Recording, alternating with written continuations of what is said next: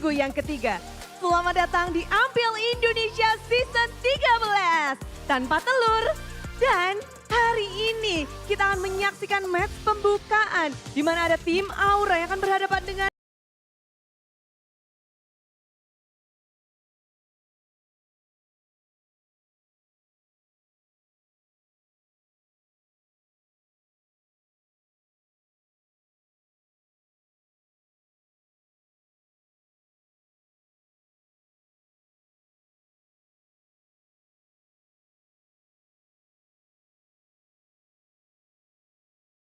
Live from MPL Arena, Jakarta.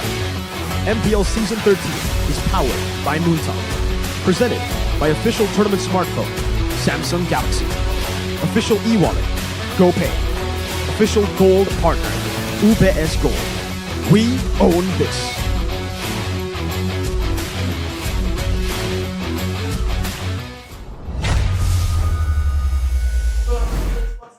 Welcome, ladies and gentlemen, boys and girls, to MPL ID Season 13, week number 3, day number 2. Here on the English broadcast, you're still with Eterna alongside with Mirko as well as Arashi, while both of them are going to be dubbing me for the next few minutes. But of course, before we get into the match of the day, we are going to thank our sponsors. So thank you so much, because MPL ID Season 13 is powered by Moonton, presented to you by the official tournament smartphone Samsung Galaxy. Our official e-wallet, GoPay. Our official gold partner, UBS Gold. We'd also like to thank our partner in esports, Dunia Games, GamesMax, Oraimo, Telkomsel. Thank you to our suppliers, Inamar, Point Coffee, Neo QLED, Super Smart TV Plus, Saturdays, and as well, thank you to our official government partner, PBESI. Now, if you guys are already sick of them dubbing me, let's finally get to hear what they have to say about today. So, what I really like about today's matchups is the fact that, all of our teams will be going up. Not everyone going head-to-head, though. Only us here. Eterna, BTR versus Aura. That'll start the day off. And it's going to be a great matchup here. Because Bigetron, they still want to fight for that first place spot. Aura, they want to fight to get that first place spot away from BTR. I'm not going to say much about that, because next of the match list that we have is going to be the classical derby. We have RRQ and Evos, where they're actually both down tied at the bottom of the standings right now. Exactly. If you're talking about fighting to get to the top, this is a long journey for both RRQ and Evos, and a very unfamiliar situation as well, especially for the fans. Taking a look at the standings presented to you by the official tournament smartphone Samsung Galaxy, you can see, man, I mean, this is a very competitive season, and it's just really such an unfamiliar situation here, especially Bigetron Alpha being on top. Unheard of. I think it's pretty heard of. Remember, last I'm kidding, bro. Since when? season, I think it was Bigetron that sent RRQ home 3-0 in the lower brackets. No. Come on, I it's a think different Aura time. didn't make it to the playoffs. It's a different We time. don't talk about that. We do. We do, because out of the 21 times that Aura has met up with Bigetron, it was actually Bigetron winning 14 times.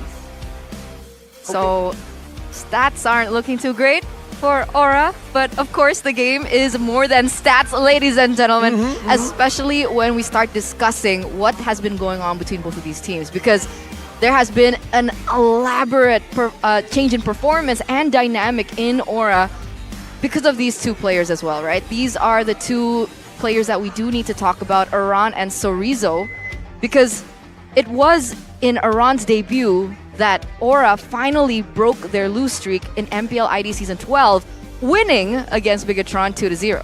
And that's because of the Aran effect. And this is the question right now. Will both these players here kind of have that similar playstyle, that split push, but also flexible kind of pick-off strategy that can be such a big problem for teams to deal with? And on top of that, will the hashtag Aran effect restart not only for Aran, will Sorizo also, just come back into form and be that menacing pressure side laner that can match even the likes of Aran here? The fact that it's a possibility, the fact that both like playing that Paquito, really sets this up for a very interesting showdown in the EXP lane. That's what I'm really excited about, honestly, between these two teams. the EXP laners, Sorizo and Aran. You mentioned it a little bit earlier on. They do share a certain sort of gameplay, the way that they tackle the game. What do you think here? I think for Aran, he's been super fantastic in this week because he went back to his identity. I think even last week, when Aran gets his picks, the Paquito, the Benedetta, and he's able to go for split push, even when he goes for damage, like the CC, it's really good. We want to see more of that for Aran, but we also really want to see Sorizo do the same thing that Eterna's doing. He needs to go back to his identity, man. You know, stop playing around, Sorizo. Because we know him for the Uranus, the Paquitos, the split push strategies too. He was actually the first Aran, before Aran, technically, before it was cool. So I'm expecting Sorizo to maybe go back towards that, but obviously never close off the fact that they can fill in for those playmaking enabler type XPs too. And on top of that, the junglers. I think it was last season or the season before that when we saw Super Ken coming into MPL ID and he really just shook the scene as a rookie. And I'm wondering, wait a second, okay. Aran, Gugun, Yehezkiel, Yawi, and Kabuki will be playing for Aura today, but I'm excited to see on the side of Bigetron. Wait. We've been hyping up Sorizo for the past 3-5 minutes, but it's Lord JM in the EXP. Is this a wise trade-off? Wow, I mean, when we're hyping up Sorizo matching up against Aran, I would think that is who's gonna be in the lineup, but no. Coming to the stage right now, it's no Sorizo. It's a Lord from the Philippines coming in to try to strengthen up the Red Robots' lineup. We have a Red Raider in the gold lane, now we have a Red Lord up in the XP. Ladies and gentlemen, the Red Robots, Bigetron Alpha! One of the tournament favorites here at MPL ID Season 13. The fans, everyone in the scene are expecting greatness from this team. With the stakes ever so high, being #1 in the standings. Lord JM coming into the EXP. What's the motive here? we'll have to wait and find out because it's harder to stay on top and get to the top. And Bigetron Alpha, being all the way up there, decides to throw a curveball, but we'll see who is going up against them today. The Sky Kings were trampled, burnt down by the Dragons. Aura took down a Titan yesterday, and they're looking to take down another #1 placer. Ladies and gentlemen, led by Aran, it's Aura! Aura with a main of 5 coming up on the stage. The young dragon himself looking ever so confident. Can he be the new Super Ken, and can he fly higher than Super Ken has? We'll have to see. The confidence is a guarantee considering what just happened yesterday. We're talking again about a week that has been full of upsets so far. It sets the pattern for a possible upset today as well. And that all begins right here, right now. The mind games, the intellectual chess match on the stage between Coach St. DeLucas and Cascute. This is what we've been waiting for. We also have our Marshal, Mr. Danang. He will always make sure that fair play is upheld here at the highest level at MPL ID Season 13. And I like that you mentioned the coaches. What do you think St. DeLucas has brought for Aura so far? Because as we all know, when he came in, there was a lot of expectations for him. Because he's led particular teams to victory. When he came in 2 seasons ago, we didn't really see much of the effect, but now we're finally seeing Aura coming back into play. It's almost like with different players, he has a different set of tools available to actually craft something in the Land of Dawn. Looking at the team head-to-head between Aura and Bigetron, of course, everything for the most part favors Bigetron, but you gotta make sure that you look at the Lord rate. Gugun has been very, very solid inside of Aura. And if they can maintain the same kind of control, the same kind of pace that usually catches a lot of these slower, more methodical teams off guard, they have what it takes, man, to really catch Bigetron by surprise. But, of course, Bigetron is no stranger to such a situation. They are a team that has been playing in the MPL for a long, long time. They have. But this is a different roster here. Lord JM. Mirko, you look kind of worried. What's up, bro? No worry in my face. It's called belief. That's what I have for Lord JM right now. Because Arashi, he'll talk about the keys to victory. For now, for Aura, first, let the Lord feel the hashtag Aran effect. Lord. That control, that pressure is what Aura requires. Not just to actually get the Lord and pressure with the macro game, with the turrets, but also to get control over the objective in the first place. Because the second one, winning control of objective zones against Bigetron. The more Aura has control over the bushes, over the river, the more chances they have for Yawi to do something crazy. For Aura to just catch Bigetron with a crazy flank, with a crazy maneuver. That's the last thing Bigetron wants to try and receive. Because the keys to victory by Samsung Galaxy for Bigetron is to deny picks, especially the Claude and the carry from Kabuki. He's shown that with these two heroes, he's been excelling so far ahead of everyone else, but without them, he's kind of a bit lackluster, and that could be the angle that Bigetron take. Fight fire with water though, responsive playstyles to Yaoi's matchup in the roaming position. If Ki figures, hey, I want to fight fire with fire, he has what it takes, he has been El Momento for the longest time, but if he wants to go for a different approach, he can play the Diggy, he can play the more responsive roamers, but you know what, so can Yaoi. So this is a very interesting, dynamic matchup that needs to be started with the coaches. There was definitely a surprise and shock for everyone yesterday, I think, when Yaoi picked up Angela. They were saying that he can perform on a support hero, but he then proved otherwise. But let's take a look at this. Why Ki is preferred as the main roamer for Bigetron. This is the coach of Aura, Saint DeLucas. Ki is a consistent tank with a unique gameplay, and he also has many cheese strats with various heroes. Ki's advantage lies in his ability to embrace a more versatile gameplay for Bigetron. Of course, Cascute also plays a role in this because his knowledge and problem-solving skills greatly benefit his team. Now, what do you think about this? Oh, and this! Thumbs up. Well, for Ki, I agree. You know, Ki is more dynamic. We've seen him play the Diggy. For Vin, unfortunately, yes, he does play initiators, but not to the level that Ki does. He does play the screening types a bit better, but when you have someone that has such a wide hero pool like Ki, you need to utilize him.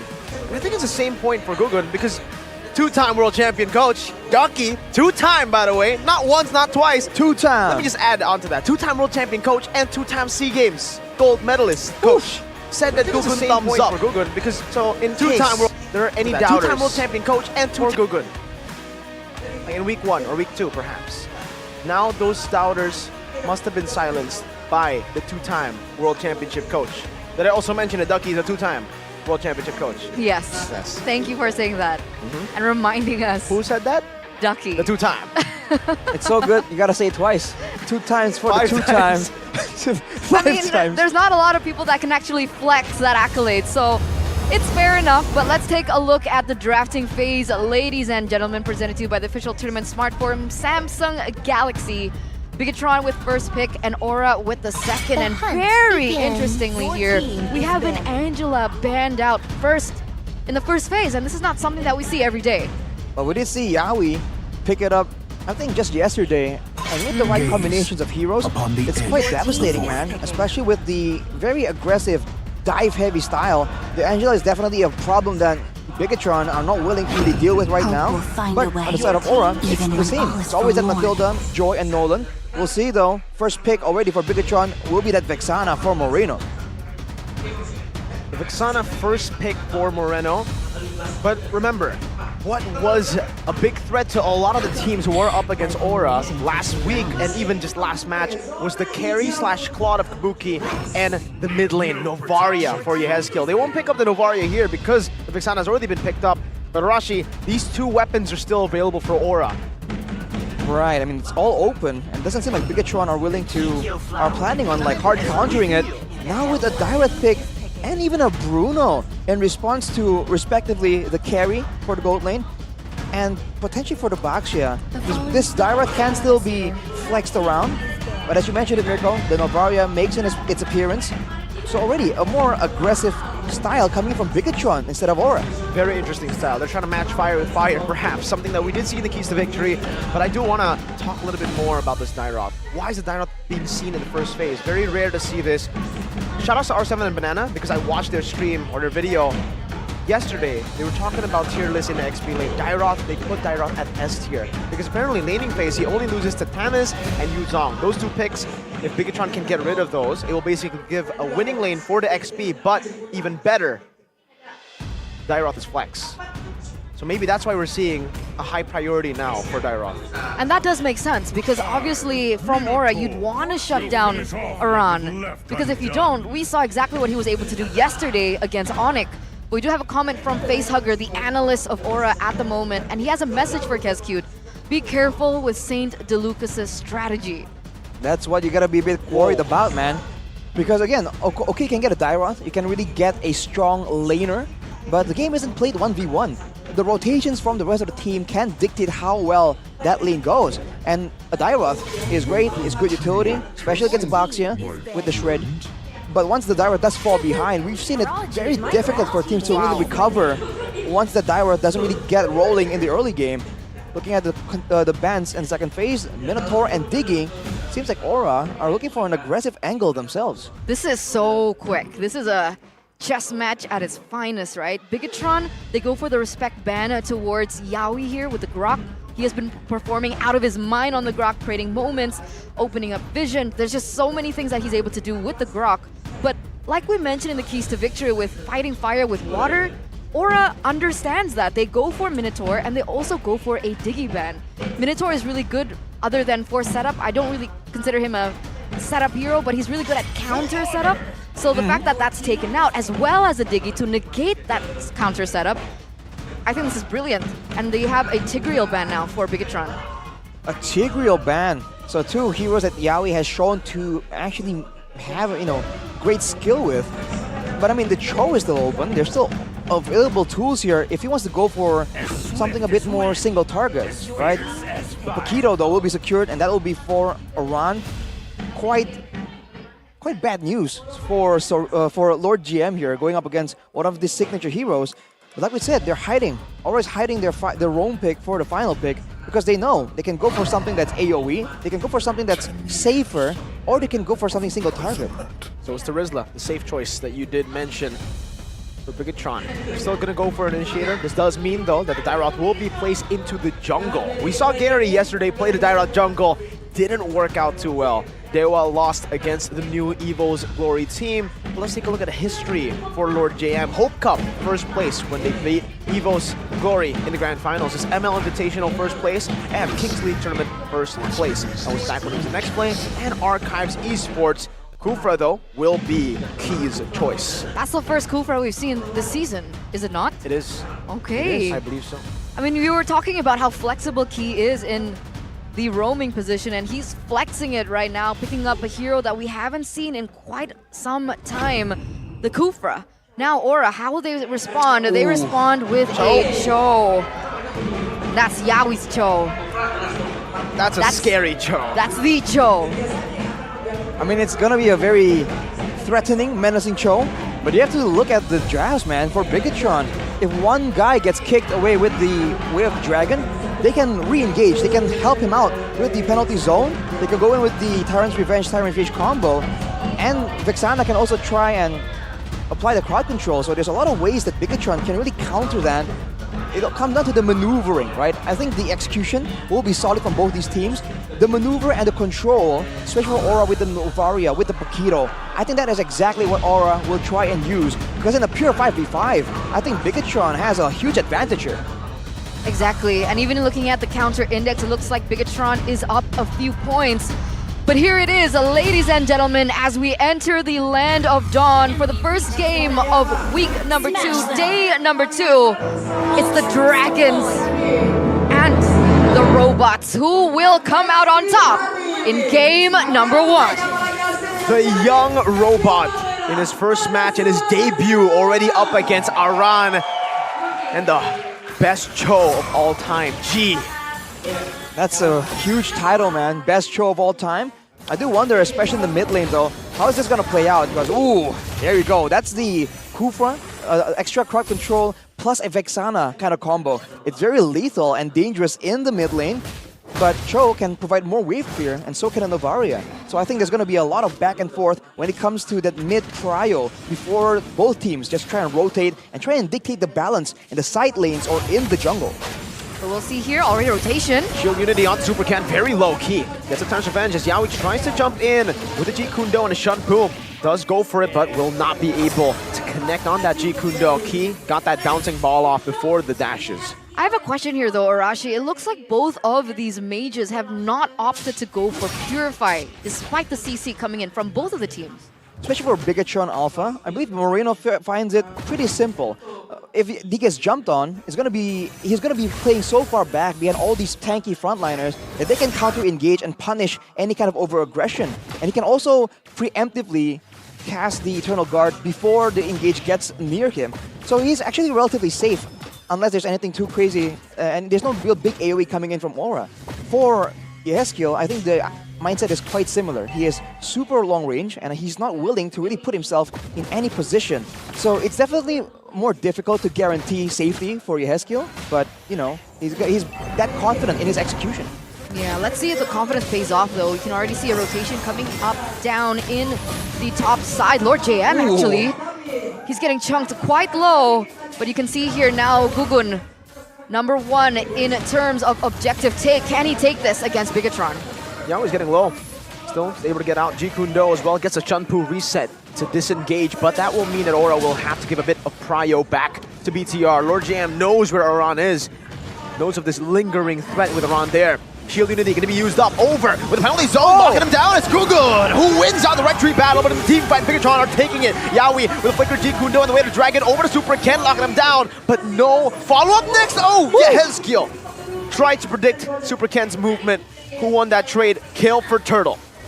I think Bigetron Alpha definitely win it. They did trade out Key, not Key, sorry. They did get the kill, the punish, but Gugun once again showing that he can match up even against Super Ken in the neutral objective contest. Looking at the talent prediction by Samsung Galaxy though, you're seeing the usual coming from Miracle, to say the least. The usual. What are you looking at me, Eterna? No reason. Okay. I see you've also tried to curse your team. Wow, dude. Anyway, Back to the point. the young dragon was a level below of Super Ken, and he was still able to get that retribution. How? I think at this point some people are chalking it up to luck, but I think as a team, everyone from Aura went in at the right time as well, despite the fact that, I mean, Lord GM tried to actually go with the penalty zone at the right moment, but hey, Gugun now, danger zone. Good Terrify earlier, the Abyssum Strike though connects right with the Eternal Guard and knocks him up. Now it's going to be Key with Tyrant's Rage. Kabuki able to dodge away from it. Gugun still in the midst of it all as Key pops into Tyrant's Revenge to back off. Gugun very low, Iman doing a lot of damage. 2-0 lead now for BTR as Iman continues to bully. Goes in. Kabuki, no Purify. Kabuki? He used it already.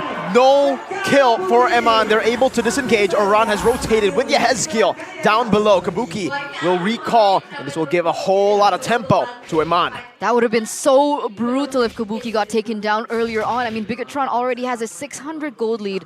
With Aman picking up this Has Clause, is there any significance to that?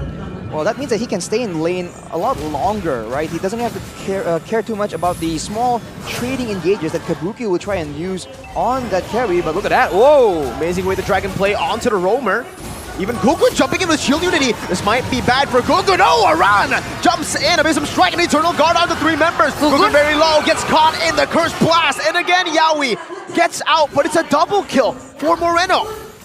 That was insane, man. The fact that Aura were able to get some kind of advantage play, trying to set up for the spawning turtle, but then they go too deep near the turret, and they clump together against Vexana. And you're seeing again the Curse Blast, the passive also applied, leading to Moreno just getting 2 kills right there in one fell swoop. He's going for the Glowing Wand for more damage very, very early on. He went with the Impure Rage, so he doesn't really have the same kind of mana issues if he went for something like a Lethal Ignition. And that's really paying off in his mana usage and in his contest of control in the lane control in the mid lane. I want to remind you, ladies and gentlemen, that decision that they made in the mid lane earlier on resulted eventually to a 2,000 gold lead now for Bigetron in the first 6 minutes of the game, as they were able to utilize that 2-1 trade to get the objective and ultimately get the turret in the bottom lane. That's not the best decision made by Aura. I think a really weird decision for Gugun. Something uncharacteristic so far. Usually we see him a bit more objective-minded, but right there, again, going under the turret was something I wasn't expecting, especially against Vexana, because we've seen a lot of assassins and tanks alike go under the turret against Vexana. It never ends well. There's just way too much crowd control, and when you're terrified, you can't really make anything happen. So I think it's just something that they should really avoid here. Counter bench and the rage, but the shield unity is there onto the back of Mon. Sliding tackle, trying to get out of here, but Key gets knocked out, and Gugun picks up a kill too. And Mon and Key taken out. Man, that was a good trade, right? For Aura, I mean, now that's a 1,000 gold lead, so that entire thing, it made the difference, and Yaoi goes in again? Super Chen has a lot of sustain though. He's a very tanky Dairoth. Play utility for sure, but you're seeing again, Aura, very single target heavy here, especially in that mid lane. The skill can provide a lot of damage, but not in rapid fashion. So that is something that Aura needs to try and do, right? Maybe get some control with the Pakiro first, and then go for these fights that can really surprise Bigetron, instead of going for a proper setup like this, because this really, I think, favors Bigetron, and he knows it. He's waiting for a chance. Yaoi has the way. The dragon jumps into the back right there with a flicker. Yaoi gonna be taken low. Tire's rage locks him now. Amon in the midst of it all, jumped on by Aran. He goes over the knockout, strikes a sliding tackle in the last moment, and Aran will be able to get Key, but Amon picks up the kill. Meanwhile, the turtle did go to Bigetron Alpha with Lord JM zoning the back line. So that's a 2-for-2 trade, but Bigetron get the turtle. Who was it worth it for? Well, they get a turtle, but if you look at the gold swing, actually, Aura has managed to close down that gold gap even more right here. But Bigetron, again, don't stay still. They immediately go for more objectives. The fact that Aura was able to actually kind of get a somewhat even trade was impressive enough to me. And that's because Yaoi just really pulled the trigger, made the first move right there, even though Bigetron has more tools available to do so. But that's a problem, right? Bigetron has so many tools available towards them right now, but Yaoi goes in. Jikundo into the way of Dragon. That's Yaoi who picks up the kill. Another pick for the Cho. And that's a no Purify diff. I was about to say, should have taken Purify if you don't want that to happen. But Marina will definitely, quote-unquote, learn from this experience. He'll be playing further back right now, because at this point, 8 minutes, 10 minutes, this is where teams can really start grouping together. That's exactly what Bigetron wants. So I think they have to set up on the opposite side of the neutral objective and maybe try and hunt Aran down before he becomes that big of a problem. Yeah, it looks like he's pushing already in the bottom side here, looking to create space. Would you say that Bigetron has a better teamfight composition? And if that's the case, do Aura Fire want to split things up a little bit more? Not make it a little bit more chaotic for Bigetron? I think Aura definitely has more single target. They have more ways to be annoying. A lot of their heroes can really escape from sticky situation. And Gugun can be so many places at the same time due to the shield unity. So I think mobility is definitely in favor of Aura. So this is the matchup we're looking at. Pure power, pure strength, pure crowd control and tankiness against the mobility, the flanks coming in from Aura. So Bigetron, they have to try and get eyes on their backs, but away the dragon under the turret, a full dive from 3 members of Aura. Lord JM gets out though, and the Lord is up top. They're going for it. Gugun, shield unity, buying a lot of time, jumps back in to the midst of it all as Gugun pops into Torsen Poissons. Now Yaoi in the back, tries to go for the Jikundo, unable to find it. Gugun now gonna be shredded down by Iman as he rotates faster. And now it's Yaoi who's looking for a very, very tough call to go for it. He gets taken out by Iman as he picks up a double kill. Even Aran, the call in the bottom lane did not work out, and BTR capitalized.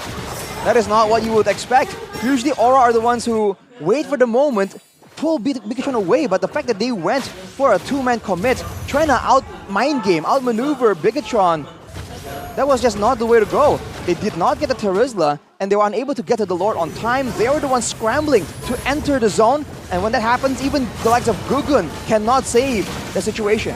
Feels like it was a missed call here by Aura. They're giving up a 4K gold lead now to Bigetron, and you know what Bigetron can do with a small lead. They can snowball. If Aura keep making these decisions that eventually don't pay off, I don't see a way that they can go for it, but look at this. Bigetron already with the conceal. Is Key looking for a play here? Just charging that Tyrant's Revenge. He actually finds Gugun. Let's go for Rage. He does it in the end with a shred of the physical defense as well. Iman still free hitting in the back. Now he's very low. Still able to get at least a trade back, and it's Key and Lord JM who fall. So 2-1 in favor of Aura. A bit over-aggressive from Bigetron right there. They're trying to siege, but there wasn't really any requirement to go for a pickoff right there.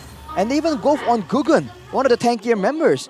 If you look at his itemizations, he is absolutely recognizing the fact that Eman on the Bruno has been snowballing, has a huge gold advantage. He went for the blade armor, but if you look at his items, the endless battle as well will help with the true damage, and he also has a Wind of Nature available for even more sustain in the middle of these big fights, but also the physical damage immunity, especially when Aran tries to come in with the plays, with the flicker on the Paquito. But why go for Bloodlust?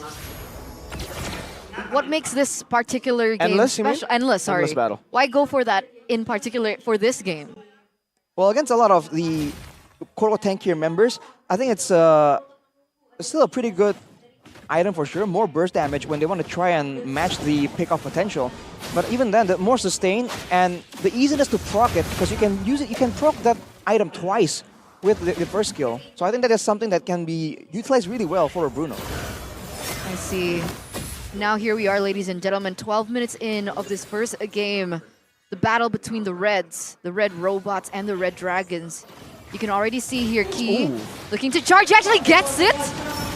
There's a good steal from Yaoi though. A possible reinitiation as the Tyrant Rage goes into the back line right now as the penalty zone zones him away. A good purify from Iman, still able to kite back forward now. He picks up the Unstoppables. Kabuki does the same thing, but only to the Eternal Guard as Moreno now goes onto Gugun, forces him back very, very low. They only lose Yaoi for Key. Two roamers traded back and forth. Oh, that could have ended even worse. But yes, that's going to be a 1-for-1 trade here between both of the roamers, with Moreno being very aggressive earlier on with that flicker forward. He actually nearly took Gugun down, and that would have been a completely different story around this Lord. It would have been very valuable for tempo for Bigetron to force Aura to for a Lord fight without the jungler, but now Gugun might do it again. He's a level behind, penalty zone, lock him down with the Cursed Blast and Eternal Guard. Almost Yehezkiel got the steal. Aran now still trying to desperately run away, but Moreno gets him with the final proc of that passive. It's 2-4-0 plus the Lord in hand. Super Ken with the on-point retribution. Bigetron just taking full control right there. Now with the Lord, trying to find more plays as Key is charging up. He finds it! The Tyrant finds Yehezkiel, and even then, Super Ken jumps in with Iman, getting the fadeaway kill and a question mark emote. With three members down, no Aran, no Gugun, no Yehezkiel. How will they defend? Key jumps in, Tyrant's Revenge over to Yaoi, who's still able to get out with Jikundo. Now on the top side, there are minions coming down. Iman looking to go for Shred. And the penalty zone locks Gugun again. Iman slide tackling forward to get the godlike. Yaoi, Jikundo into the midst of it all once again with the way to Dragon defensively used up. The Eternal Guard will slash through. It's a triple kill for Iman. Make it a Maniac for Iman. He gets a Savage in the first week and a Maniac in the third. GGWP, Bigetron take game number 1 very convincingly. It's a good debut for Lord JM, replacing Sorizo in that EXP lane. And on the Terizla, he's making moves. All the moves you would require, man.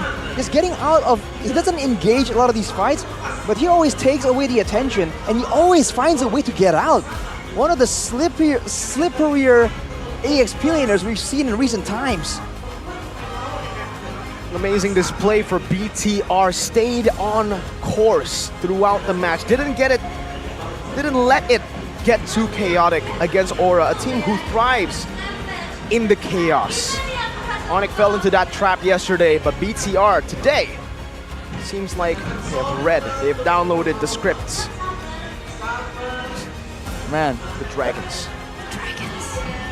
The Red Dragons. Roar. Wait, that's not Dragon. That's later, Evos. next match. Yeah, it's okay. that was a very intense game, man. I mean, even the fights with a gold advantage, you just have this very tense feeling. It's like there's this voice behind your head like, wait for it, bro, it's about to come. And then a big engage will happen. And we talked about this, right? The fact that the matchup here, one of the highlighted matchups, is between the roamers, Key and Yaoi. And we're seeing the fight fire with fire mentality coming from Bigetron, man. That Kufra, We haven't seen Kufa in a while, and that is a great display, reminding us why the hero was just so popular. Do you think that Kufra can become meta again? Ooh. Or is it still conditional? With Angela, Ruby, Grok, Tigreal, Mathilda, Minotaur, and Digiban, yes, it becomes Probably. Okay. And with so many heroes enough, fair having enough. dashes, mobility, I feel like the Kufa has extra value here. But again, very situational. Fair enough. Fair enough. There were 7 roamer bans. So much respect from both teams to each other's roamers. Not enough respect for this man though. Player of the game, the MVP. It's Iman on the Bruno. Like you said in the closing statement, right? Savage in the first week, and then a Maniac, and then a Maniac again. He's gotten 2 Maniacs so far, right? Really? Well, think technically so. with the Savage, you have to get a Maniac before the Savage. Well, yeah. So then 3? No, I'm pretty Yeah. sure. Did he get one more before? Yeah, I On think the Brody? Was it the Ooh. Brody? I think that was Albert on the Brody. No, it wasn't Albert. We'll check again later. We'll check again. So We'll many double check. crazy moments, but Yeah, endless battle rush. you have to check out the player of the game highlights what is here that? with the official gold partner UBS Gold. And you can see the damage coming in from the Bruno, man. Usually we see it kind of lackluster, especially against the frontliners. But with the endless battle, man, that true damage, ignoring the physical defense, it's going to be so valuable when they're trying to go for moments like this, where Aura overextend, and they have a very small window to try and punish the over-aggression, punish the misplacement of spells, of skills coming in from Aura. I don't know. I just felt like Aura made a lot of mistakes. I don't know if it was a mistake or was it a call that wasn't executed properly, but it felt like it was a miss from me for Aura. I think it's partially because Bigetron were the ones dictating what happens, right? When teams wait around and play reactively against Aura, fearing the aggression, they fall into the trap of letting Aura set up so well. If you look at every single Aura game, for the most part, Gugun and Yaoi is always in the Lord area a lot earlier than everyone else. And Aran always has time to build the wave, to pull one member of the opposition away from the team before they even attempt it. But look at Bigetron. Oh, you're trying to split? You're trying to go for a pickoff? They instantly go on it, and they have the confidence of going for the 50-50 because they have Super Ken, the reliable jungler that has been delivering. Also, I want to give props to Lord JM, right? Obviously, we got to talk about this Maniac here, but we didn't really mention Lord JM at all in that team fight, in these team fights. And maybe if you just watch the game, you would think, yeah, Lord JM really didn't do much. As a Terizla, all he did was press ult. But it's all about the decision-making as well for Lord JM that really impressed me actually in that game, where most Terizlas would just use their ult to go in. He actually peeled a couple of times there to get Eman out of a tough spot for him to deal more damage. And in the end, he was able to save the Purify for such a long time. Up until the last blow, I believe, from Yaoi, where he tried to go for the Way of the Dragon. Then he Purified. So these little things that add up because of the decision-making from Lord JM as well as to how he utilizes that penalty zone. So props to him. That was what I was really highlighting about Bigetron Alpha. The fact that they have so many tools. Even if Lord GM doesn't use his penalty zone as an engage tool, well, Key can find something, and so can Moreno. And let's say they are forced to use the penalty zone aggressively, well then Moreno and Key can save some of those spells to ensure that Yaoi doesn't get the catch. And in fact, in this game, I think Yaoi's Cho was made to look kind of less effective due to the fact that he was just struggling so much to try and find some targets, find the ideal situation to really get a pick off. And after the mid game, once Bigetron Alpha moved together as a squad, that never happened. Wait, sorry, is this our highest GPM? I thought he had the highest GPM in 961? week 1 with, remember, he got 900 something Was as it well. 70 though? 70? Oh, okay. was that higher? So he still needs to Don't beat his quote me on own that. high score. All Yeah, right, Eman, do regardless. better, man. What the heck? 961? Eman in first week got 970. Just saying, you know, Eman, you got to start performing better, man. I'm on week 3, man. He's got to beat week 1, Eman. What the heck? He's competing against himself. I mean, he didn't get a Savage today, right? So that's also You're something. right. Eman, we expected better from you, man. So is it past his Maniac, prime? 961. Is he a 1 week wonder? Wow, dude. Oh my god. That was his golden week and now it's over. Yeah. No more 9-7. Man, The sarcasm. he's so crazy. What is that? And the fact that he is the highest damage dealt when he is with a Vexana and a Novaria, and Exactly. there's a lot of fights that are chaotic and clumped together, usually marksmen don't get the chance to really output as much damage, and the mages have a lot more value because everyone's just sticking together, and then Yeah. all the spells just keep landing. But Iman says, like, that ain't me. That doesn't happen. I don't need AoE. I got single target. You know, how does he get the damage in? The endless battle. Those team fights. That was massive. Because endless battle is always. What did he replace the endless battle for? He didn't replace it with anything technically because we didn't get to full items Oh. yet. Yep. But you would expect third item to be Malefic Roar. He went for endless battle. So yeah, but endless battle, by the way, for those of you who don't know, was a core item for Bruno back in the day. That was the 3 items you would get for Bruno before, you know, all the changes back in the day when Bruno was meta. So now that he's bringing it back, I just really like it. Like Arashi mentioned, the true damage after using an ability. You're always going to be using skill 1 in these team fights. Ult as well, sliding tackle. So many usage of the other abilities when you basic attack. So it's a no-brainer. But to him, it's a brainer, if you know what I mean. It's a brainer. Yeah. But you have 4 ways to pocket because you can use your first skill kind of twice technically, right? So yeah, that's just a lot more than other heroes, and it's on a short cooldown because it's meant to be, you know, a positioning spell, right? The sliding tackle. But hey, when you have an endless battle, that's also like for bonus damage, and we see Eman occasionally sliding forwards for more damage. So yeah, considering the kind of safety he's given by the team, he can afford to be a lot more aggressive. It's insane. There's just so many things that we can actually analyze from. Have a short break, ladies and gentlemen. So we'll be right back. Don't go anywhere. Stay tuned after this. Halo Bude. Aura passwordnya. The 5 ADU. Widih. Boleh kenalan namanya siapa nih? Nama aku Bagus Bayu Bude. Bagus Bayu. Bagus, kamu bagus juga loh. Oh tentu Bude. Merchandise auranya maksudnya. From that short break, did you enjoy the break? I really He enjoyed the break. sprinted. I sprinted I don't because know I where. saw the aura jacket, dude. I want that one. Unfortunately, they don't sell Which it one? anymore. The one that Gideon got, the same one that guy was using. So shout out Gideon. it the 'cause he actually OG got one? that. No. It's the one you saw. Did you not see? No. You were That's looking too at far, Bude bro. all the times, man. Yeah, Of course she's so we are. beautiful. Yeah, but you know, she's talking about the merch, Eterna. And Gideon got that at M4. Man, I don't so know unfair. which jersey he's talking about. Is it the one that I have or is it different? No, it's not a jersey, it's a jacket. It's the aura jacket. Oh yeah, the jacket. The jacket that he always wears. Gideon always wears. I mean, the that's aura cool, one. but you know what's cooler? What? Samsung is- Galaxy A35, A55, It's not cooler. bro. It's awesomer. It's awesomer. That's not a word. It is That's not. not a word. Eterna, it's called Aether. Nah, alright? It's supposed to be Aether. Nah. What? Anyway, ladies and gentlemen, you gotta listen to the specs because Arashi will walk you through it. Well, they have the 1480 processor and up to 20 gigabytes of RAM. 20. That's some PC level stuff, bro. And 256 gigabytes of memory. And there's no lag at all because Super AMOLED 120 Hertz display. That means that, like these pro players on stage, the slightest bit of like, you know, info you see, you can see it immediately on the screen, right? There's no screen lag at all. So you can make all these fast hand, quick reaction plays. That's why they're all so good. So I'm not bad. I just don't have the Phone right gap. device. Phone gap, bro. Phone gap, bro. They're such awesome phones. Where can I get these awesome phones, Eterna? All you need to do is head straight to the Samsung.com/ID and your nearest Samsung store because after you get one, you guys can sit at the Team Galaxy zone. That's like You get privilege too? VIP seats, man. Privilege. Yeah, And you get to be better than AP Bren. You're telling me, right? Yes. If I play on a Samsung phone, yes, I will become the best player in the world. I don't think You for might you. be. What do you mean?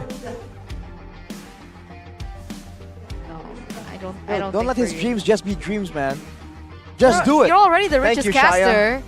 You know, give some light to someone else. You know, share the spotlight, bro. I'll share the spotlight with Eterna.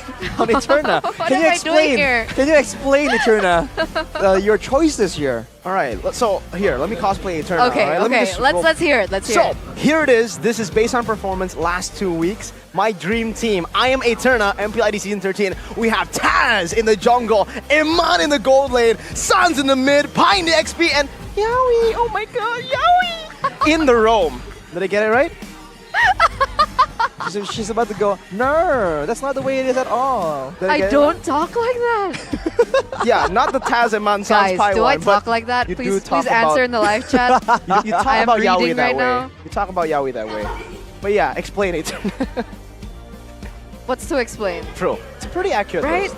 All right, so is it Yaoi because he's good, or is it Yaoi because of unspecified reasons? I mean, look at him, man. Is he good looking because that he's answer the Yaoi, or is question? he Yaoi because he's good looking? Ooh. What? The dilemma. Is he good at Cho No, because no. he's Yaoi, or is he Yaoi because he's good at Cho? I'm so confused with the question. You can see Eterna's like loading, Yeah, like the in- loading circle. just, like the just meme. turning around. Like, huh? But this guy too, man. Eman. The comment section approves of the Really? Yes, yes. Wow. Impression Thanks, of guys. Eterna. I don't sound like that, but all right. It's not Thanks for for you to that. say, Eterna. It's for Okay. everyone else to decide. All right, fine. At the mercy of you guys. But these two teams are going to be at the mercy of the drafting phase, ladies and gentlemen, as we get into game number 2, presented to you by the official tournament smartphone Samsung Galaxy. Fanny, Angela, going to be the choice of ban here from Aura. So they've swapped sides, but Aura still go for an Angela ban. Interesting. So after a big swap right here, the Angela is something that I don't think Aura wants to Bigetron to have either. We talked about the macro play, the macro decision making. For both these teams, those are all available. But I think for now, Aura are recognizing or respecting the fact that Bigetron can do that as well, as we saw in game number 1. On second pick though, they're banning away the Arlet, so already a difference we haven't seen in a while. Very interesting, man. The Angela and the Mathilda ban from Aura towards BTR. In game 1, they banned out the Mathilda, Joy, Nolan. Now the Joy is technically up for grabs, but BTR, do they want to go up against the Joy? Usually Joy combo with Angela. Angela's already banned by Aura, so they've already kind of limited the Joy from its full potential. What does BTR do here? What would you do, Arashi? Would you let the Joy open? The Joy, I feel like I would have enough confidence in my team to have it open, but they did ban away the Ruby in game 1, so they'll ban it again in case Aran, or maybe even flexing it away to Yaoi is a thing. But first pick now for Aura, will they go for a gold lane first? That is usually the quote-unquote win condition we always talk about for Kabuki. The Joy's Still open. lost though. You're still lost? Still lost though. Well, maybe Aura can help you find your All way, right. and the way stays true. It's All right. scary, but now you leave the Joy open to the man you do not want to give a Joy to. It's Super not just Ken. He's no longer just Ken. He's no longer just a man behind the tan. He's Super Ken. Behind the what? The tan. It's a reference to Oh. the movie. I'm just Ken. Yeah. Oh. I'm just can't. Oh, moving okay. on. Moving Comment on. here. BTR is definitely a strong contender for the top 3, guys, I'm telling you. I mean, you don't have to tell Mirko. Dramatic pauses here from Jonathan Liandi. Definitely. Oh, Brock. Bigetron. So no Joy so far. They'll snipe it away. And maybe they're a bit concerned about Aura going for something like a Kaja, right? Or like a Franco that has been the go-to counter for a Joy. But now they've let Bigetron pick up a Grok and a Vexana. So the pickoff, and especially the zone contest, is going to be so difficult because Key is immune to crowd control and Moreno can just really harass with the Vexana very effectively. This is a great combination to try and get control over areas of the map. And Super Key is just so good on the Grok. We've seen it season after season after season after season. And with that being said, you can say that he's mastered the hero. So what does Aura want to do about it? They pick up a hero for Skill, the Valentina in the mid lane. They also take up the Frederick. No way. What are they circling around? They're hovering over No an way. Alice. No way. A pick that we are not really too... Okay, there you go. But remember the statement, Arashi. Yep. What did he just pick? It's the Baxia. And for those of you who weren't aware, when was it, Mirko? Season 12 playoffs. Season 12 playoffs, Super Ken, full quote here, says, if I get that Baxia, it's a done deal. That statement has been disproven several times, but we're still gonna throw back to it. If he picks the Baksha, it's 100% win. That's what he said. That's a curse. No, that's what he said. Oh. It's a quote, Eterna. Okay. Context matters, man. Okay. Well, at this point, I'll it's give you that. It's looking more like 80% something though, not 100. Because it has lost several times. But moving on though, Xborg banned away for Bigetron. They have all the pick-off potential they want here with a Grok and Baxia. The first guy they jump on is gonna take a lot of damage, and they do not want that guy to have a second chance in the Firaga armor. Takes it away immediately. But why the Harith ban here from Aura? I think they might be concerned about the lane matchup, right? Harith has been solid, and especially if they're trying to play for the gold lane, then maybe they're a bit concerned about the outplay potential there. Because we saw Nat Coco. What's his name? What is his name? Nat Co. I'm sorry, Rashi. I'm trying Natco. to really listen to you. Natco, but the Natco. drums from the BTR and Aura fans. Yes. Okay. We saw Natco. Yes, Natco. Natco make insane outplays against ganks when he was playing that Harith. I said Nat Coco for some reason. I haven't moved on, guys. I haven't moved on. Where did the Coco come from? Nat Coco. I miss Naomi. Oh. Min Coco. Min Coco. We miss you, Min Coco. But for Aura, they don't miss it, Mons Bruno. They'll take it out. They hate that pick for BTR. Yeah. But there are other choices to go for if you are BTR. Claude is still up for grabs. No Harith, no Bruno. The Terizla still the choice for Lord Jam, though, staying safe in that XP. And they also eliminate a playmaking hero away from Yaoi on the Tigreal. So they've taken away Grok, they've taken away Tigreal. What do Aura want to go for in that roaming position? I mean, we saw that the Cho didn't work as well, and it looks like Bigetron, they will try to respond to that. Maybe, I don't think they'll go for AoE. I think they want to go for a bit more pick-off potential here because they're playing around a carry.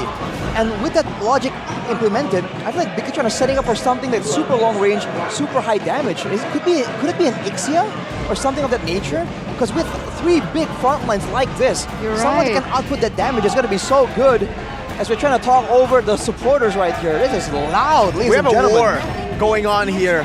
The battle of the fans, the Aura fams and the Bigot Troopers. That's the Benedetta and the Cho. So that's an answer, right? If you want to go for something like the Ixia, now I don't think it's as good as it was a few seconds ago. They're hovering over Clint. I was actually saying maybe Natan, something that they want to just peel for, but the Clint fits that description. It's an immobile gold laner who wants to just deal damage with a tanky frontliner. There you go. That is the Clint, ladies and gentlemen, for BTR. There's double value here as well. Clint can kind of outplay because his quote-unquote escape tool also deals crowd control. And against the quote-unquote squishier laners that want to dive in like a Benedetta, his burst damage has a lot more value compared to just steady source of DPS. This is the first time that Iman actually picks up the Clint this season. As you also take a look at the counter index. This time it is favoring Aura with quite a hefty number. It's been accurate today. With one match, With one game. One game. I mean, still true. True. We'll see if it comes true here for game number 2. But Arashi, what about you? What do you think about the draft? I gotta go with Bigetron, man. I feel like they have more answers available, and Aura, they're a bit more straightforward. And if there's one thing I can take from game number 1, is that Aura really wins it out when it's a straightforward approach, very mechanical heavy. Bigetron, they're a lot more elusive. Smash them! It's a little bit similar to their draft in game number 1. But ladies and gentlemen, here it is, the Land of Dawn as we enter game number 2. Can the Red Robots go head-to-head and go for a 2-0 clean sweep as Key already harassing in that bush, trying to give Super Ken an advantage in his lane. Oh, just lingering over Gugun here. We'll see if Gugun can actually get this with a Retribution. He doesn't go for it. But there you go. He's forced to retry in the end. Key walks up menacingly in the last second, the last possible hit. Against Super Ken, that's on a Baxia with Concussive Blast, as always, he's gonna be quite behind on the clear speed. So we'll see what Super Ken can do with that advantage. But look at that mid lane. That's some damage, man. Ooh. Yaoi's already getting chunked really low as well, but so is Key. I'm wondering if he can find an opening here as we find a little bit of a pause here in game number 2. Ladies and gentlemen, thank you for staying patient with us as we do have some fixing to do, but now we can actually go back to the draft. So I feel like it's still a very similar approach to what Aura are trying to do from game number 1, with just a little bit of changes here and there. Like there's more ways technically to be a bit more flexible, but I think there's the same issue kind of persists. The fact that they have Gugun on the Fredrin, right? It's a signature pick, but he's also the main guy in front. we've seen Fredrins really succeed and do well when they can go in and out of fights instead of just staying there and just, standing their ground, planting their feet. So Bigetron has a lot more ways to move back and forth, and you want to take notice of the emblems because I think he was running the Quantum Charge. Yeah. He's trying to go for a bit more sustainability and more movement speed. He can QC, be moved agility, around. and wilderness blessing. Yeah, he's going for some speed, man. He knows he's going to be trying to make maneuvers, and he's going to be trying to escape from a lot of the chase potential that Aura has. Yaoi's doing the same thing though, except the QC. He has a concussive blast, but also agility and wilderness blessing. So both these roamers, they're going to be battling for speed. It's going to be Max Verstappen and Hamilton, bro. Max, okay, Eterna's looking lost. No. I actually started watching the documentaries. Oh! Yeah. Who's your favorite? Woman of Carlos culture, Sainz as well. Eterna. I don't know. I don't really have a favorite. I'm No. just in awe with like Who's the most how handsome? Red Bull's doing. What? Who's the most handsome, Eterna? The most handsome. Yaoi. I was about to say, yeah, I was about to literally like do the Eterna voice again and say, yeah, but you already did it. So see, accurate. We're in Alright. sync, guys. All right. Well, Shevin is in the building, guys. For those of you at home, we would like to remind you that Shevin is sticking around. Let's take a look at the player head-to-head, though, between Kabuki and Eman. Average KDA, of course, on the winning side, Eman has just been doing a lot more damage, picking up a lot more kills, because the team is kind of playing around him a bit more. And he has the average GPM that's just so high. They always highlight again and again. So far, though, hero pools, we're seeing a similar amount here, 4 to 5, but it seems like Eman is better overall with all these different picks, whereas Kabuki... Actually, it's 6 now Oh. for Amon with Clint. With Clint. Brody, Carey, Bruno, Beatrix, Claude, and Clint. 6. Well, my point was that Kabuki seems to really excel with 1 or 2 main ones, and the Yeah. rest he can do okay with.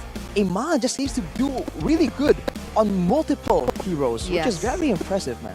That's why his decision making is really good. He has a really good hero pool. He's intelligent. His spacing is immaculate. I don't think that there's a comparison, honestly, even as an Aura fan, between Kabuki and Amon. And you can Well, also... mechanically, me personally, I think Kabuki has the mechanics on certain heroes. That's the thing Okay. about him, right? Yep. Right now, he used to be really good at the Brody, Yu Zong, Cho. Hero pool used to be his thing.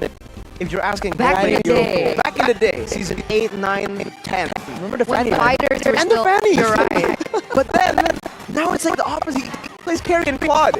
And every time he does it, they unfortunately don't find a lot of success. Yeah. I was wondering, like, I think there's a factor here as well, that the fact that Eman knows how to actually play all of these heroes on such a high level means that he also knows how to deal with them. And I think that's part of why his laning phase is just so good. That's the number one for because I was about to say during the draft for the Bruno area matchup, I've been really struggling on Bruno, right? And I thought it was just a me thing. Then I started watching the MPL and all the Brunos have been losing. So I was like, oh, maybe it's just Bruno. But then Eman played it, and no, it's not. It's just us. It's not long. It's not me though. It's just us now. A lot of the Brunos have been late because when we take the late he takes his time. He knows he's gonna hit the late power sooner. So he doesn't really try to put on too much emphasis fully that meter, put too much pressure. You know, I'm just gonna trade as much as I can. If I can, I'm just gonna farm. If I farm, I will hit that late power. But did you last week that no one of number 1 laner? In week 2, it was one against everything. So it changed after patch. Or was something else? I think it might be because different teams started utilizing Bruno as well. It was a big pick when Albert, W, all these top dogs played Bruno. And then a lot of the other players are starting to pick up Bruno as well. Unfortunately, they haven't been able to utilize it like top dogs. And a week seems like a very fast, a very short amount of time. But there's enough time for people to really try and figure out how to deal with this Bruno, how to punch it more efficiently. So all these heroes that look so good for 1 week, it's almost a guarantee that in week 2 it's going to dip down just a bit. But people who really understand, who really knows, they can make it work still. That makes sense. That makes sense. So, can you still stand by that in the gold that Bruno's the best still? If you know how to utilize Bruno, it is still super prio. Okay, let's take a look at this. During the 2 weeks of MPL, Bigetron is positioned first in the team first blood rate. Out of a total of 9 games, they successfully obtained 7 first bloods with a rate of 77.78%. For first blood rate. So 77.77. They really wanted a good number, but you know, 8 works too. What does it show us? Does it show us they're aggressive in the early game? Is it because of their play style with Key? I think it shows that they are very aggressive. Like Miko was very excited to confirm. Very. He says.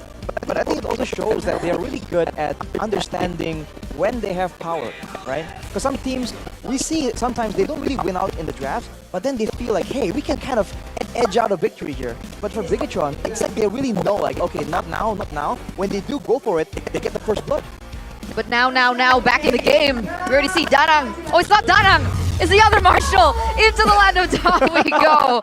Oh, all right. What? 2 minutes. What has happened so far? Already a first blood On... Yaoi. Wow. No, Okay. Yaoi took first blood Against Key. against Key.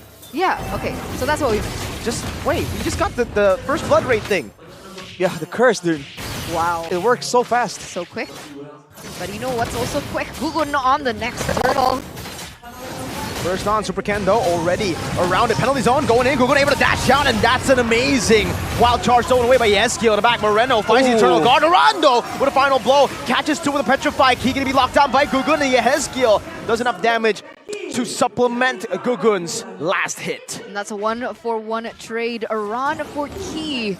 But Yaoi goes in very aggressive still in the mid lane, trying to harass Moreno just a little bit. But Ooh. A big bonk over to Lord JM. Gugun wants to go for more. Yeheskiel is around here. Gugun very low. Lord JM looking for the kill right now. Flickering forward, finds it against Gugun. It's a 1-for-1, the jungle for the XP. And look, instantly the response from Bigetron Alpha. No jungle means that the purple buff is open, vulnerable. Sufficient plays coming in here. The fact that they're able to... Lord GM takes 1 kill, and they were able to actually get a kill onto Aran as well. This was the EXP lane balance. Will be swinging in favor of Lord GM quite a bit right here. Not the best of news for Aura. That does rely on Aran to make some of those flashy plays happen. But it looks like he was able to get a lot of gold on that shield turret. Will that make a difference? Oh, Yaoi? Jikundo on the flicker right now. Oh my god! A catastrophe struck! It's Key with a flicker, wild charge to the wrong side. Bit of miscalculations from Key. Not from Yaoi though, he stays on point. Oh man, you hate to see it. That is unfortunate. It would have probably been a turnaround, but now Superken comes in to try and make something happen. The shield Unity Kabuki, no Purify now. Jikundo to try to get him out with a taunt as well. The curse blast though from Moreno. And a flicker over, the Eternal Guard coming down, the big bonk not connecting. So it ends up being a trade. Eman for Kabuki. That was a beautiful, beautiful decision making though from Moreno to get that. Kabuki does fall a little bit behind. No, he's actually ahead of the Clint right now. What does that mean? It means that he is still pretty even, but it also means that the interference from the other laners, the other players on the team, really swing some balance in that gold lane. We'll see for now though, with the Lord, with the Turtle coming back up, Aura is always there first, and usually when that happens, they have the advantage and they get it. Moreno goes for Enchanted Talisman. So, we'll see what that does in this team fight. A wild charge, 2 red trees, and it's the mage who picks it up. Now Key caught on the big bonk, still able to disengage for a bit, but Yeskiel goes in, and that's an amazing pick from Yaoi. Kicks Moreno back into the team with a Petrify, and a final blow to the back. Lord JM flickers out the safety. Just barely with 1 HP, Yeskiel on the chase, doesn't go for the full chase down. And Super Ken will be looking for his own purple buff. Gugun decides to back away. And Aura now are the ones leading with a 2,000 gold lead. So still 100% on the objective take, the neutral objective take. You can see 2 members who are taken down in that particular team fight. Hence the gold difference for Aura now in the 5th minute of the game. And it's a wonder that despite the performance coming in from game number 1, here in game number 2, Bigetron has absolutely no Purify against the Way of Dragon coming in from Yaoi. I think they're still trying to make that outplay happen, but you have to highlight the skin here that Aran is running on that Benadera. It's definitely giving him a bit more of an edge in this matchup. But yes, without the Purify, oh! And with the way the Dragon is stolen, wild charge and a Terrify key. Oh! Wild charge out to safety. Arando on the chase with the final blow, gets terrified. Eternal Guard not able to knock him up. The Eye for an Eye as well. He's very, very low. Getting chased down now by Super Ken as he pops into Tortoise Poissons. Yaoi low as well. Force to flicker out. Aran gets out. And so does he. Man, Moreno there almost gets the kill. I feel like he could have used the Eternal Guard a bit earlier there. But again, he's playing it quite intelligently. He doesn't want to just use his full combo whenever there is a potential kill. He wants to make sure that he uses it for the right moment, where it's going to be the most critical, the most valuable. And so you're going to see moments like that. But I think overall, considering how that kind of mindset will play out in the late game, I think it's a good way to really think about how you're using your spells. We're getting glimpses of the oldest Super Ken back. Again, he's consistently always a level ahead of Gugun at the moment, still is. So that does give him a little bit of an advantage as both teams are going to center around the next neutral objective. Key and Yaoi though. Away the Dragon, over to Key again. Another wild charge stolen away by Yehezkiel. And the lockdown, Kabuki shreds through him. Yaoi with a conceal, trying to open up for the team. Moreno Curse Blast over to Yaoi, poking him down. Lord JM getting into position as Kabuki goes back towards the bottom side. Super Ken poking Yaoi. The turtle right now still held down by Gugun, who is equal in levels to Super Ken. And Mon gets solo killed by Aran. The split pusher in the side. It's 2 kills over to Aura before the turtle even gets fought for. Lord JM jumps in with the penalty zone right now, and that is again Yehezkiel who gets the turtle. 2 red trees, and it's Yehezkiel. Super Ken doesn't press the retribution He doesn't. though. What? I don't know if he didn't get the chance to or he wasn't ready for it, but Aura, they're just playing this really, really well. Lord GM now. All alone, shredded down, Kabuki and Yehezkiel. Quick work.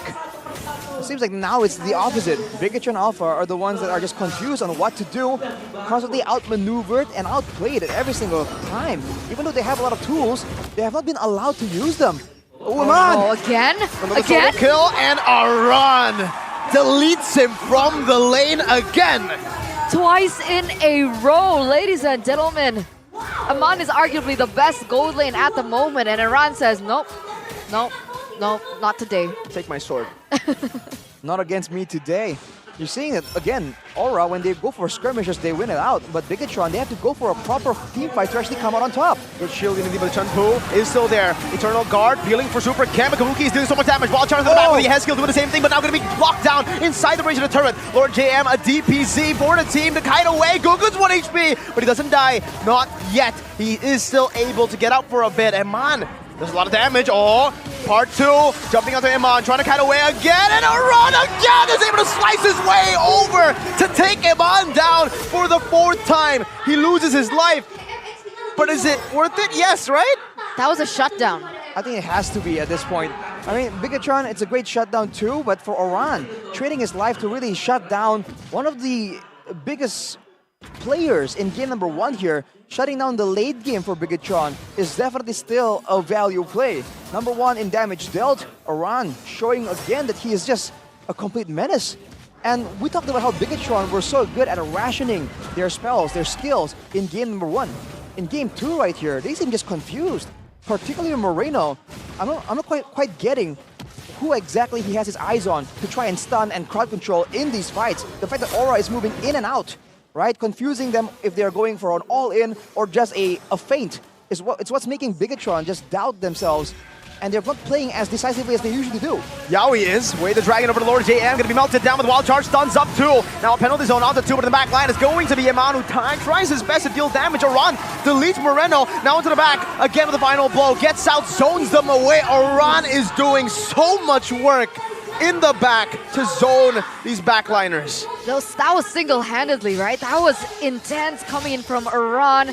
And this is what happens when he gets a hero that can complement the fact that he likes to weave in and out of these team fights. He likes to deal the damage as well. 2 members already taken out. That's enough of a sign for Bigetron to say, hey, okay, we're not going to contest the Lord this time. You are free to get it, but that has propelled Aura to a 7,000 gold lead. And to make things worse for Bigetron, if you look at these fights, whenever Bigetron go for a fight, it's always at the neutral objective. And Aura, they're not going mainly for the neutral objective. In fact, they're waiting for Bigetron to come in, and they're letting Kabuki just free hit. Because Bigetron are so tunneled on trying to get Gugun, it gives so much space for Kabuki to actually dish out that damage. And it's always Lord JM at the end of the damage received, right? Kabuki shreds instantly through Lord JM, even though he's also trying to do the same thing Aran is doing. And this is the problem when they go for this 5v5, when it gets too messy for Bigetron. Aura already marching down in the mid side. You can already see the Lord also coming through. Yaoi's looking for the right moment. He trying to look for a counter perhaps, but they're not going to go for it. They're not going to go for the siege. Are they waiting for the second coming of the waves? I think they have to play it a bit slow right here because by all means, a lot of crowd control available still for Bigetron, especially when there's no route to flank in the back line, but Yaoi! Over the key with the Wader Dragon, now melted down instantly. No wild charge in the back as well. It's going to be Aran who tries his best to do and utilize the final blow, getting the final slash as well over to Super Ken. Not final slash the ability, just the slash of his sword.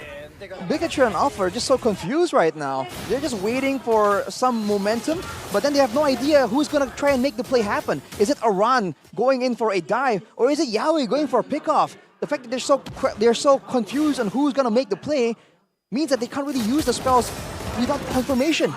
Yahaski is also doing a lot of work in these team fights. What? Again, it's Yaoi. This time no follow-up though. He will be punished for it inside the base turret. Bit too much than he could chew this time around, the first time this game. So you would expect that to happen every time, especially near the base, that Aura makes a play happen, right? Yaoi goes for it and then gets terrified, gets stunned up by something. But he has been able to just find windows here, and he's doing it so fast, so decisively, that Bigetron were just unprepared. I feel like Bigetron have to walk together with the whole mindset of like, okay, if it comes out from here or there, we'll have a solution. And maybe decide, okay, like, who is Moreno gonna try and crowd control? Is it Aran or Yaoi? If you pick one, and then let someone else deal with the other. Because otherwise, Aura is just taking this game and running with an 8k gold lead. They might even win a fight here. Very dangerous. Go good in the bush, spots them out. Power of nature, he has killed, has stolen the wild charge. Yaoi conceal the BTR, corral around Eman. They know what Yaoi can do to Eman, to Moreno, the two backliners with no Purify. Aran, the Predator, meanwhile, still waiting in the bush above them, looking for a flank onto perhaps either Eman, Moreno, or even both. And I'm wondering if they know. I don't think they do. Eman is very vulnerable if Aran decides to strike now. Now he's in the bush, pops into Shampoo in the back. It's going to be a wild charge and a flicker combo over to Aran, but he does have the eye for an eye. Goes out right now, but gets gunned down, and the barrier takes him out. Aran traded in for the Lord. Gugun still saying that might have been a mistake right now. The Eternal Guard comes in, but Gugun is able to dash away quickly. Concealed by Key. Yaoi trying to give his team space to escape, and they do. Only Aran traded for the Lord, and this time it's the second one, Enhanced. I feel like that's a great move by Bigetron, going for the heroes instead of going for the Lord and allowing Aura to flank them instead. But now they backed away and they allowed Aura some time. Whoa! A wild charge and a flicker over to Eman, and Kabuki's right there to pick up the scraps, and Key as well, going to be locked down and taken out. Kabuki shredding through them. Lord JM is next. It's a triple kill. Yaoi! He goes to the Jikundo, just a flicker. He doesn't even have the Wave of the Dragon. It's all just a disrespect. The Eternal Guard comes in, a big bonk. Super Ken gets out to safety, but it's only Moreno and Ken. 3-4-0 trade so far. Only 2 members are left standing. Aura, the Red Dragons, they're going in. They're going in hot. Super Ken, Dragon Lord over to the mid lane. Moreno in the back, now with the Eternal Guard. Gonna be stunned up with Eye for an Eye, and the Petrify as well. The base wide open, no minute just yet, but now with the Mount spawning in, it will not be enough. Aura makes quick work out of BTR in game 2 to force a third game in this series. Aura striking back. Yaoi in particular tries to send a message, man. You doubted my Cho in game number 1? Let me show you how it's really done. Man, even faster, even more decisive than Bigetron did in game number 1. They take out the red robots. And now it's back to a 1-1, forcing a game number 3. Bro, did you see? That's a new Cho combo. He's invented it. Usually you see the Jikundo flicker and the Way the Dragon. G Kundo flickered and recalled. Tas. That was, he didn't just stun him and kick them back in the game. He did it in real life. That's some emotional damage right there, bro. The way of Yaoi forced Bigetron into game numero 3, as Goni likes to say it. Shout out Goni. Oh man. But again, I mentioned in the beginning, right? No Purify? Really? Yeah, after that game, I think they gotta try and put some more respect on that way of the dragon. I really think that they do have the tools to try and deal with it, and they could have. But after that game, I think they have to settle with the fact that you've got to bring some kind of Purify against that. And the Clint against Yaoi was too much, man. You need someone with Purify, right? Yeah. Oh my goodness. How do you feel? Yaoi. So good, man. What the heck?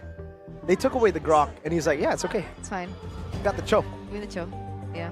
The choke didn't work in game 1, but in game 2, my god. That's why I was thinking. Do you think it was the Kufra impact on the Cho? Because technically, if Cho maybe. wants to go for an engage, but Bouncing ball. exactly, so it disrupts the pattern for Yaoi. So, There's that, but I think there's also the fact that Aran was just doing a lot better. I was yeah. kind of confused earlier on. Like, do I think that Yaoi is the MVP here, or is it Aran there? Because he was actually doing a lot more than just winning in the lane, and the fact that he was taking away so much attention also contributes to how Yaoi was able to play so well. You make a fair point, but it is the quadruple 1. 1-1-1-1. Because he's number 1. Yaoi. What a coincidence, right? 1-1-1-1 for the number 1 Cho in the game. But I understand Arashi's point. Like, Yeah, I you was can make an thinking argument for Yaoi. almost all of them. Aran and Yaoi. I would say Yehezkiel did a lot too. Yeah, I mean, true. The IMU steals, the wild charge steals Yep. with the IMU, getting a lot of these initiations, and the final one onto Iman too. Yep. But I think the main standout has to be these two. So this is the one we missed during the pause, by the way, the first blood. And then, oh, it hurts me. Key, no! The pain. They massacred my boy. I think there's also a point to be made that, like, in the early game, there were some moments like that earlier, and like this fight right here that's just so chaotic that didn't really favor Bigetron. They didn't really seem in position or ready for the fight to happen. And because of that, that allowed Aura to snowball. And as always, once one team starts snowballing, it's a whole different game, right? It's no longer the same situation, and Iman was just not allowed to play the game, man. Cool dudes don't look at explosions. You saw that? The fadeaway. Again. Oh my. Aran. Yeah, if they went with the Kufra, it would have been a value pick against Aran on the Benedetta as well, actually. So maybe that's something that will be considered in drafting phase. You want to let go of the Grok, right? And then get the Kufra in order to try and equalize in the situations. Because again, they do have crowd control, right? The wild charge, the penalty zone, as well as the internal guard. They just didn't have it on ready to like use with Aura's tempo, right? Aura just went for the plays a bit too fast, too decisively, and Bigetron are always trying to move backwards with this composition that's not very mobile, right? The fact that the Clint doesn't really have the Purify doesn't make things any easier either. I'm disappointed, man. I wanted to see the What new happened? Cho combo in the That's- replay. It was a second. Okay.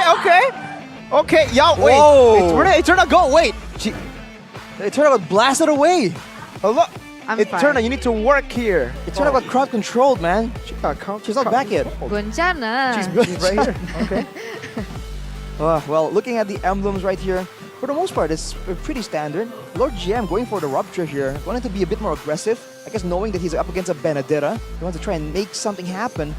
And early on, I think he was doing pretty okay. But after Aura took full control and really pulled apart Bigetron Alpha, and going with the double flanks, going with the surprise plays, that's where things really started falling apart.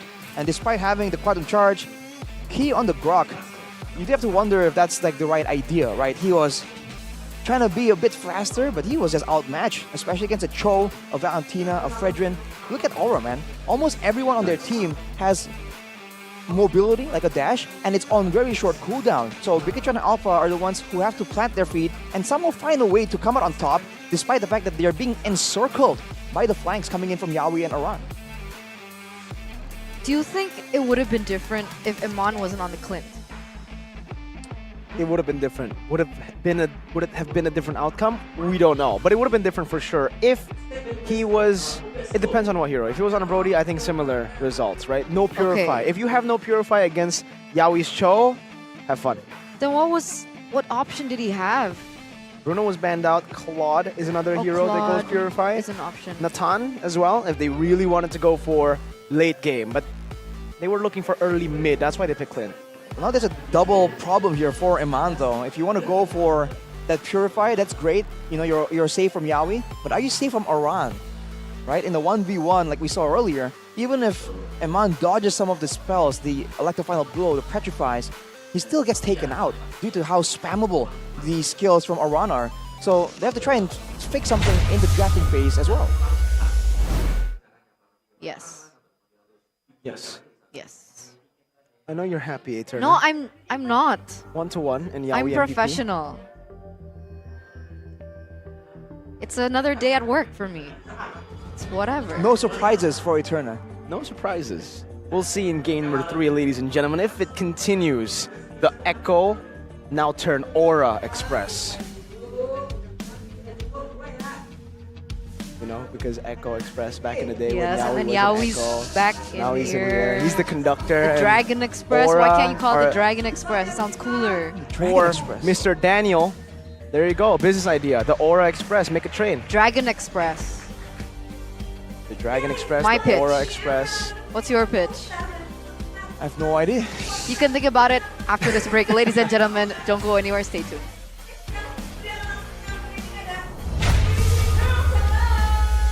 Aura, Lira, dan juga Via, support system untuk Aura. Halo. Halo. Halo. Via, gimana Via melihat Aran di season 13? Short break as we are moments away to see the conclusion to the red battle. I'm feeling some kind of tension over there. What's going on? What tension? You know, some red on orange tension, if you know what I mean. Red and orange tension. On the stage, yeah. Yeah. On the stage. Sure, let's Not go with here. We're professionals. For sure, for that. sure. Professional. Yes. No. Keep it. It's fine. It's fine. What's fine? You don't know what's fine? No. I only know what's great. What is great? GoPay. Oh. Because if you use your Samsung phone, right, you're already trying to go over around in Indo. If you want to Okay. check out Indomart, if you want to buy some Oraimo headphones, Oh, okay. whatever it is, you gotta Okay. use GoPay because you get cash backs, and on top of that, 100 times per month free transfers. That's the to big one. Any bank. Wait, so I can transfer to your bank account through my GoPay, Exactly. Yeah. and it's free 100 times. Yeah. Yes. Usually when you're on, when it's different So if banks, I transfer to you 100,000, I'm basically not transferring you 100,000 because it's free. Eterna, that's not how it works. If that's the case, then it's Get a it. free money glitch. No, the charge. It the means charge. a charge, you know? Oh. You know, usually between banks, if I transfer Arashi, Yeah, it's there's like- a fee, there's like 6,500. Or those things 10K like that. rupiah sometimes. Or But 10K. it adds up, With bro. I'm just GoPay. saying. What are you using with 10K? Service charge, bro. Get GoPay, man. It's free. Exactly, What the? exactly. I'm just What are saying. you doing? What are you doing, Arashi? What are you doing? What are you doing, man? Do it now. Scan it now. Scan it now. Now. Take the Samsung phone, take your Samsung phone. Uh-huh. and Is it my scan it. Samsung phone? Okay. Alright, there you go. Alright, I'm scanning it. Okay. That's not how you scan it. Oh, yeah. That's how you scan it. Okay. Good boy. How would you scan Why, it? why are you so hostile, Why are bro? you so hostile, man? No, I thought you were scanning it wrong. Ah, I true, was like, true. what are you doing? We don't want him to get it wrong, No. okay? I'm gonna get it right.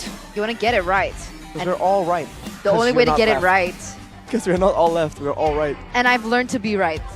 Okay, how? 1,000 plus 14,000. There you go. That's the amount of discounts There that you you go. guys can get from I'm so Indomart. proud of you. Thank you.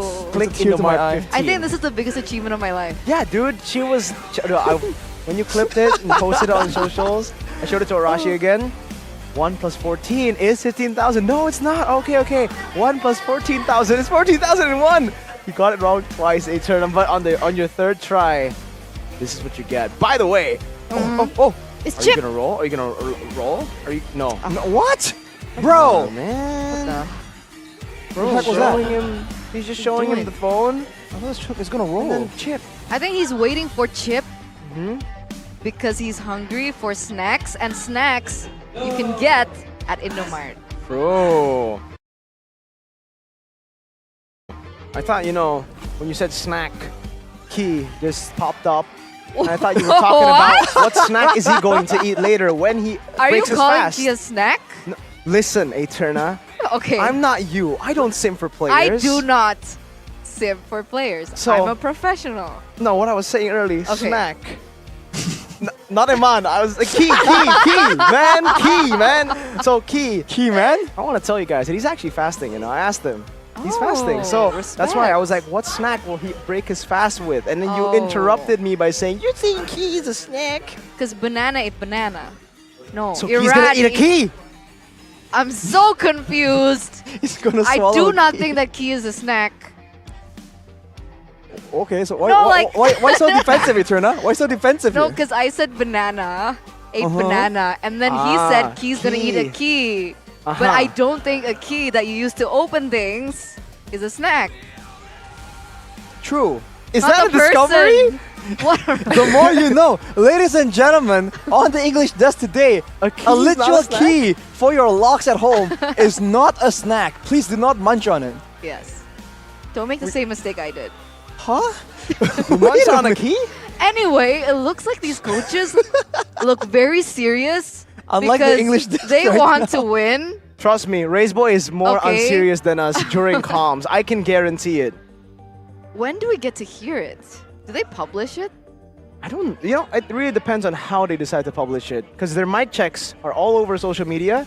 The real mic checks, they upload it almost every week. We'll see if we get to, one of those Race Boy funny moments. I'd love to hear it. Yeah, man, Race Boy here, an absolute beast for BTR. He's the man for BTR. He's the boy, the Race Boy. I was about to say, Raise Man. No, he's Raise Boy. He has to come up with some kind of solution here, though. Like we said earlier, going back to the game for just a bit here, guys. Yeah, Aura has found like a winning solution. Oh, if they're ready for one person, we throw two at them. They're ready for two, we throw three at them, right? Up until 5. It can only stay to 5. Right, five tops. But point is, it's working so far. So Bigetron, they have to try and get. I don't know how they're gonna try and approach this. Are they gonna try and get heroes that counter, let's say the Benedetta or the Cho, or like with the Kufra, for instance? Or are they gonna try and approach it from the drafting phase and maybe just ban out some of these heroes? Looking at the previous game recap, damage dealt to hero, Aran is all the way up there, man. That is insane. That's not a number, not a situation you see a lot these days. When it comes to gold, I mean, Aura was just winning it out, so it's no surprise that they have the advantage. So I think Bigetron, first of all, has got to be, they got to shake off the caster curse and actually be a bit more careful, especially in the early game, because Aura snowballs really hard. They want to make sure that they maintain that high first blood rate. I think it's all going to come down to this drafting phase that we are moments away from getting into. But I like that point. I like the highlight onto Aran, because when we talk about Aran, we're always thinking he's really great at playing the far lane. He's really great at split push. But there's another extra layer that makes Aran so special now. Okay. When he gets heroes like Benedetta, when we saw him on the CC yesterday with Onyx, he was the damage dealer. He was the main damage dealer for that early to mid before Kabuki can start popping off. And I think that amount of time that he's able to buy for the gold lane is precious. And I'm wondering if Bigetron can disrupt that system, that cycle that we might actually see here in game number 3. But let's take a look at the drafting phase first here, presented to you by the official tournament smartphone. Bigetron and Aura again swapping sides. So far, the trend is whoever gets first pick wins the game. Angela, Carry now being banned out from Aura. This is going to put Kabuki in a very uncomfortable position. They banned with a Vexana as well, by the way. So we'll have to see how this plays out, because Bigetron, they go straight for the Novaria. And this is one way to counter all these flanks, right? Spot them out before you get even close, and then snipe out. But they're not going for that approach which we were discussing, denying both the Claude and the carry. They are perfectly happy to allow Kabuki, his hero.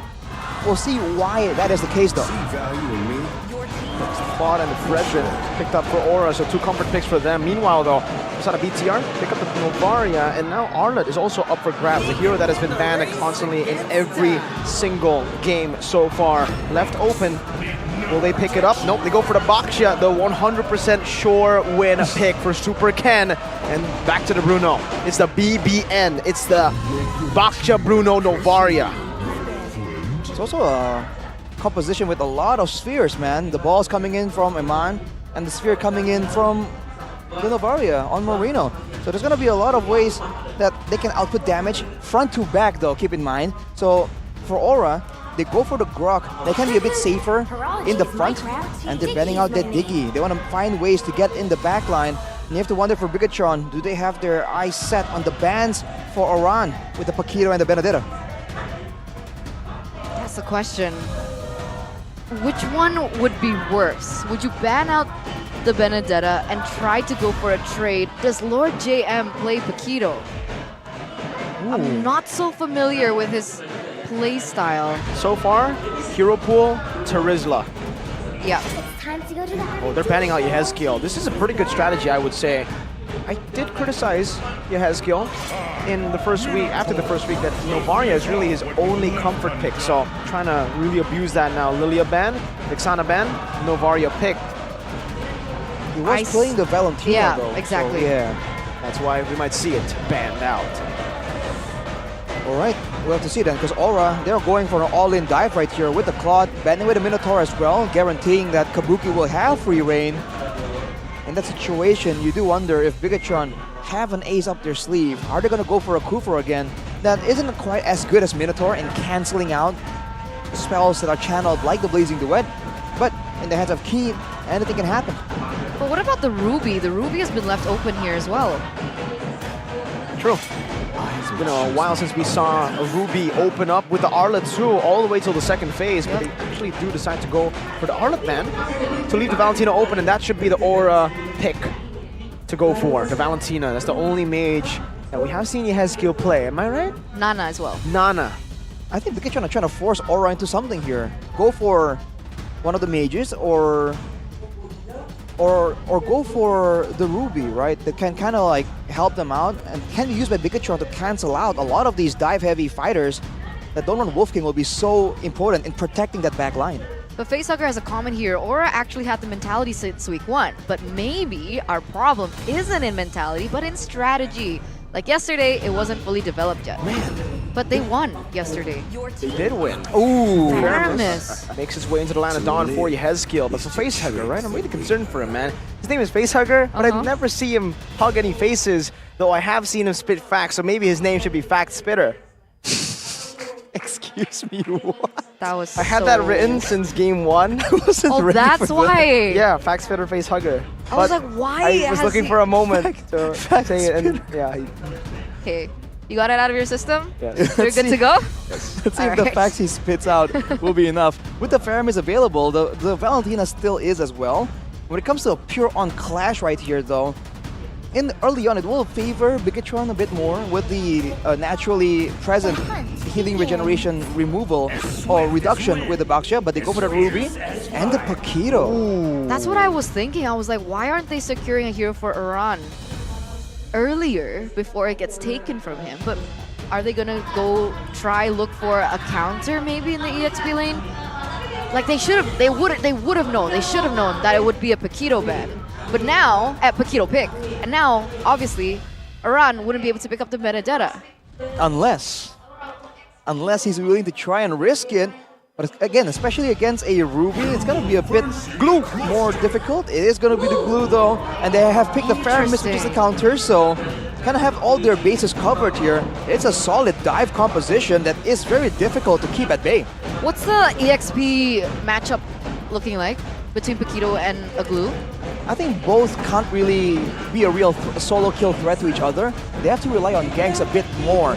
But especially in the early levels, I think Glue has a bit more of the advantage because his Slam is spammable because you do reduce the cooldown by picking out the blobs around the map. So I think Aran is going to be very active early on. Later though, the mobility will allow Lord GM to try and maybe play some macro games, macro strategies. Kind of a skill matchup in that lane. Okay. And if that's the case, then there's going to be a lot of emphasis in the gold lane for this game number 3. Ladies and gentlemen, the conclusion, the masterclass of a conclusion here between the Red Robots and the Red Dragons. Here it is, the Land of Dawn, game number 3. Let's take a look at it. The lane delay from Yawi, always on the grok here, up against Bigetron, who, is it safe to say, have a bit more lane prio in mid and gold. Especially the Novaria, can't clear very fast. In the gold, I think it depends on whether or not the roamers try and influence that. But you can see already adjustments. Eman with the Purify. He's super busy already. Oh my God, again. In the early game, Yawi doing the exact same thing to Super Ken. All right. What he did to Vincent. Super Ken, can he get this? I guess Key will be able to zone Yawi away. Taking a look at the emblems though, Gugun once again with the Impure Rage is because of his playstyle. With a glue, with the grok available, he won't be face checking and he won't be the first person to really take all the damage. He's going to be weaving in and out of fights with his mobility, and that Impure Rage without a mana bar translates to more healing. And Moreno fails to steal it from Gugun, so already cheeky plays from Bigetron though. The level of jungle harassment in this game is quite high. Even though High isn't really in this game right now. Substitute. Looking at the emblems, 2 Inspires on Gugun and Yehezkiel for Aura. They want as many spells as possible. Key though. A gang from Gugun over to Key right now, does have the flicker, gets out the bomb though from Gugun, takes him out. First blood for the G-Man Gugun. That's the kind of gank potential, the damage that Fragrant brings to the table. That's where it's difficult for Bigetron. Because even if your lanes are winning, if the jungler can be more active, it's going to be risky. As Super Can plays more for the clear now. The taunt as well. The knock up onto Lord JM, just trying to chunk him down. BTR down a man and down some XP. Aura first onto the turtle. It looks like Gugun's actually catched up in EXP as well against Super Ken. Earlier on, he was a level ahead. Now, both at level 4. Slam pass, Lord Jam in the back. Yawi does have the wild charge already. Super Ken's looking for an angle to go in, but Yawi jumps and takes it away. The junglers have just not been able to secure neutral objectives. Super Ken caught. Split over to him. Now bringing him back with slam pass combo. Aran is still on him, mounting him up. Lord JM though, in the midst of it all, finding a kill, and Aran is going to be stuck, brought back under the bush, the tri-bush up top. Lord JM punches him out. The glue is too squishy. And Lord JM, my God, 2 kills out of nowhere. That's a big overextension by Aura, man. They got what they wanted, they got the objective, and they got the disengage. But they felt like with the Nether Realm already activated, they wanted to get a bit more value moving forwards into the AoE from Bigetron, whose weakness is the cooldown on the Novaria. So they walked into the Astral Meteor and they paid the price for it. Yeah, it didn't work out the way that they expected here. Super Ken, did he steal that away? He was able to take that away, so that is going to put Aura in a little bit of a disadvantage now more than ever as Bigetron pick up the small gold lead. Make things worse for them. Lord JM with 2 kills. Paquito is not a hero you want to give kills to for sure.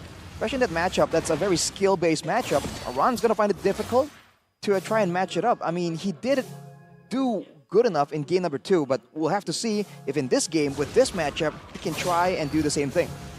Power of Nature from Yaoi. Super Ken jumps in, but times the shield unity jump a bit too late, or too early actually. And it was still in the Power of Nature, no CC. Right now, it looks like Yaoi still is looking for that opening. There wouldn't be any follow-up unless, of course, they want to utilize Kabuki here in the gold lane. Gugun is shifting and rotating towards the top side. But Moreno is giving information regarding that, and so they don't go for it. They go for the neutral objective instead. You can see the rotations happening. And with Iran being anchored like this, Solo kill perhaps, Iran. Oh, he pops it, split back, Iran. What? what is he doing? I don't know if he could have gone out there. The turret shot went in, but I think the split already took it away. A misplay from Iran up top, getting outplayed by Lord JM, brought back to the turret as well. The Key's doing the same thing to Yawi now as an Astral Echo reveals 3 members. Knockout strike over to Gogun to displace him a bit. Yawi still has the wild charge. A knockout strike to the Astral Sphere. In case there were doubts on Lord JM, if he was nervous, it doesn't look like he is. The confidence. That's the side lane pressure you would love to see, man. Again and again, Lord GM here is exerting his dominance. I do believe Iran felt like the last tower shot was gonna hit him, so he went back there. But we'll take a closer look maybe later on. For now, Aura's neutral objective-centric play isn't working out, and a dive from Bigetron. Super Ken with the Shield Unity and the Tortoise of Puissance, hitting them down under the turret, sandwiching them as Yawi pops in the Power of Nature. Super Ken brought back by the Stampede. Now, also, just a full-on dive to force Aura back to their Tier 2, a worldie earlier from Iman, and that's the Tier 1 turret down below, taken down. Purple Buff might be next. Key revealing it towards the BTR members. Super Ken, Shield Unity is ready, decides to walk off, and Kabuki almost spotted there. They're looking for more pressure. They want to commit onto the turret in the bottom lane. 5 minutes in, that's a whole lot of damage placed down on the turret. A Tier 2 for Eman. This is insane. Is he actually going to get it? Okay, not yet, at least. But he does get an item there, Berserker Fury. That's the main power spike that they usually wait for. Lord GM, playing with fire right there, literally, right? Against Aura, just walking into all that crowd control, confident that he has the mechanical skills to get out. For now, though, with that power spike, Iman has the sustain, has the damage. It's a lot faster compared to Kabuki. So Bigetron, they might start grouping up right here and force Aura into engagements without a neutral objective that Gugun just really enjoys playing around. That's why it feels like in this game, things are not going according to the system that Aura really requires, right? They need Iran not to be anchored, which he is in this game. He needs the fact that Yawi has a little bit more to work with in terms of initiation and helping out with neutral objectives. That's also not happening with Key right now. And so things are getting a little bit chaotic for Aura. It's not going according to plan. Now, this is the ultimate test, honestly, for Aura, if they can adapt to what Bigetron are forcing on them right now. And we'll see here in this neutral objective take. Astral Echo over the 2, Key still. Shadow Stampede doesn't bring him back just yet, but a Tier 1 up top will fall, and Bruno will try to maneuver around bottom lane. Yehezkiel punch twice, knockout strike, one more shot, and Yehezkiel flickers out the safety. And he flickers out John Marl, that's the name of Lord JM. And he has just flickered out of a wild charge from Yawi. Super Ken on the retreat, on point, over Gugun. Yawi, no wild charge, running away as a Blazing Duet will be used up to clear out the mid wave. But now he might just be caught, has a BMI defensively placed. What a play by JM, John Marl. He's still there. He's still recalling, he's still behind enemy territory, just taunting them, and Key doesn't get the steal. But my God, Mr. Lordman. That's already enough pressure, and to make it all worse, the Full damage that he was already dealing, you get to top it off with a Malefic Roar. Penetration, and now another fight, the Key gets out. Aura tries to force the issue, but were unable to do so. They're the ones who have to try and get a fight that's just grounded because of the Netherrealm. And look at Bigetron coming back in. Eman's online now. Bad news for Aura. Lord JM with a knockout strike. And another 5-0. Lord JM. And this is on his debut, ladies and gentlemen. If we all thought that Sorizo was the EXP pick for a Bigetron, man, we thought wrong. Look what he's doing already. 5-0-0 on the Paquito. And that is on Iran's comfort pick, his signature pick. Oh, JM's looking for a play. A shot down from Moreno. Kabuki, a defensive battle mirror image back as well. Eman sieging the turret down. Super Ken zoning Gugun away. 2 levels up on Gugun. Gugun jumps into the taunt now, knocking Super Ken up, gets chunked by the Astral Sphere, and BTR take full control of the enemy jungle. The fact that Aura's composition is just not maneuverable at all means that if Bigetron starts snowballing, it's just so difficult for them to come back because they can't really find the pickoffs and also any of the team fights that they require in their favor. So even now Gugun being bullied out of his jungle, bullied away by Super Ken, that also means he falls behind in levels, so he can't even use his main weapon, the neutral objective, the retribution contest that he's been able to use so effectively. Bigetron now is setting up, making sure that doesn't know. Oh! Bro, this man's clean!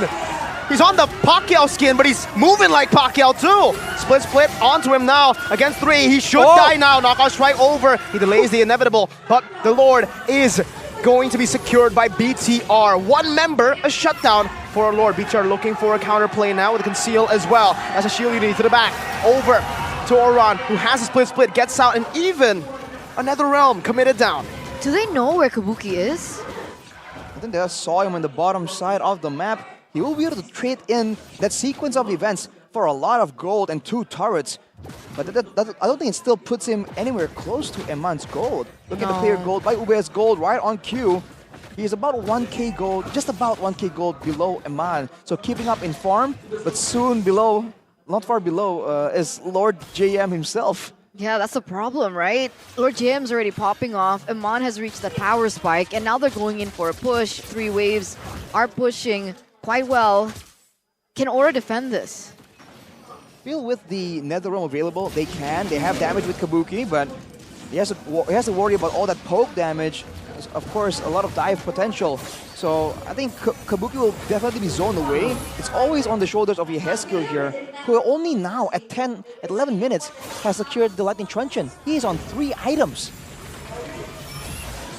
Siege attempt. We get a poke over to Yaoi, and Astral Echo as well, revealing 3.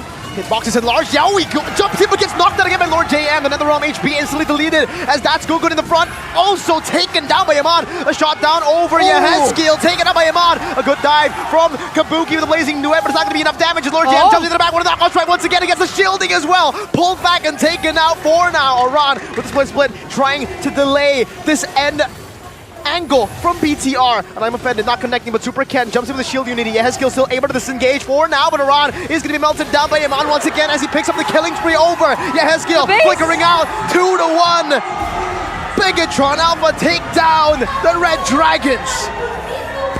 And here it is, the closing to the scene, ladies and gentlemen. Bigetron Alpha, they make it on top with a wonderful display of performance on its debut. Lord JM, welcome to MPL ID Season 13. Just like that, he takes matters into his own hands. We were teasing it earlier, saying that he has a one hero pool. The moment he flexes his flexibility, it is over. Oran, the dominant, the strong EXP lane we saw in Game 2 is nowhere to be found. Beaten into submission. Honestly, I doubted the EXP swap last minute coming in from Bigetron Alpha. I thought that they wanted to go for Sorizo. They wanted to commit on Sorizo, not expecting the performance that we saw from Lord JM today. A lot of people weren't just doubting. A lot of people were saying that JM might be the worst transfer of the season. Who's them? We will not mention names. We don't point fingers. John Marl. John Marl. Wow. Lord John John Marl, Marl. mind you. Lord John of House Marl. Okay, okay. But we are going to take to the interview, ladies and gentlemen. We'll take to the host, Bude Clara Monster, and our victors, Bigetron Alpha. Bigetron, mereka memantapkan diri berada di puncak klasemen. Begitu dingin sepertinya, tapi begitu panas di dalam pertarungan di Land of Dawn. Congratulations Bigetron! 2-1. Hello Lord GM. How are you? Happy. Happy? How is your first debut here in MPL ID? Excited and happy. Dia excited, dia seneng juga dan merasa mungkin adrenalin rush juga ya dalam pertempuran ini. So this is your first time playing here in MPL ID. Is it because you have to face Aran? They prepare you for Aran or something else? Prepare for Yahweh. Prepare for Yawi. Jadi memang buat Yawinya di sini ya, dia turun untuk Yawi. Why to face Yawi? Do you know something about Yawi? Idol. Idol? Yawi is idol, idolanya jadi. Dia ingin bertemu. And how about the match? Your debut here, are you satisfied with the result and satisfied with the gameplay that you bring in MPL ID? Just like a normal, same on PA.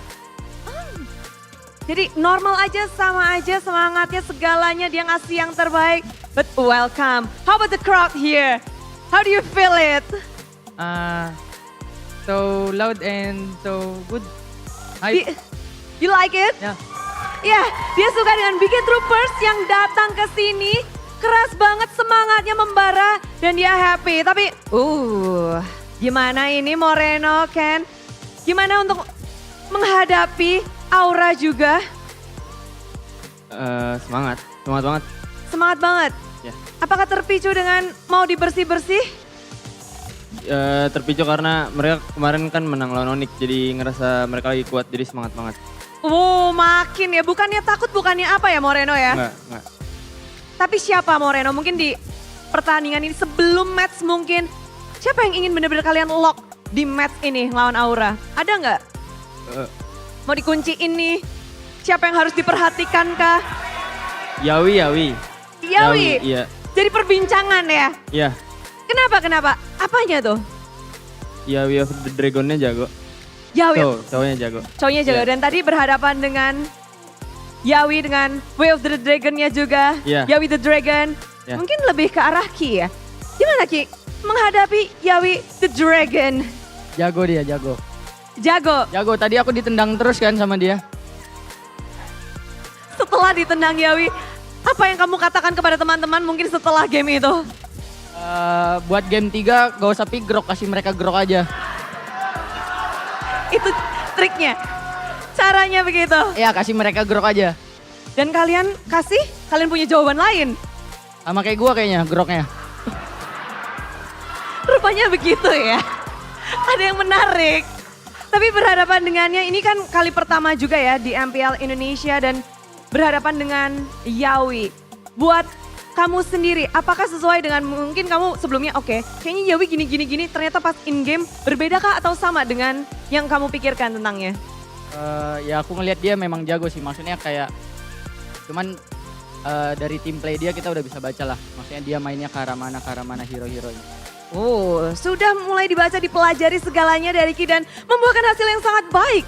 Terus menerus melawan satu sama lain, namun Preman, week 1, week 2 is Preman, but now it's a Maniac. You get Maniac again here in your match. How do you play so good that you almost outshine the gold laner player in Indonesia? I just play just like normal, like in scrim. I'm not takot. Nggak takut.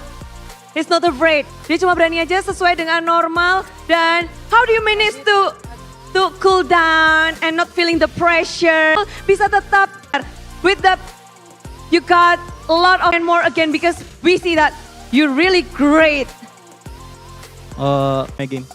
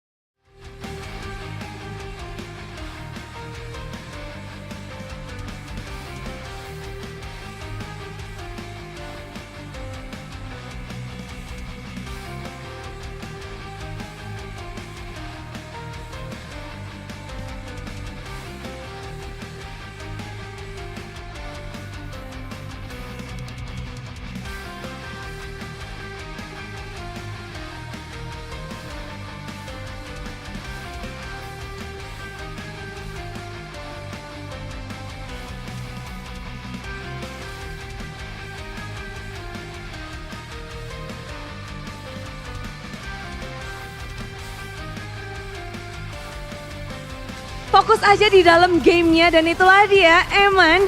Dan membuat hal ini mereka berada di atas. Kita ngelihat dari Supercan mungkin ya dan Ki nanti juga bisa jawab dan Moreno. Next match kalian melawan tim RRQ. Ini historinya panjang banget. Dari sebutan kelinci, dari sebutan banyak macam. Dan dari historinya, dari 20 kali pertarungan terakhir, Bigetron memenangkan 3 dan kalahnya 17. Cukup banyak, tapi di keadaan sekarang, gimana kalian ngelihat nih? Kalau bisa ngelihat future hari Minggu, akan seperti apa sih pertarungan kalian dengan RRQ? Bakal lebih seru lah dari yang kemarin-kemarin yang kita jarang menang. Season awal kan Bigetron jarang menang. Pokoknya match-nya bakal lebih seru aja. Makin lebih seru. Bakal ngelawan lah. Bakal ngelawan. Bigetron yang sekarang bukan Bigetron yang dulu kah? Bukan. Bigetron yang apa sih sekarang? Kasih tahu dong Ken. Dibantu Moreno kah? Apa Bigetron yang sekarang gimana sih Moreno? Sekarang di top 1 nih lagi nih. Bukan kelinci lagi kali ya yang sekarang. Bigetron yang sekarang bukanlah kelinci. Boleh kasih tepuk tangan untuk tim Bigetron. Berada di top 1. Silahkan, terima kasih guys. Boleh beristirahat dan thank you so much. Semuanya tentu sedang berseru-seru dengan dukungan para super fans dan juga tentunya para sponsor yang mendukung acara ini. Karena MPL Indonesia Season 13 powered by Moonton. Presented by Official Turnamen Smartphone, Samsung Galaxy, Official e-wallet GoPay, Official Gold Partner UBS Gold dan juga ada partner ini Esports. Thanks to Dunia Games, Games Max, Ora Imo dan juga Telkomsel. Bersama dengan supplier Indomaret Point Coffee, Samsung, Neo QLED Super Smart TV Plus dan juga Saturday bersama dengan pula government partner PBSI. Semuanya mari kita berseru untuk kemenangan Bigetron. Namun game ketiga apa yang terjadi? Caster, please kasih tahu kita.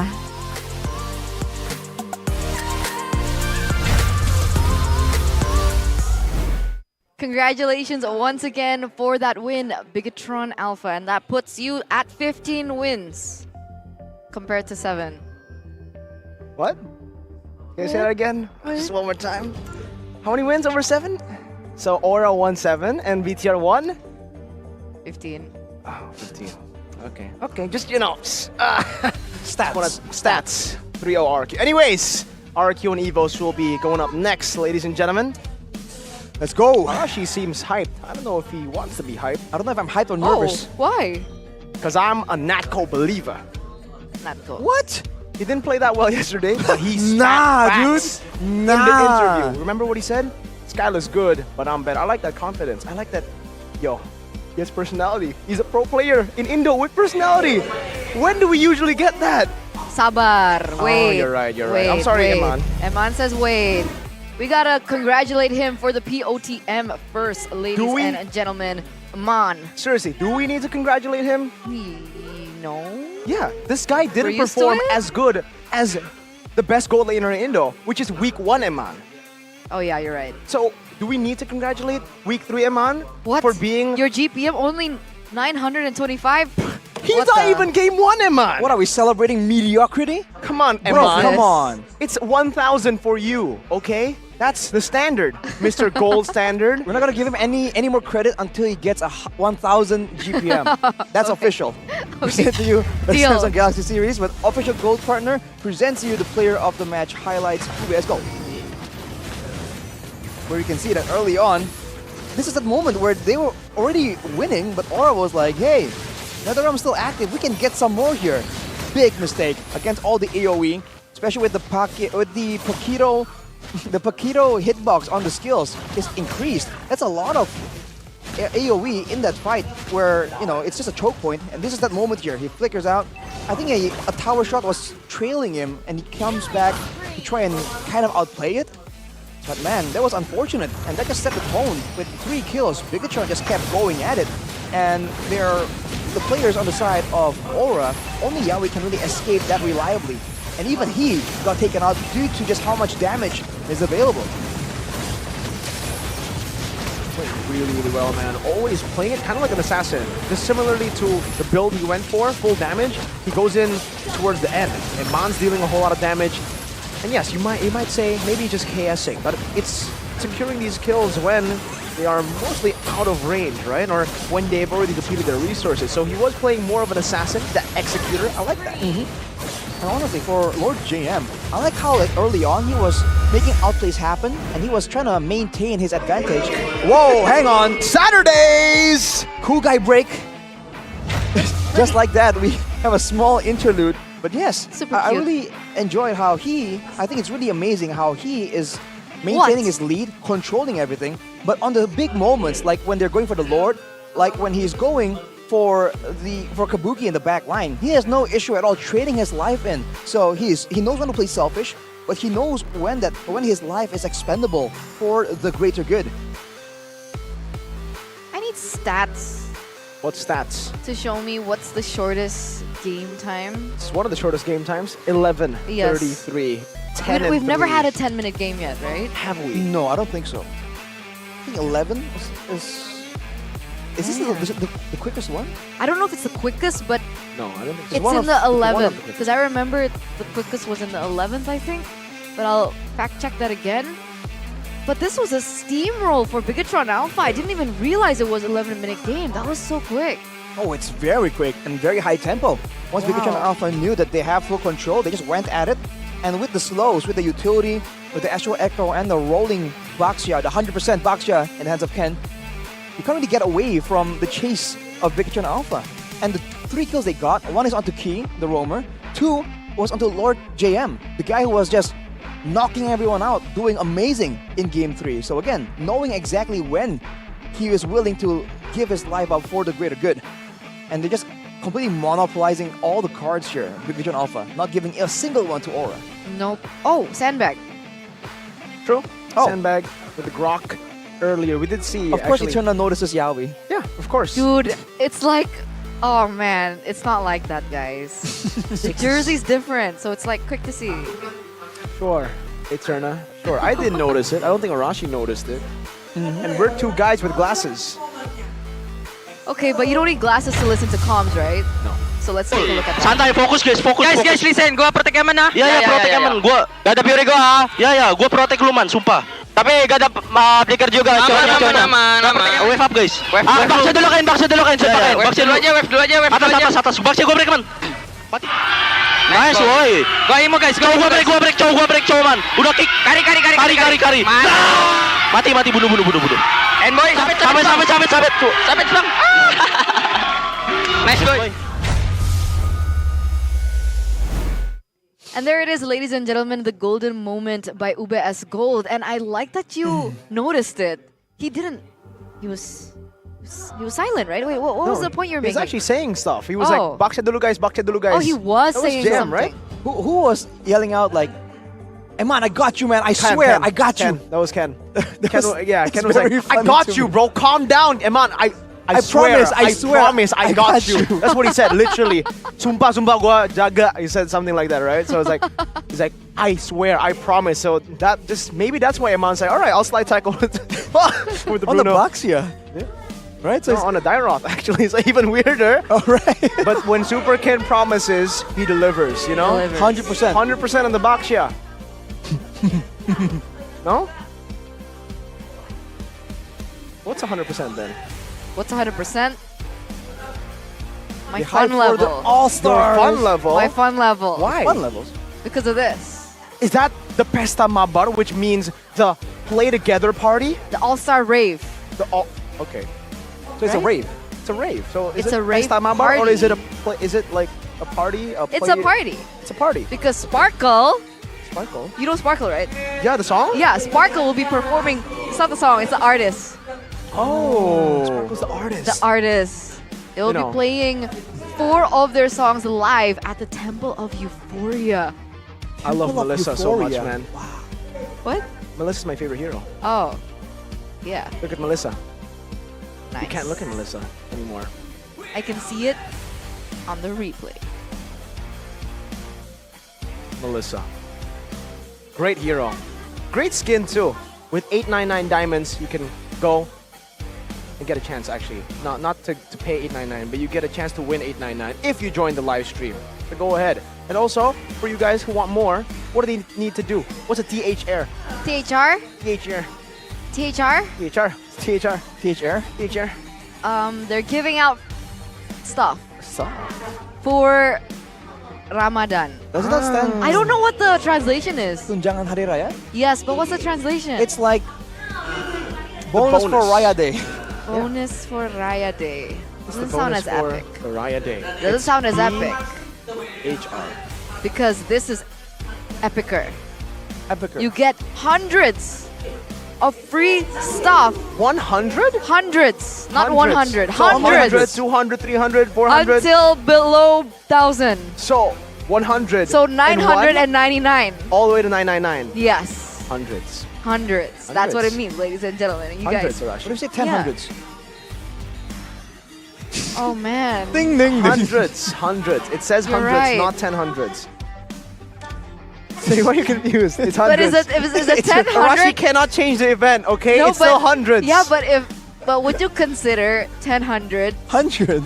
like part of hundreds? Just say 1,000, man. Yeah, but what Hello, if they there say are it words for 10 this. hundreds? Is it considered in the hundreds category, or is it considered in the MPL ID thousands Berkah category? Ramadan bersama Samsung Galaxy. What does that mean? Questions. MPL ID Ramadan blessings, right? Yes. Yep. With Samsung, Samsung Galaxy. Galaxy. Woo. You guys The can best join in the in. biz. Is it? What's? You can join in the draw Yeah. and get rewards here. Samsung A series plus. 30,000 No, diamond. do it right. Huh?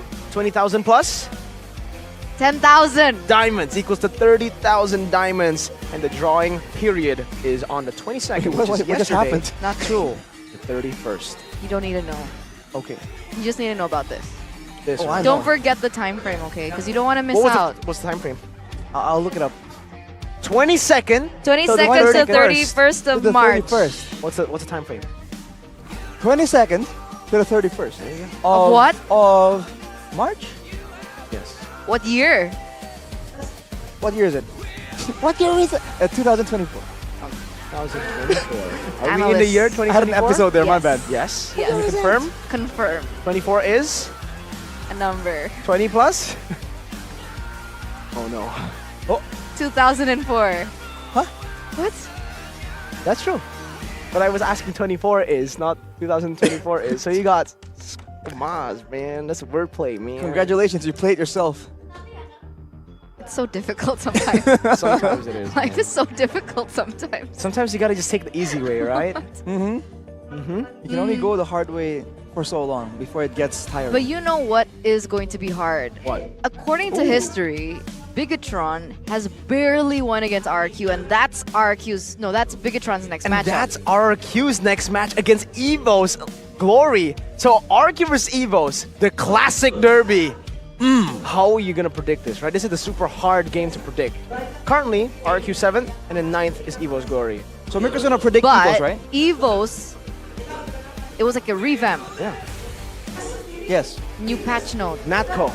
But so you're gonna vote for Evos, right? No, I don't think he Right? is. Right? No. We'll see, Arashi. You have to see in game. I That's don't why we have the trust him. assets, man. Can I Man. vote for Aura? No, I don't right? trust it. Wait, what? For I 15 and 7. didn't hear what he said. But 15 and 7. here we go, ladies and gentlemen, to a short break before we enter the highlight of the day, which is the classic derby. RRQ takes on Evos for the 30th time. We'll see you after the break.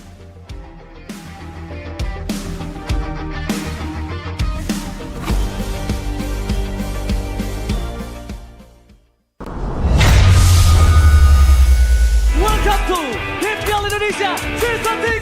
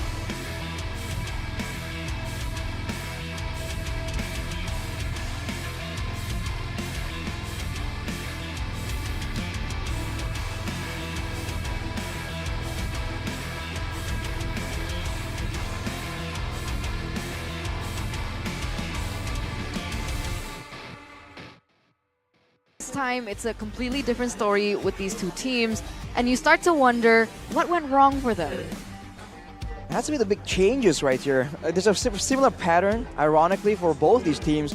There were big changes in their roster, in their staff, in their lineup, technically. And with that, that stability, that I don't know, consistency that they've brought all the way since the beginning of history of Mobile Legends just hasn't been as reliable as they really have been throughout the years. So now they're trying to find the right kind of shape, the right kind of form for their team. And we have to see if, who exactly gets it first, right? Because for Evos, they're looking to be a lot more improved already. For RRQ, still a lot of questions at this point.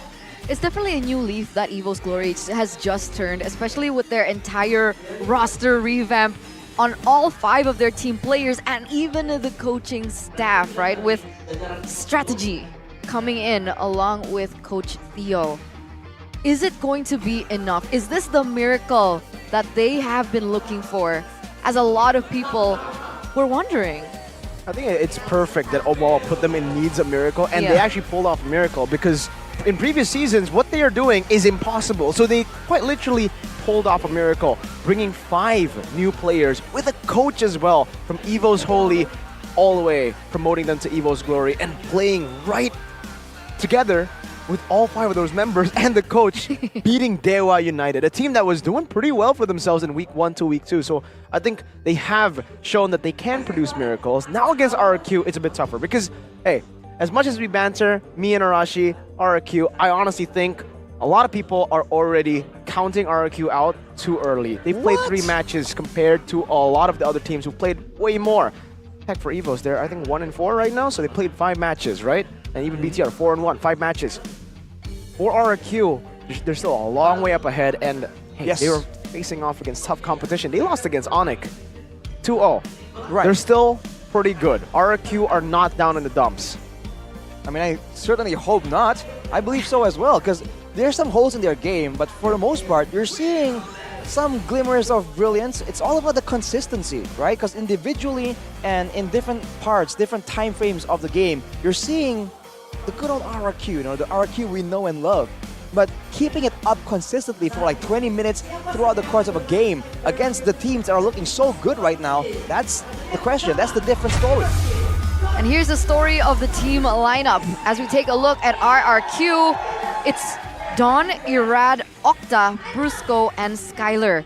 So we're not going to see the other duo coming through here for RRQ with Clay. And for the side of Evos Glory, we have Fluffy, Annabelle, Clockun, Dreams, and Natko. So still the same lineup that we saw yesterday, being able to finally take away their lose streak, finally end their lose streak, and they're looking to find a win against their ultimate. When Natko was asked about how he sees Skylar, he said he was good, but I'm better. Natko will have to try to walk the walk this time against the Kings of Kings, Evos Glory! Here they are, the main of 5, looking to bring glory to their predecessors, being one of the most iconic teams here at MPL ID. They want to retain that reputation, and they want to retain their victory and make it to the playoffs. I want to make sure that they maintain that momentum as well. Try and shut down RRQ in such a high-stakes matchup, high-profile matchup that will mean the world to this quote-unquote new roster of Evos Glory. Remember, for every time both of these teams have met, it was always this team 19 times versus 10 to win it out. The Kingdom will need to utilize the tip of their spear, the Crown Prince Skylar, to get a victory against Evos this time. It's time for Rex Regum Kaon! Walking up to the stage with everything to prove and everything on the line. The King of Kings up against their bitter rivals to settle once again who is on top. Who is on top and who is the better team? Imagine all the way from Season 1, back in M1 as well on the international stage, it was always these 2 teams. But now we're looking at different faces But as we know, Skylar is a veteran in his own right. And Octa, he needs to step up as well. There's a lot of questions for the newer members in the lineup for Evos. So, and also for RRQ. So we have to see, can these newer faces match up to the older generations who's been here, who's been tried and true. But again, it all begins with the brains behind the entire operation. And with Evos bringing in a new face, we'll see if Coach Ven and Zaya can try and solve what Coach Strategy can do. Coach Strategy is a new addition to the lineup for Evos Glory, but he has been a coach for the main five that you see on stage for quite a while. So he understands the players, he knows what heroes they're comfortable with, and so far, yes, they've only played one match. They have played 3 games. We have seen a bit of that hero pool from the team. Still a lot of questions to be asked. A bit of a double-edged sword as we are usually accustomed to when a team brings out a new lineup. RQ, can they read Evos off the go, or do they want to just do their thing? I think both approaches are definitely valid. But let's take a look at the team head-to-head for now. For RRQ, you're seeing a spike in the KDA. They've been more aggressive, but DPM is low. So they're going for those fast fights, for those burst damage when the fighting gets slow, when they have to trudge through the mud to get to the end of the team fight. That's usually where they start faltering. So that is something that Evos, I think, will definitely try and use. And for RRQ, that kind of strategy requires very specific picks with a lot of crowd control and a lot of damage. So all the way in the drafting phase, some very solid picks need to be secured in order to even allow for that classic RRQ fast-paced gameplay. Yeah, I get your point here. And I like how Mirko mentioned about this new team with their hero pool. Because so far, on the list of heroes that RRQ has used so far, it actually is less, if not on, no, it is on par, if not less, than what we've seen this new Evos Glory bring to the table. So my question is whether or not RRQ actually have it within them, or they're being limited by their own capabilities, or we just haven't seen what the true RRQ has to offer. The true RRQ. Well, we start with the keys of victory here by Samsung Galaxy. Prioritize and draft centered around Skylar, and turn Evos' misplay into outplays for RRQ. Like you said, Eterna, there's a lot of questions about their capability. Are they banking on Evos not matching up to them, or are they trying to improve themselves to take over for Evos? Because they seem to be reverting back to their identity. But if that is what works, you can't fault them for it. Here's a victory by Samsung Galaxy for Evos though. Forget the pride of the derby. Play freely like they did against Dewa. Take those risks. Make the big flashy plays happen, because this is where it will work. When you first show up onto the scene and people aren't really ready for it just yet. And exploit Clocken to win the mid lane matchup. Like earlier, we've already mentioned how Octa hasn't been performing to the best of his capabilities. So there's a chance here that him contrasted against Clocken could be the winning factor that Evos can take advantage of. We have a poster here by Coach Adi on RRQ Irad.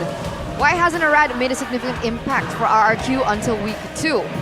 He answers, in my opinion, Irad is actually a potential jungler from PH who is skilled with assassins. It's certainly a good move for him to join RRQ, since Albert, who was also proficient with assassins, he used to play there, making his gameplay suitable for players who have previously played with Albert, such as Skylar and Clay. If Irad's impact hasn't been significant yet, it is perhaps because a team with newly joined players needs time to build chemistry and team play, and you just gotta believe, because that process does take time. So trust in the process, something that we have been seeing for RRQ. They're trusting their same lineup, haven't been changing it at all. They've tested Bunny Cutie, Banana, and Clay. That one didn't go too well for them, but now they're sticking with their main lineup again. They know they need to start to focus on the main lineup to build it, because it's not as stable as they would like it to be. And they need time, right? The experience in the Light of Dawn is what allows you to really form the foundations for your chemistry, for your synergy. So, of course, they would want to try out potentially better combinations, but right now, considering the circumstances, they need to really start building up, because if they start too late, you know, it could be catastrophic for the end of the season when everything just gets even more impressive. When all these other teams, aside from RRQ, are also just building up and getting better and better at that synergy, at that chemistry. chemistry is definitely a question mark here for RRQ, with Evos bringing the main 5 back from Evos Holy. Then maybe chemistry is not an issue, so I understand why they had to go for the full revamp instead of picking one by one from each of the particular roles. But here we are, ladies and gentlemen, in game number 1 of the Classic Derby, presented to you by the official tournament smartphone Samsung Galaxy. It looks like Evos have opted to take away the Fanny, the Claude, and the Angela. So we already see respect towards a Skylar. And on the other side, we do see a Joy and a Nolan being taken out. Now I'm wondering if they're gonna let go of the Mathilda. That's usually banned accompanying the Joy and the Nolan. For Evos though, that's a lot of trio, a lot of bans towards a very specific kind of style. It's almost like they wanna make sure that the Fanny doesn't show up in general. But then the Claude ban, that's very respectful of Skylar as always. And the Angela, that is a strat that we've seen RRQ use again and again. This Angela combined with maybe something like a CC in the EXP lane to try and get that lane dominance. Arlet's still up for grabs as well. Usually the first pick that we've seen, one of the most popular ones, Vexana being up for grabs too, if they really want to get that mid going for them. Knowing Klokun though, he has so much pressure on any hero that he touches in that mid lane, so they go for a very unorthodox first pick for a lot of teams. This is a brethren first pick for the White Tigers. What approach is this? There were so many other heroes that's on the board, like Mirko mentioned earlier, the Vexana, a huge priority that we've seen for several different teams, but for Evos Glory, they actually go for Fredrin. Why? Well, we see RRQ, quote-unquote, first or second pick, usually not first pick, but usually second or third pick the Fredrin, because it's a great hero in the hands of Irad, the Eradicator. But now with Evos taking it away, also getting a solid jungler for themselves. We've seen it rise in popularity due to the flexible nature. Evos takes that, but it's going to be responded with a CC and a Vexana. So already great amounts of lane prio coming in from the EXP lane and the mid lane, but Evos matches it with the Novaria, one of the only mages that can really match Vexana from a safe distance as well. But what is going to be the last pick here from Evos? It's going to be the Minotaur. Wow, okay. That's interesting. Usually we see it being picked against a Claude, but we also see it picked, or banned, sorry, again against Brusco, right? It's one of the comfort picks of Brusco, that is a well-known fact. So taking it away from RRQ will be a solid pick for Evos. They're denying the pick away from Brusco, right? Basically. For sure. You know that for RRQ, like you mentioned, Eterna, their hero pool, especially for Brusco here, he's been playing Minotaur and Angela, Cho. Rafaela. Angela, Rafaela. But mainly when it comes to CC ones, it's Minotaur Cho, right? It's just Minotaur and Cho. Now let's put him into a tough spot, but the Arlet is still up for grabs. This looks like the Arlet will be going to roam instantly. No possible chance of flex unless they put the CC somewhere else, which I think is a bit too strange. It should be for Dawn. Yeah. That's the assumption we're making right now, unless something crazy really happens. But for now, with the first 3 picks done, RRQ, very straightforward, a lot of damage, a lot of single target damage though, more importantly. Whereas for Evos, it's a lot more of a mobile strategy right here, and a lot of coverage. The Fredrin and the Minotaur, if you're trying to go towards the Novaria, you better pick something that has enough mobility to skirt past all that protection. So now we're entering the second phase of the bans. And it looks like with this being said, do you think they're going to start targeting Brusco here from the side of Evos? I feel like targeting Skylar might be a bit better, but RRQ are actually the ones who are starting this gold lane ban. So it seems right now RRQ want to bully Natco. They think, even though Natco did say a few words in the interview, they think Skylar has a wider hero pool and they can just try to limit it as much as possible. They're also first pick on red side. But remember, Natco's like, you know what? Harith. So Harith is my signature hero. Yeah, to be fair, whenever we saw Skylar play Harith, it doesn't have the same kind of shine, the same kind of X factor that he needs to really carry his team like he's expected to. So that Harith could be the solution right here. But oh, look who's in the building! It's the big man himself, R7 Rivaldi. The General R7 for the Kingdom here right behind them. him as a whole group of the kingdom there supporting the team, and it's always so cool to see a legend in the stands, but I really miss him. We really miss him for sure. Hopefully he does come back later on towards maybe the later stage of the season. Ooh. Quite unlikely, but you can always hope. Yeah, we never know. We never know. And we never knew that Evos Glory could have won that game yesterday with that new revamped roster. And with that, Natko had a comment. He said that Skylar is good, but I'm better. And I'm going to win against RQ 2-0. 2-0, Arashi. That's a bold statement, man. Let's see how it plays out. I mean, Rico is definitely a fan of this kind of confidence, this kind of banter. That's what you need to have as a pro player for sure. But hey, has he bitten off more than he can chew up against one of, if not the best gold laners? We'll have to see right now though. It depends on the picks.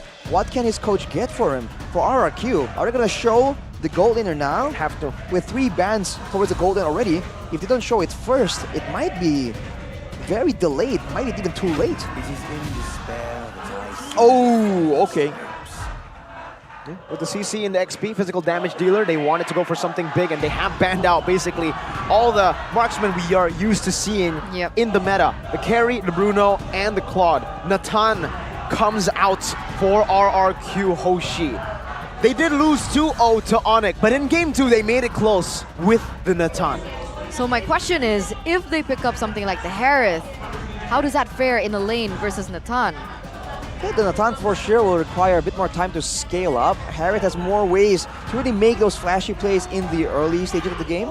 Later on though, at some point in the mid game, I think with about 3 items, I think that will be where the Natan becomes that much more of a problem compared to the Harith. And you have to remember, there's a lot of crowd control and ways for them to stop any engage, any aggressive moves here. So with the Paquito and the Harith, it's a mobility-based strategy here that can target the Natan. Hopefully for RRQ, they can get something without a Minotaur. You do wonder if it's going to be something like a Tigreal, you know, something with a bit of displacement to really push away the threats from Skylar. They need a jungle. What? They need a jungle, RRQ. Oh, right. Yeah. They already have a Roam and a XP. Varats, Fredrin, Baxia is the one open here. How crazy would it be if they go Lance? No, There it'll you be go, too crazy. Baxia. Something that's a signature for Irad. Something that could actually dive towards the Novaria, but again, way too risky, I think. So they have to go with something safer. Baxia. Baxia against a Minotaur, against a Paquito, against a Harith and Fredrin. You know, he's cutting down on a lot of shielding and regeneration with the passive, so not the best, not the worst of picks, but there will be a very small amount of crowd control available to RRQ from the jungle position. So that means there's even more pressure on Skylar to position well and outplay a lot of these dive attempts. And that's going to be it. Will they be able to? I mean, with the roster, I feel like Evos, there's a time frame to it in order for it to work, because if it goes into the late game, RRQ, I do believe, have an advantage. And with that, ladies and gentlemen, the wings of MPL ID are soaring high, like both of these teams want to by the end of this. Welcome to the classic derby between Evos Glory and RRQ. It's time to see whether Evos have improved enough with their new lineup up against RRQ, tested in the previous tournament as well. Irad and Anavel, a new name, Anavel, and a name that is quite familiar, Irad. Already the dreams, my god, chunked down with the Curse Blast by Octa and Brusco. Very early on, even the more damage here from the Curse Blast and the Vengeance from Brusco. They might be looking for a dive. Once they go for this, a reset already. Brusco doesn't go for the dive just yet, not completely, but Clockhood is forced back. He does clear the wave, but he does lose a bit of that minion XP. That's what you can get with an aggressive roamer accompanied with the Vexana. And the 3-man roam goes for Dreams once again, but Anavel comes in to try and contest. Goes through the taunt. Oh, a retreat from Irad, but a miss. It's still Anavel who gets it, I believe. Or was it Irad? I believe it was Anavel, but RRQ, again, showing aggression already. And that's what they have to do with this mid lane roam lineup. If they don't, and they wait till the late game, that's more time for Clockhood and Dreams to wait for those big moments and then make the plays happen. Now we're already in minute number 1. on the way to level 2, but Irad goes in again. Ooh. First blood in the mid lane. Dreams gets a knock up, but Irad pokes him down too. And it's 1-0, an early lead for the Kings. That's not exactly the best kind of scenario that Evos Glory are finding themselves in, especially earlier on where they might want to look for a good control and dominance here in the early game. Brusco, you look at the emblems, he's going for thrill, so there's a lot of damage. But again, RRQ, they're trying to go for it. Versus Poissons, Annabelle forced back instantly here. Still RRQ who hold the gold lead, but first to the turtle, it's actually Annabelle. I just remembered, this was Annabelle on the Fredrin who got a Maniac yesterday. Right, on the Alpha. Right, with a lot of true damage. We'll see if we can do the same with the Fredrin pick, but look at Dreams already getting chunked down. Brusco knows how to play the Minotaur, man, so he is going to try to punish as much as possible. Eternal Guard to the back. Annabelle trying to go for an opening. Fluffy, knockout strike on a 3, but the Curse Blast and the final slash takes Annabelle down. Now Fluffy in the midst, forced to flicker out. 1.2k up ahead, RRQ. Okay, Caster Curse. Caster Curse? Caster Curse. I was just talking about Annabelle and he gets taken down even before they go for the neutral objective. And that's RRQ with a 1k gold lead like you mentioned earlier on. And he's falling behind of Irad 2 levels already. Yeah, the talent prediction by Samsung Galaxy though. Mirko, I don't like what I see, but Brusco is going in. Brusco likes what he sees. Jumps in with the final slash too, trying to give Skylar a bit more pressure to play with. Ooh. He is lacking in this gold lane, but so far, with the help of Brusco, he's actually still a level ahead. Yeah, Brusco is spending a lot of time in the mid lane, right? Trying to help Octa with the clear, with the 1v1. And I mean, it does a lot of damage, but now look at Irad. Cancelled out. Dreams, now that's the Minotaur power, man. The cover, the disengage. And for RRQ though, they're gonna go straight into the jungle, trying to get some more when the lanes are all pushed up. Did he use Retribution? Yes, he did. Annabelle did. Annabelle and Irad. Both of them did. Okay, I thought it was really close to the next turtle, but it turns out there's still 43 seconds left on the clock. Dreams looking for an opening on to the members, but look at this. Very aggressive from Annabelle, gets punished for it instantly with the final splash. Once again, Dreams gets a 3-man Minus Fury, but it really doesn't do much here. Only a disengage for Evos Glory, but they have lost their jungler for the second time this game to Brusco, who is now 3-0 up. He does realize he's a roamer, right? Well, we've seen that pattern, man. The roamer going in with some damage. It's going in again. Not Very getting it aggressive. there. Gonna go in. Natko has the bond force. Curse Blast will shoo him away, but now the turtle is going to be spawning back in the land of Dawn, and Brusco will have to recall. Maybe Skylar too, because we'll give Evos more pride to play with. I don't think they're going back. It looks like Skylar has not opted to recall, and despite Annabelle already going in for the next neutral objective, RRQ, they're circling very close behind. Another thing to remember, Annabelle is still a level below of Irad. This should be his to win. Natko in the back with Fluffy as well. A good knockout strike there, and a retribution from Annabelle. A win. Irad missed a retreat, but Octa will be able to find a kill back. Now Natko in the midst of it all, jumping with his on force. Down very low, dashing one more time, not able to connect on that first skills. Brusco goes with the vengeance and stuns him back up to get the reset. Dreams very low. Irad caught opposition. Natko dealing damage when the shield unity comes down with also that with the Purify. The minion's fury is not enough to get him out. Irad 1 HP. Clockwood needs one more shot. He goes in for the Astral Spear. Brusco's trying to cover for him, but Clockwood finds the Astral Meteors. He gets slashed back in with a vengeance. Now Fluffy jumps in, but Brusco is able to get out 5-0-1 and gets out away from the boxer. Bruce Goat making it happen. Skylar! Natko goes in for the Zaman Force, still not enough for the veteran. Skylar takes him down. What a high-paced game right there. Out of nowhere, everyone just started creating blows, but I think RRQ come out on top. And just like that, ladies and gentlemen, we're gonna take a small little break right here. Slow down the action a little bit. It's a packed arena, and you might hear it from our mics, but what is going on, man? We need a breather after that. What happened there? I didn't even catch who took the turtle. It was Annabelle. Annabelle got the turtle. Irad was a level above. He missed out the retribution. Annabelle was able to secure it, but it was a 1-for-2 trade, I believe, in favor of RQ. But after that, I'm not sure what happened. More kills happened. Yeah, I think Bruce Gold showed up, and Brusco. that allowed some more kills to trickle towards RRQ. But man, it's showing again how prio Vexana is. It was first picked in the hands of Octa. He got taken out, but he was able to unload the bulk of his crowd control. And with that AoE available, RRQ just kept going for the kills after losing out on the turtle, trying to make Evos pay for it. Who has the gold lead now? I'm It's wondering. still RRQ, but it's not Very small, yeah? too big. 500? Yeah. They're 5 kills ahead, but the gold lead isn't too big. Thing is though, for Evos, they're the ones looking for early to mid prio. Exactly. You're expecting the snowball from Evos. So with that being said, the longer this goes, does it not mean that RQ are fulfilling exactly what they were supposed to do?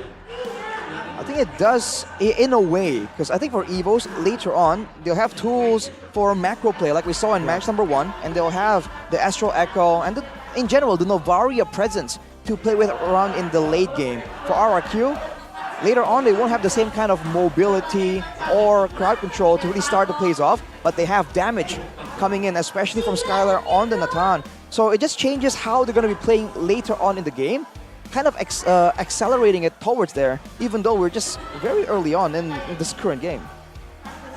Thank you, ladies and gentlemen, for staying patient with us. We are experiencing a moment of troubleshooting. We want to make sure that our players, our teams, and of course you guys at home and those of you guys at the venue are experiencing the best of the best that MPL ID has to offer. So let's round back to that. In the late game, so there is a possibility that Evos can still win it out. For sure. Correct. Yep, but not in a straight-out brawl. By macro play, by maybe vision gameplay. So that's what they have at their disposal. And they have to start using it even now, man, because they should be able to scout a lot easier. But they're the ones getting caught off guard with RRQ coming in. Like earlier, when Brusco was able to just bait in Annabelle by acting like he's trying to get out and getting caught, but instead everyone was right behind him. He's been insane. He's sitting at 501 at the moment, right, on the Arlet. Let's take a look at this, right? During the 2 weeks of MPL ID Season 13, Brusco ranks first in kill participation with 83.93%. That's pretty high, man. Yeah, only followed then very closely by Yehezkiel, who's a mid laner, and then Krite. So he's the only roamer in the top 3. He is Bruscoat. Bruscoat. He's Bruscoated for kill participation. Shout out Wolf for calling it out all the way Bruscoat, man! back then. He's Bruscoat. You guys don't get it. You don't see the same world he's looking at. Exactly. He lives in the 4th dimension. I wouldn't take it that far. That's basically what Wolf is saying. That's true. There it is. Hashtag Viva Roar. This is what I was talking about earlier on. So it's been some time that we haven't seen Viva and Roar in one hashtag. It's always been Viva RQ or Evos Roar. And now they're collabing. Let's take a listen now. Okay. For Evos, they want it to be Viva Roar. Because if they win, then they will both be 8th and 9th. So is it really Viva Roar if you want your opponent to join you in the depths? Yeah, not the tearful reunion, but like not in the way it usually happens. I mean, till depths do us part, right? Maybe that's the case for them, right? So, well, Evos, that's their mission right now, to drag RQ down so that they can hashtag Viva Roar. But for the first time in 13 seasons, it'll be in the 8th and 9th place. Usually we see them pull each other up. 1-2, 1-2, at least top 4. Last season they split up, you know. It's like a relationship. Sometimes they split up, and then Evos had to go 7. RQ went to playoffs, but then soon joined them. RQ comes back down like, don't go! Tries to save him, grab his hand right before Evos falls off the cliff. And now Rebellion's like, no. You guys stay apart from each other. For now. This got really deep. This got really deep, yeah. Is that the word? I think we need to get back into the game. Is this Danang? This is Danang, the Marshal, to bring us back into the land of dawn. 6 minutes has elapsed so far. And yes, RQ with a gold lead, but not so much. Not too decisive for sure. You can see a swap coming in right here. Hang on. Natko on top against Dawn instead. Might be a mistake. Not too sure about this, man. It's the Vengeance as well. He gets locked down completely by Dawn. disrespect the damage just a bit and you will get punished. Natco, 0 and 2 now. Solo killed by Don. Let's take a look at the items for now. That's a War Axe in the hands of Don, so he's gonna do a lot of damage and he's gonna be very difficult to catch. And as Irad is just chasing around, he has rushed an Antique Cuirass, knowing that he'll be taking the bulk of his damage. Bulk of his damage taken will be from abilities, not from basic attacks. He's going with that, and Docta going in with the Glowing One Rush as well. So not having a lot of cooldown, but as long as he gets one spell rotation off, that will be enough to get almost full value from the itemization. RQ, they're already setting up for this next neutral objective. Irad already in.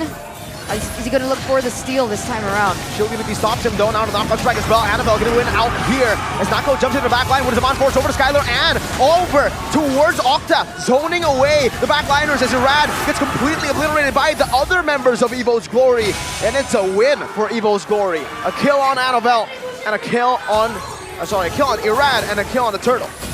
Wow, man, RRQ, they just went at it, and Evos, with the Minion Fury, with the abilities they had, they're able to get control over in the Turtle Pit, but also zone away the backline members. Skylar was not able to get space to really output damage in that fight. That's a winning team fight formula for Evos. RRQ, they have to adapt somehow. I mean, they get a turret, though, in the top side, so it is a small win, not exactly the best of trade-offs, but it is a start here for them. Meanwhile, Fluffy and Dawn, they're going to be in the same lane once again, as Skylar has opted to move up. Now it's a 1v1 again in the gold lane, but only in the XP lane this time. Got the view of RRQ from Skylar. They're both just hovering around each other, man. I'm just waiting for them to fight. It's a big power spike from Clockun right now, though, with the Lightning Truncheon. Now the backline's got to be a lot more cautious. If earlier they were zoned away by Fluffy, right, by Fluffy or Natco, jumping straight at them, now they have to be worried about getting low enough for Clockun to just snipe them down. This is already building towards a gold lead for RRQ. A little heavier than before, despite Evos' victory earlier on. Already with a 1.3k gold lead. They spotted that. And the tempo has gone slow. What? Octa again. It's happened again. Opening up the map there.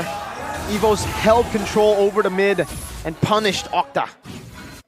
RRQ, they're trying to just spread out around the map, and it allows it to farm a bit more efficiently. But in doing so, in contrast to Evos that group together as 5, they just lose out in the proactiveness in moving in for a kill.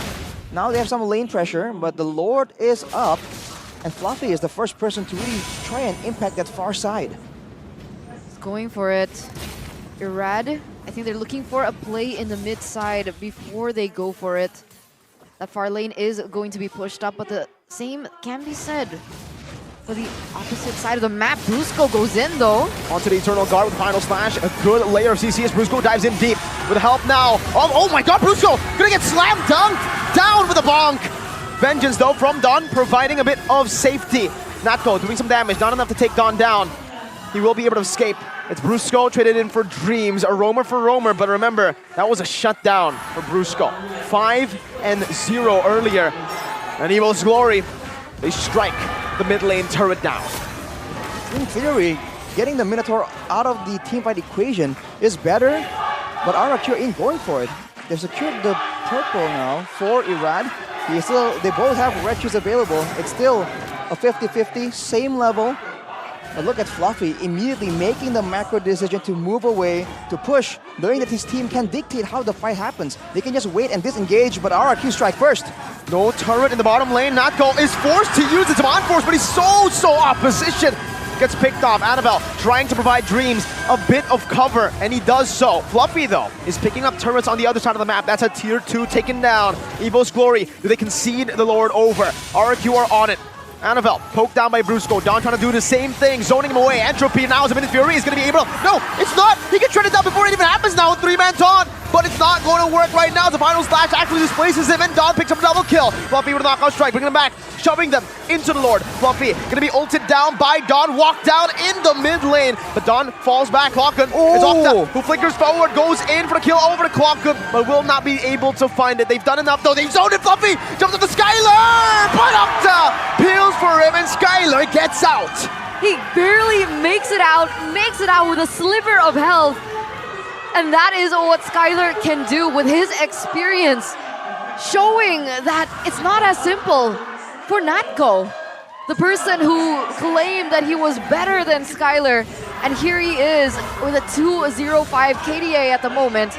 And it was so unfortunate for Evos that Skylar was able to secure that Holy Crystal right before that Lord fight. Man, that's just a lot of insane plays coming in from both teams. Both very willing to just go for risky plays. I mean, Fluffy going for the assassination to Skylar right there. He does have a full damage build, but it's just not enough just yet. Clockun though has a Divine Glaive, so the wave clear is there, unless Octa can say something about it. Annabelle just taunting Dawn down with Lord in the bottom lane. They're looking to go for a siege. But look at Fluffy, still always looking for trades on the map. Ooh, that's a snipe coming in from Clockun. And again, they've already sent Dawn back, so it's a 5v4 technically with the Lord, but they're backing away from it. They're concerned about being forced into a fight without the full 5. They don't know where the Paquito is. That's the problem. They want to get flanked out by Fluffy. And so they are going to go for a safer decision. They are going to retreat. They do... Oh, very close. But this is a 3k gold lead still in for Rex Regum Kaon. I mean, the whole turn of events, getting those kills, securing the Lord as well. You're seeing what RRQ can bring to the table here when it comes to damage, right? But control-wise, not a lot of AoEs, not a lot of ways to really go for a big combo, but you give them enough time and enough 1v1s, they can just burst down a lot of these squishier members on the side of Evos. But the macro play from Evos, though, gains them one more turret. Fortunately, will be traded out by Skylar right here. But Evos, man, they are playing the slow game very well. Now it's all about how they set up for the next Lord. So far, they've just been trading map pressure, but with this equal trade in turrets, Arashi, you know, tier 2 down below, tier 2 up top, who does it favor for RRQ? Is it more worth it to have a tier 2 up for Evos in the bottom lane, or the tier 2 in the middle lane for RRQ? Alright, I feel that turrets in general will really favor RRQ if it's traded evenly, because they have the chase potential. Look at this!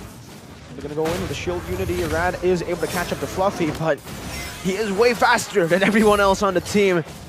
The others don't have wheels.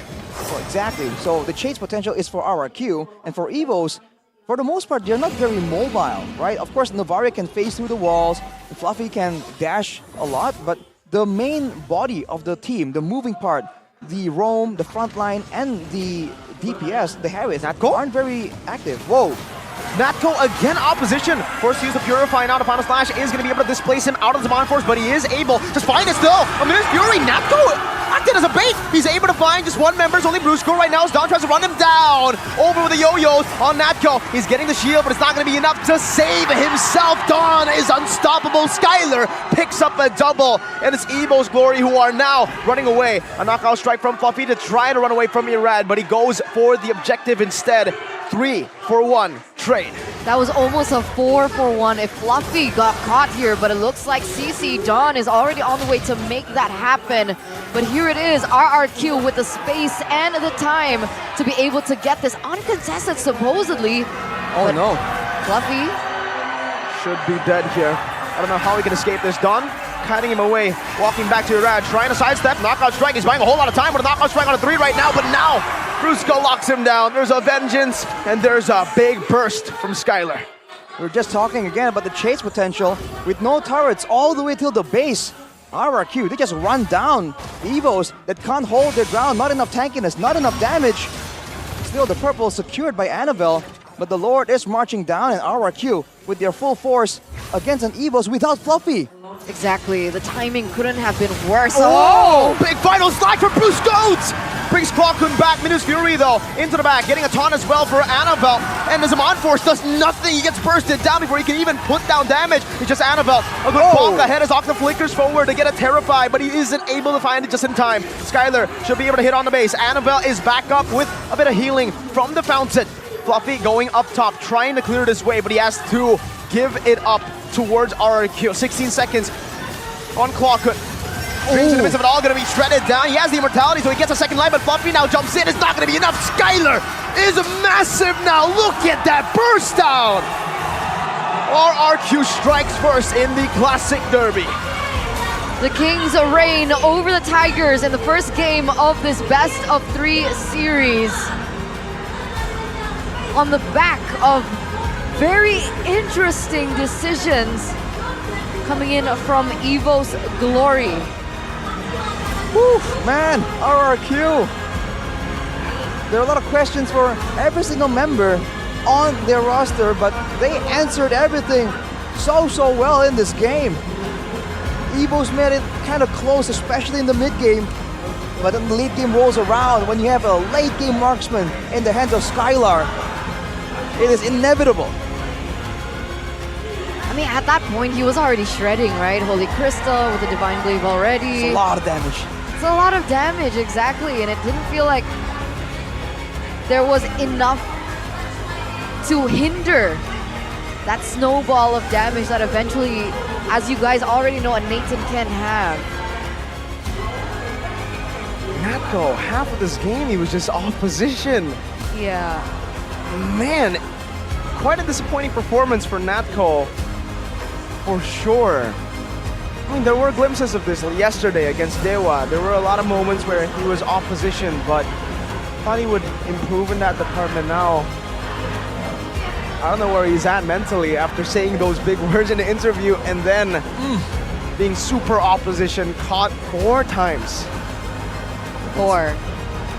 I mean, the last one was very close to being turned into a bit of a bait, but in the end, it just did not work out as intended. So, regardless of what the idea was, you gotta, I don't know, get back, regroup,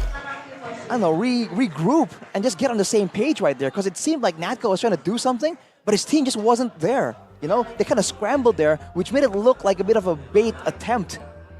But not against RRQ, man. You gotta try and get something a bit more decisive. Was it a bait? I think it was just an opposition and they tried to make the most out of it. Exactly. It looked like a bait, kind of, due to how it played out, but initially it wasn't, for sure. What was the idea? What was he doing in that bush? He was so far forward.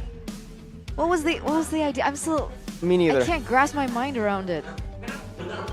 Might just be the fact that he has some dashes, some shielding. He thought he can outplay. But even if he could, like, it's just too risky. He was already proven that he can't even go in a 1v1 against CC, and he didn't even know where the CC was at the time. I don't know. Maybe we had got to look at the replay to figure out what that was. But yeah, exactly. And it sucks because he made such a bold statement, and we do like the spice coming through. Yeah. We approve of the statement. But with the confidence, that was a little off for me. But what wasn't off was Brusco this game say it on right. the Arlet. Bruscote. Bruce Goat! Presented to you by our official tournament smartphone, Samsung Galaxy. On the Arlet with the thrill. He knew what he was gonna do, man. From the beginning, he walks up, he played with the Vexana. We all thought, like, we were all talking about how Skylar needs all the backup, he needs all the prio, and the roamer should try and help him out. No, Bruce Goat says, I'm here for the kills, the Vexana is what I need, and he, you know, acted on that. And look at that early game, it was just a scary play coming in from Brusco, even though he's going full tank items, right? No components to try and add to the damage. It was enough though. Bruce Goat. So much doubt placed onto him. But seriously, like I said in pregame as well, right? I think a lot of people have started to completely discredit RRQ based on their last 2 losses. They lost against Rebellion with their secondary lineup, and then lost to Onic. Sure, Aura did beat Onic, but still, Onic are really strong, and Onic played Albert actually. So it was the lineup that lost to our Aura, but still a top team, you know? The RRQ are no way in the bottom. Still though, I was really rooting for Natko after, you know, the bold statement. Still rooting for him. I hope, Natko, if you do see this, don't get mentally destroyed. But that's tough when you talk like that and then, you know, play like that. I mean, the series isn't over yet. It's not over yet. It's not over yet. Maybe it was the jitters. I mean, it is the classic derby. I really hope so. You know, maybe some players come in with like a lot of pressure, knowing that this was one of the most celebrated team matchup, right? RQ and Evo. So classic derby. I mean, look at the arena. yeah, so it's a full house it stands to reason that, okay, you can do well in the other games, but when it comes to those really big games, man, the Royal Derbies, the Classic Derbies, Yeah. it's a whole different atmosphere in the arena, man. So maybe he needs one more game to try and get into that groove, right? We'll have Yeah. to see, man. It's very, quote-unquote, early on Yeah. in this match. It's too early to tell. Let's give him a little bit of time. Reserve judgment. Reserve judgment. It's one game. Actually, 3 games. 4 games, including this one, that he has played in Yes. MPL. But they won last time. They almost lost because of the... Yeah, but we won't talk about that. What happened? Yesterday, Yeah. they were leading like 9k gold, and kind of the same thing happened. So I thought he would fix it. Oh, okay. We'll You see might- how that fares in game number 2. Sorry, Arashi. I know you want to talk a bit more, but we're going to head to a break. Just a moment. I know you guys are also waiting for the second game of the series, so we'll see you after. Don't go anywhere. Don't go anywhere. Please don't go anywhere. Stay. Fans, mana suaranya? Kurang keras. So we'll see. Maybe there are heroes that can encourage that playstyle more for Evos. So we'll just have to see, man. Coach Strategy, literally is called Strategy. He's also a G because he's Strat the G. So we'll see what he can bring here. Something crazy, something strong, something dominant. And here it is, the drafting phase for game number 2, presented to you by the official tournament smartphone at Samsung Galaxy. Both teams have swapped sides. We see a Ruby, Arlet being banned out on RRQ. Evos have gone for a Claude once again and a Nolan. So they're still going to respect Claude and Skylar. They have to. I don't think any team right now wants to give Skylar or want to give Claude his Skylar. There you go. Claude on the Skylar, that is definitely one of the strongest weapons RRQ has been using. So we'll see though, for RRQ right here, with the Ruby, with the Arlet, it will be the Joy, the Angela left open here. I get the feeling it might be first pick too. I mean, RRQ really enjoys that Angela dominant, one-sided kind of playstyle, right? When they get the ball rolling, so we'll have to see. So what do Evos want to do? Do they go for the Angela ban, or they go for something like the Matilda, who up until this point has still been left open as well? And let's not forget about the Fanny that was also banned out in the first phase. And I'm wondering whether or not Evos are still going to stick with the Fredrin in the first phase of the picks this time around. Fredrin's first pick just seems a bit too costly, especially when they are other junglers that maybe they're not as good, right? But they still do some of the same job descriptions just well. But never mind, Evos say we don't want to deal with that. Fredrin ban. So now it's all about the first pick here. The Arlet was banned out, the Ruby too. We do have the Matilda up for grabs here for Brusco if he actually does want to utilize it. That is a hero that has been left open, as well as the Angela, actually. Here though, we have a comment from Skylar, or Skylar. I love it. Since season 9, many have wanted to defeat me, but I just respect them. Killing them with kindness. Killing him with kindness, man. Or just silence. You know, if you're so high at the top, you don't have room or time to deal with that. You're right, man. He's levitating above all of us. Plebs, it's gonna be the CC though, picked up by RRQ. It was very dominant, one of the stronger forces in game 1 in the hands of Dawn. So we'll see. For Evos now, they have a chance to, once again, maybe steal away the Minotaur from Brusco, right? And pick something maybe stronger in the mid lane. The Vexana is not a bad idea. I mean, if you want to take Minotaur, there's always the Arlet. Oh, Arlet's banned out. Nice. Nice one, nice one. Okay, you're right. Adaptations. Minotaur for sure. Let's Do take a you look really at want to give the strategy. Angela though to RRQ? Yeah. Angela's up for grabs. They already have a CC. I don't know if you want to give an Angela over to RRQ. Then they can pick Baksha too. CC, Angela, Baksha. Yeah. They have to pick it up. For sure. Ooh, Yu Zong Angela. We haven't seen this in quite a long while. I believe Geek Fam was just devastating when they do get their hands on this combo. Signature Fluffy though. Yeah, with the Angela as well. This is a terrifying Black Dragon. You have to wonder if RRQ have some kind of solution here. What will they adapt?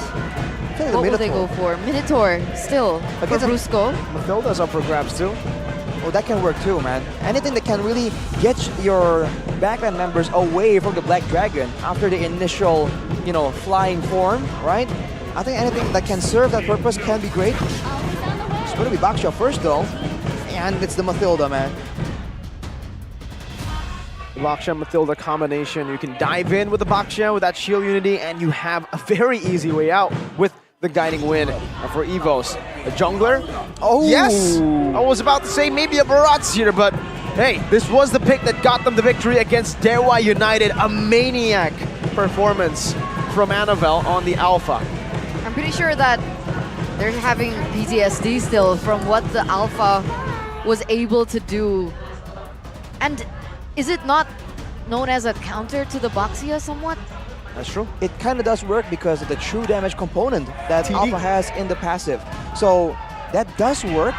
And Alpha, before the nerfs, he was notorious for just being able to do a lot of damage and heal up and regenerate a lot of the HP.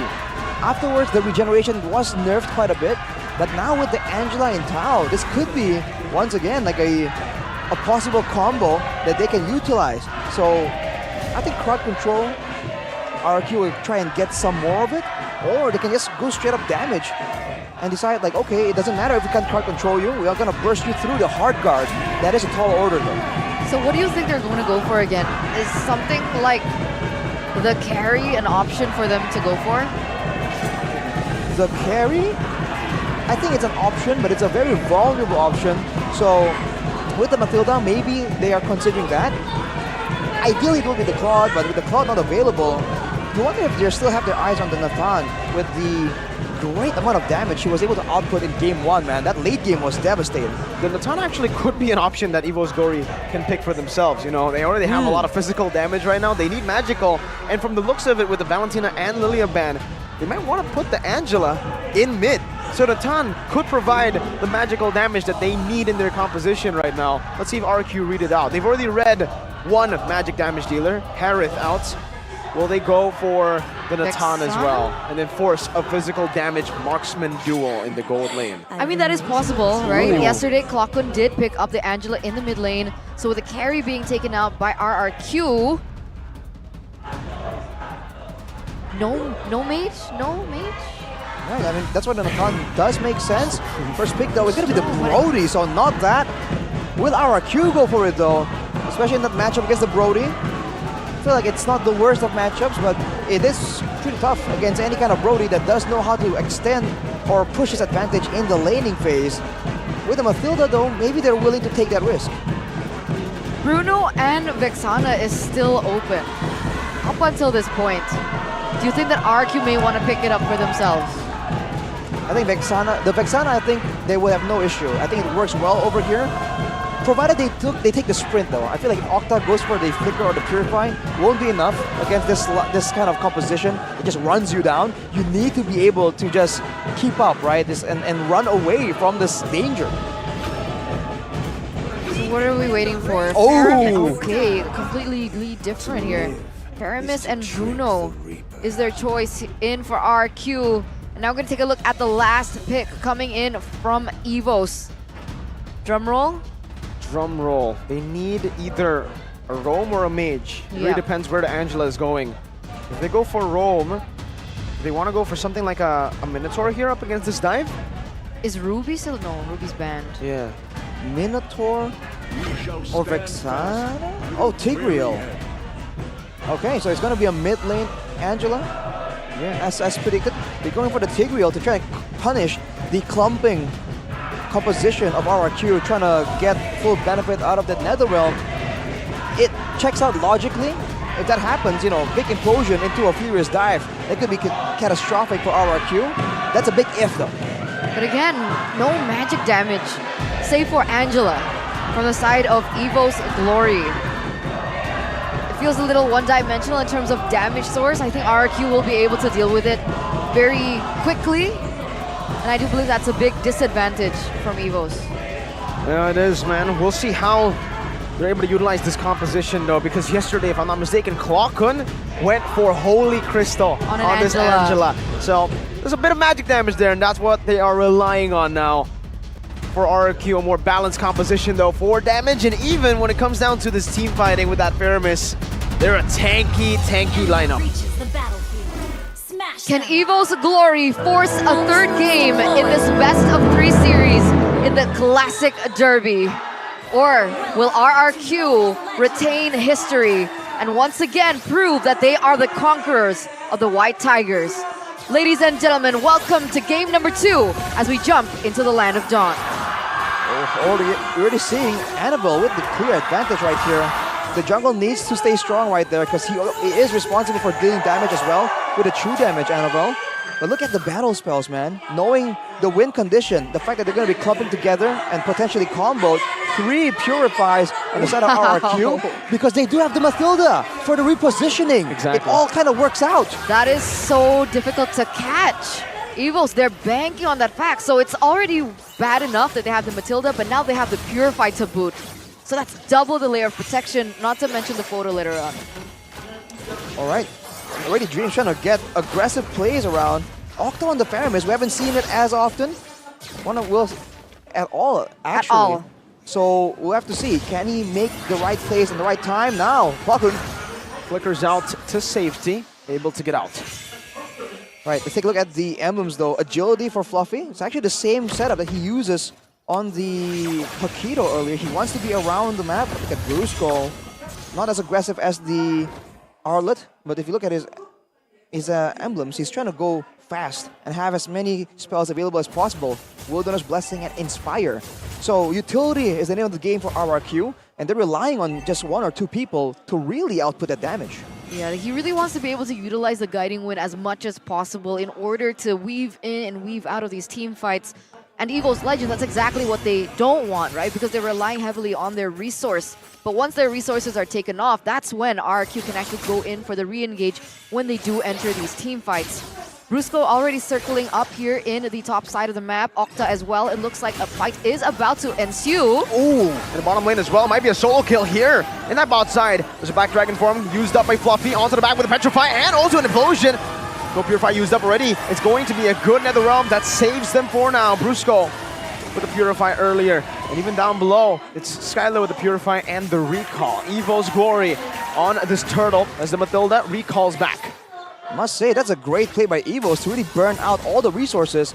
But they also used the Black Dragon form as well as the Heart Guard. So both teams really back away from it, waiting for the next opportunity for plays to come. And I feel like without that surprise factor, the fact that Evos went for it so aggressively, RRQ does have the advantage.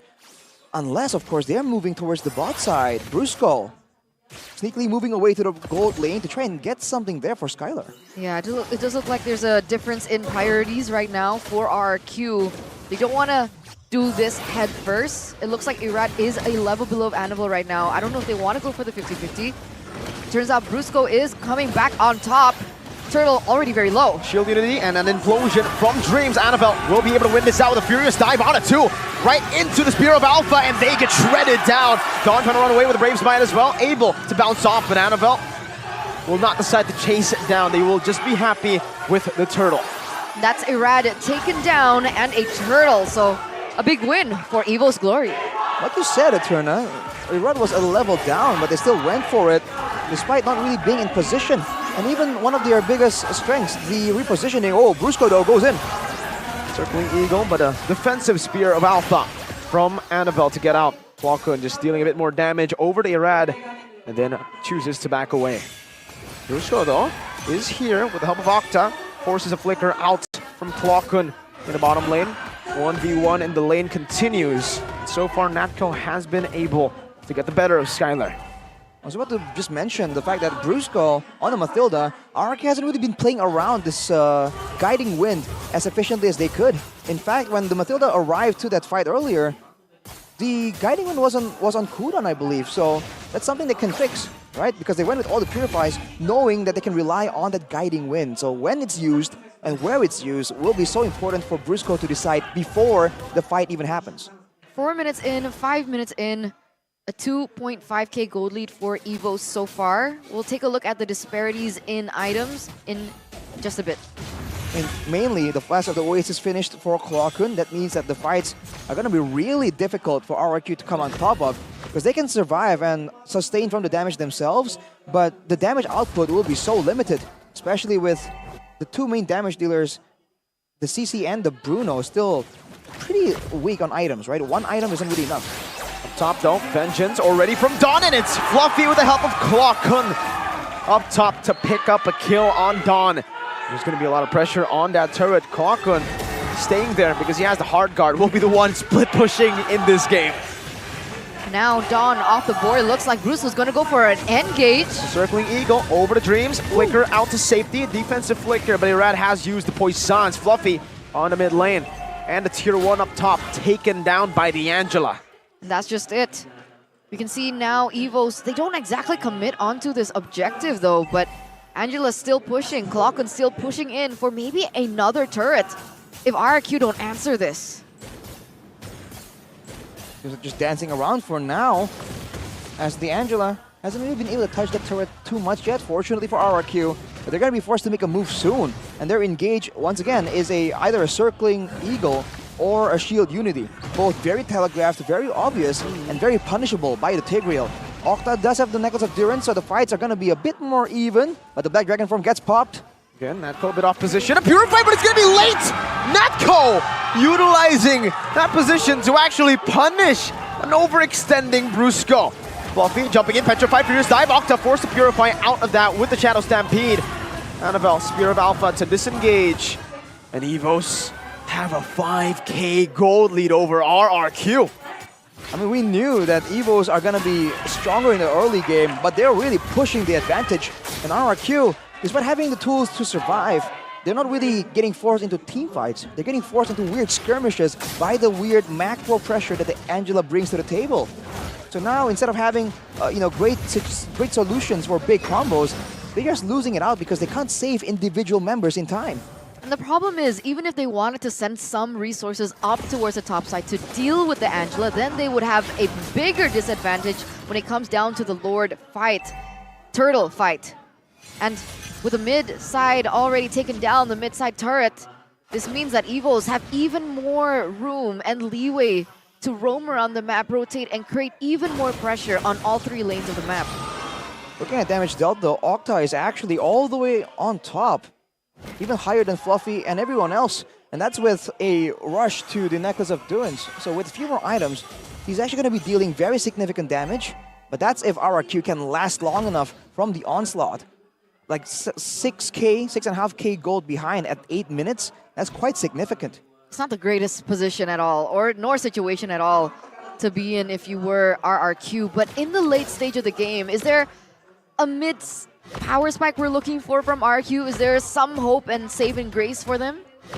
I think for sure in the late game, they will have an advantage. On top of the fact that the Faramis does have the passive, they'll have more ways to really stay in a fight, and the DPS from the side of Evos is a bit lacking, right? It's more towards the burst side of things. Wow. Try to go for a pick on Klokun. You can hear the from the crowd too as Klokun gets out. He's recalling too. I like the taunts here from Klokun in game number 2. Annabelle soloing the Lord. I guess this is an advantage that you have when you have an Alpha on your team. Crazy clear speed. 2 levels ahead now of Irad. In the item department though, Irad has picked up the Antiquirus, so it's going to be a lot tankier. Items are just what they need, man. RRQ, I think going for a trade there was the right call. Unfortunately, unable to get the Angela. I feel like they should really try and get gold when they can by farming. Because if you look at Evos, they're splitting up quite a bit in order to really deny the farm. Natko in nature. Now, with the Torn Apart Memory flickering out to safety. Brusco is very low. Natko has to have the hard guard, but Dreams gets taken down. Now it's Natko who's trying to run away, but also kiting them in the process. Skylar sliding tackle, Annabelle zoning them from this turret. Evos have lost their roamer, but they are able to get a tier 2 turret off of that play. 8k gold lead. 8k gold lead for the White Tigers now in the 10th minute of the game. It looks like they're starting to look for more in the mid lane, looking for more pressure. Do they get the turret? The Lord is still marching on the top side. RRQ, can they try to deny the inhibitor takes coming in from Evos Glory. I think they can. For Evos, they do have that advantage. Having a Brody means that it's very easy for you to really do some damage with a limited window of time against turrets. But for RRQ, it's the first Lord. They do have decent damage, and they can deny a big dive with the Netherrealm. It hasn't been really working for RRQ out in the open, but under a base turret, that Netherrealm will, I think, be enough to really buy a lot of time and force Evos to take needless damage from the turrets. That is what they're relying on right here to really defend. As you can see, they can't really leave the base. They can't. The game fact here by GoPay, Baxia became one of RRQ's winning heroes in MPL ID Season 12 with an 81.82% win rate from 11 picks, even securing a 3-win streak in week number 1. However, in MPL ID Season 13, RRQ's Baxia has a 50% win rate from 4 picks. What's going on the stage? I have no idea. Well, Yeah, the crowd's getting hyped for something. what are they getting hyped over? I'm curious. I think they're just yelling at each other right now. Are they taunting each other? I think they are taunting each other. Our Indonesian counterparts are egging them on, like, yeah, go on, keep going, keep going. Or maybe. Octa, Stampede, Evos Glory with an attempt, but it will only remain an attempt. Evos, for sure, is feeling the clock tick, man. In these moments, without the Lord, without anything to really pull RRQ out, they're stuck really trying to find ways to punish. Because again, in the late game, I feel like they have things to be concerned about as well. As Skyla picks up the Malefic Roar, already at a 3-item power spike. So not the endless battle we saw earlier. It's going to be the Malefic Roar to try and go against all these beefy fighters. They're playing it so patiently now. They're waiting for 12-minute as well. They want to get an enhanced Lord. They want to crack this space open. In fact, they need to, right? It's not that just they want to. And with the macro pressure already doing its job, RRQ, this is a strategy, if you can call it that we've seen a lot in the previous seasons. When you have a Paramis, you just stay in the base. And even if you lose the Lord, eventually, right, the fact that you can deny a full-on dive will allow you to catch up. But when they are 10k, almost 11, it might be 11 by the time Evos makes the push, 10k gold behind used to be the threshold of gold where it doesn't even matter if you make a small mistake, right? The gold difference can cover for it. So we'll see if Evos can make that happen, because remember, the Waves and the Lord was changed to be a bit better at really cracking open a base. And it's a little bit harder for teams that are on the losing end, quote unquote, to go for a comeback. And with a 10k gold difference, it's looking quite bleak for RRQ. What do they do? Well, for everybody back at home, they can go and put in the promo code right now. GoPay Gamers on the GoPay app. I think a big issue right now for RRQ as well is that the only real frontline is going to be Irad. Dawn on the CC is still relatively squishy, and now Evos makes their move. Mid lane going to be dealt with, but they concede the top lane base turret. Octa getting shot once. And that's the amount of damage that Nako has within his arsenal right now. They have a lot of sustain still, though. Certainly Ego over to Nako. Only going to get chunked, and the turn of our memory as well. Oh, the burst! Gee! My goodness! Brusco just disappeared. Dreams, though. Wicker Implosion, not connecting spear of Alpha. Bringing Irad all the way back to the team, but the team is going to go to the other side where Irad is going to be soloed completely by Annabelle. Octa, Purify, turn to defend in the back. The base is open, down. Brusco is down as well. No more help. Skylar with a Purify, Nako over to Nature, but now in the back, gets in with a torn apart memory, gets the final kill over to Octa, and they equalize the series. The Evos fams roar in the building. It will not be a clean sweep. Not today, say the White Tigers. They have successfully forced a game number 3 in the first El Clasico, or the Classic Derby of MPL ID Season 13. And it was a stop. A 10k plus gold lead for Evos up until the very end. Game 1, we got Brusco. Is game 2 Nasco? Nasco? Could it be? What happened? What is going on? All the Co's are doing good. Brusco. But game 1, Natco didn't perform. It was Natco over in game 1. Now it's Natco. Man, even on the desk is mere goat. Arashi goat. Aether goat. All the goats. Man. What was that? This is the goat matchups. All right, man. You would not want it any other way, man. Whenever the Classic Derby is happening, it has to be a full series. They owe it to the audience. They owe it to everyone. We're going to game 3. We're swapping, man. It was Nat Gover and Bruce Goat. Now it's Bruce Gover and Nat Goat. The consistency. Is a Not question. really. Yeah. Oh, boy. Yeah, that needs to be reviewed by both parties. RRQ mostly though, because that game too was not it, bro. The fact that they went for the double, what do you call it? Double support strategy. We saw it back then. The Mathilda Faramis. It used to be, wow, so strong. But not in the current times. You're right. They're you're trying to right. go for all the aggressive plays, but Brusco and the Mathilda, we're seeing the same issue that Yaoi was running into, right? Trying to set up for his team aggressively, but it's just too slow. And that last circle, we're gonna see it again in the replay, but that last circling eagle was painful to look at. Wait, It I was. wanna And he change purified late. So the torn apart memory answer. was still full stacked. It's the torn apart memory. That's the Ooh, man. Snowball from Evos brings the Classic Derby number 30 to game number 2, and everyone has their fingers crossed, man. This is the intense moment of the match. And the interesting thing is, if you had to choose the player of the game, I think it could be argued, right? who and who? Who, yeah. Well, am I allowed to reveal the? It's already behind us. No, not that. But Oh. who Who did was you in vote for? review? Who did you vote for? So there was Klokken, Annabelle, and there was Natco. Nat Goat. Natco. Game 2, Nat Goat. Nat Goat. And Bruce Nat- Gover. But in game 1, Nat Nat Goat. Gover and Bruce Goat. Natco. We'll give it to him. And player of the game for game 2, presented to you by our official tournament smartphone, Samsung Galaxy, Nat Goat. Trying to redeem himself, winning against Skylar. Definitely a big feat. But man, let's see what he was able to do in the highlights. Player of the game highlights presented to you by the official gold partner, UBS Gold. That's early fight though. I really felt like this is something that both parties are kind of like YOLOing into. RRQ definitely got the short end of the stick right there.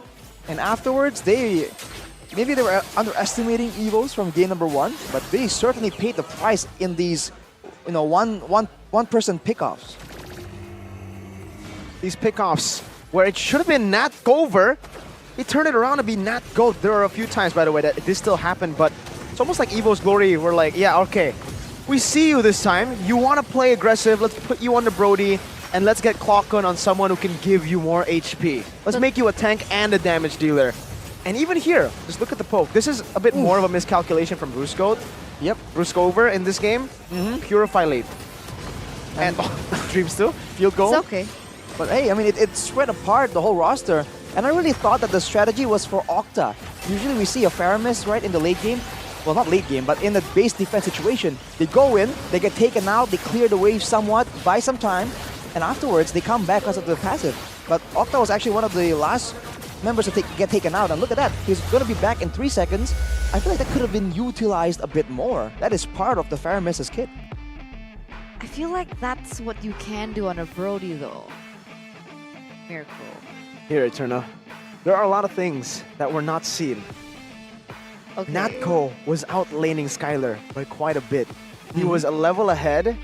In I forgot, the 4th or 3rd minute, he almost solo killed Skylar, putting him in his own turret and forcing Skylar to recall when he got so much more tempo. Little things like that, it adds up. And it's because he also went for Master Assassin. Yes, it's the Brody matchup against the Bruno. But still, the fact that he was out laning Skylar and then able to utilize that snowball over to burst Bruce Goat twice. It just seems like the game plan just wasn't really all there. We've talked about it already in the early game, right? In the beginning of the game, the lack of magic damage for Evos Glory, right? And the fact that, for the most part, all of their damage is ability-based. So Antique Cuirasses could have really been a big shutdown item, but they really weren't respecting Evos Glory at all. So all the way towards the late game, they really couldn't do much. And in the end, even Natco went for the rose gold for the extra bit of shielding, knowing it's going to take a lot of damage from the Mathilda, from the Faramis, and can keep the Bruno and everyone else just at bay with the range control, and Clockun, of course, as a plan B. Whoa. Damn, 100% kill participation for everyone on RRQ. Wow! I just One realized kill. it's a 1 kill. And 7 for Evos, but 7 with a win. And also the GPM, 700. Lucky number. 830. Oh, it's 803. Sorry. Everyone 57 kill participation on Evos Glory. Oh, you're right. Except Annabelle, man, he didn't get the memo, unfortunately. He was too busy dealing with the new show objectives, man. 2 turtles, 2 lords. This Alpha, though, it's really looking... Maybe it's coincidental, right? That it's picked in the games where Evos is doing good. But it's looking really, I don't think it's really coincidental. Because even in the game against Dewa, where they picked the Alpha, they were dominating the early game. Exactly. They did, you know, throw a bit in towards the later stage of the game, but Annabelle then got a Maniac. So this is the pillar of consistency, the Alpha for Annabelle. But even in game 1, I would say Annabelle played a really good game. He red traded very well up against Irad on that Fredrin. He was able to get the big bonks. What do you expect from a Fredrin? It's not what you expected from a Harith in game 1, but see, Eterna, that's what's special. What do you expect from the Brody in game 2? The snowball, right? And he did it! So in game 1, he didn't do what you expected. But in game 2, he did. That's what a You Brody can call is him mailbox or made mailman for. because he delivers. A lot of times, not every time. Just like a mailman. Look. Sometimes there are problems during, shipping. I'm happy Yes. with his performance in game number 2. Okay. Okay. But it's still 1 game. Okay. Yes. Okay. Well, shout out our postal service It's in too Indonesia. It's too early to call him these names. Not Goat? Yeah. But what about Bruce Goat? Bruce Goats is okay. Why is Bruce Goat okay? Or is it Because not Bruce- okay too? Because Bruce Goat has I guess the don't- Wolf stamp of approval. Yeah. So Wolf, is it not Goat or is it not Gover? Wolf, confirm, please. Well, it doesn't have to be that extreme either. Yes. It's No, not either you not go big or goat go home. or not over. Do you... Okay, in MPL. What is this in a best extreme of 3, thing? do you win and lose or do you win and draw? You win and lose. Exactly. Exactly. You either win or you lose. I need to call Wolf, man. Wolf, I think I'm gonna call him during this break. So we'll be right back. Don't go anywhere. Stay tuned, ladies and gentlemen.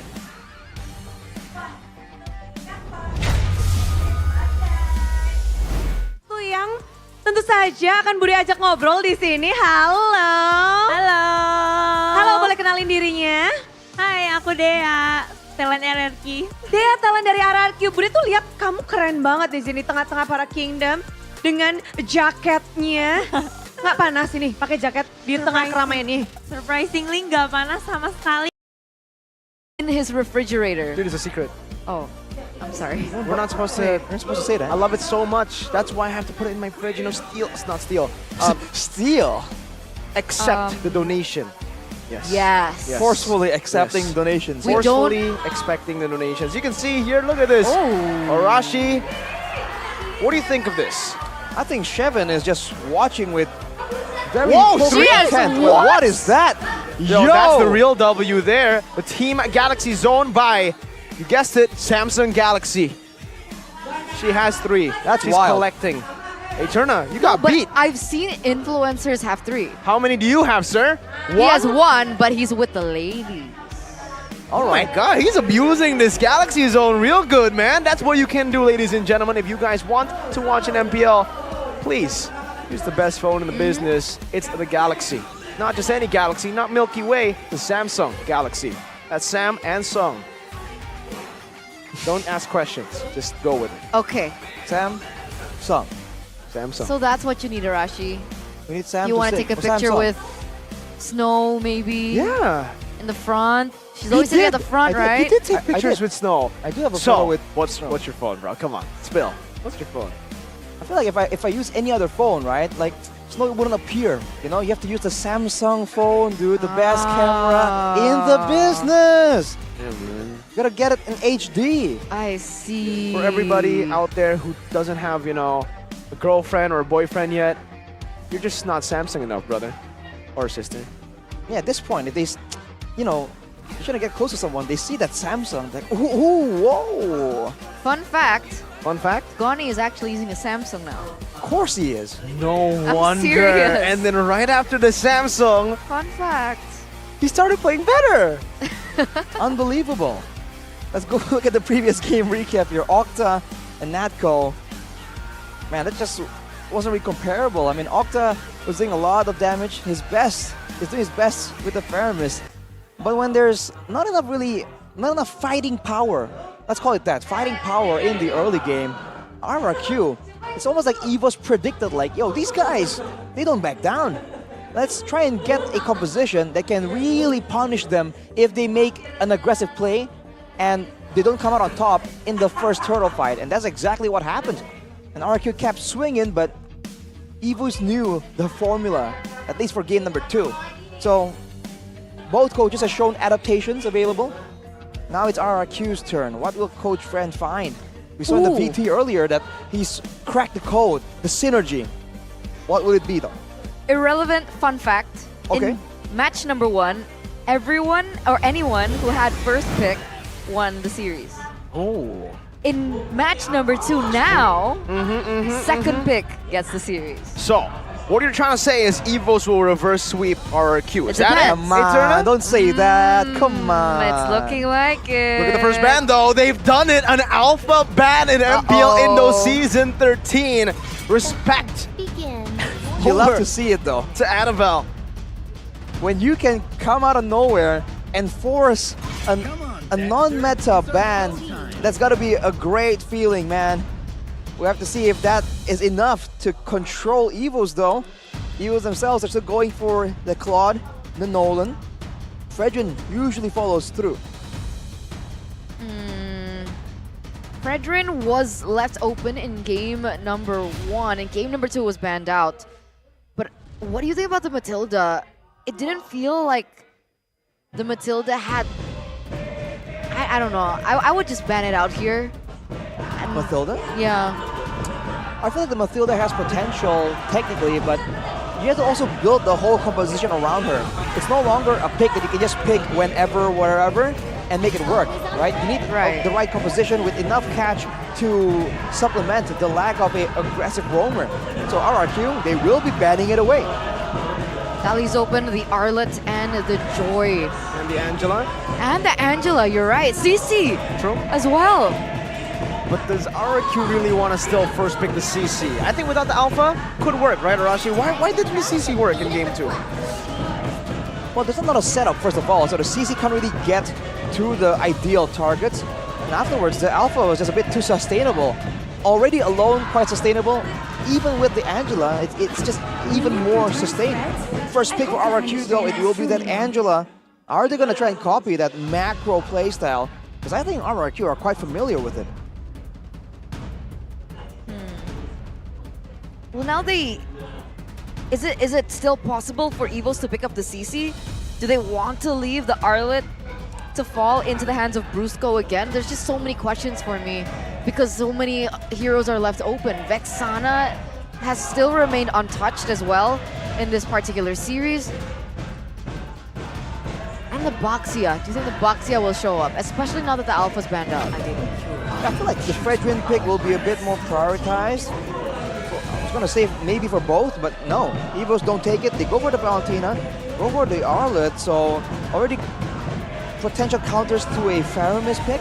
For RRQ though, if they want to go for a Fredrin, right, the signature pick, that is possible. It will indeed be the Eradicator and the CC, so now having the CC Angela combo, we haven't seen a real surefire way of shutting down this duo menace.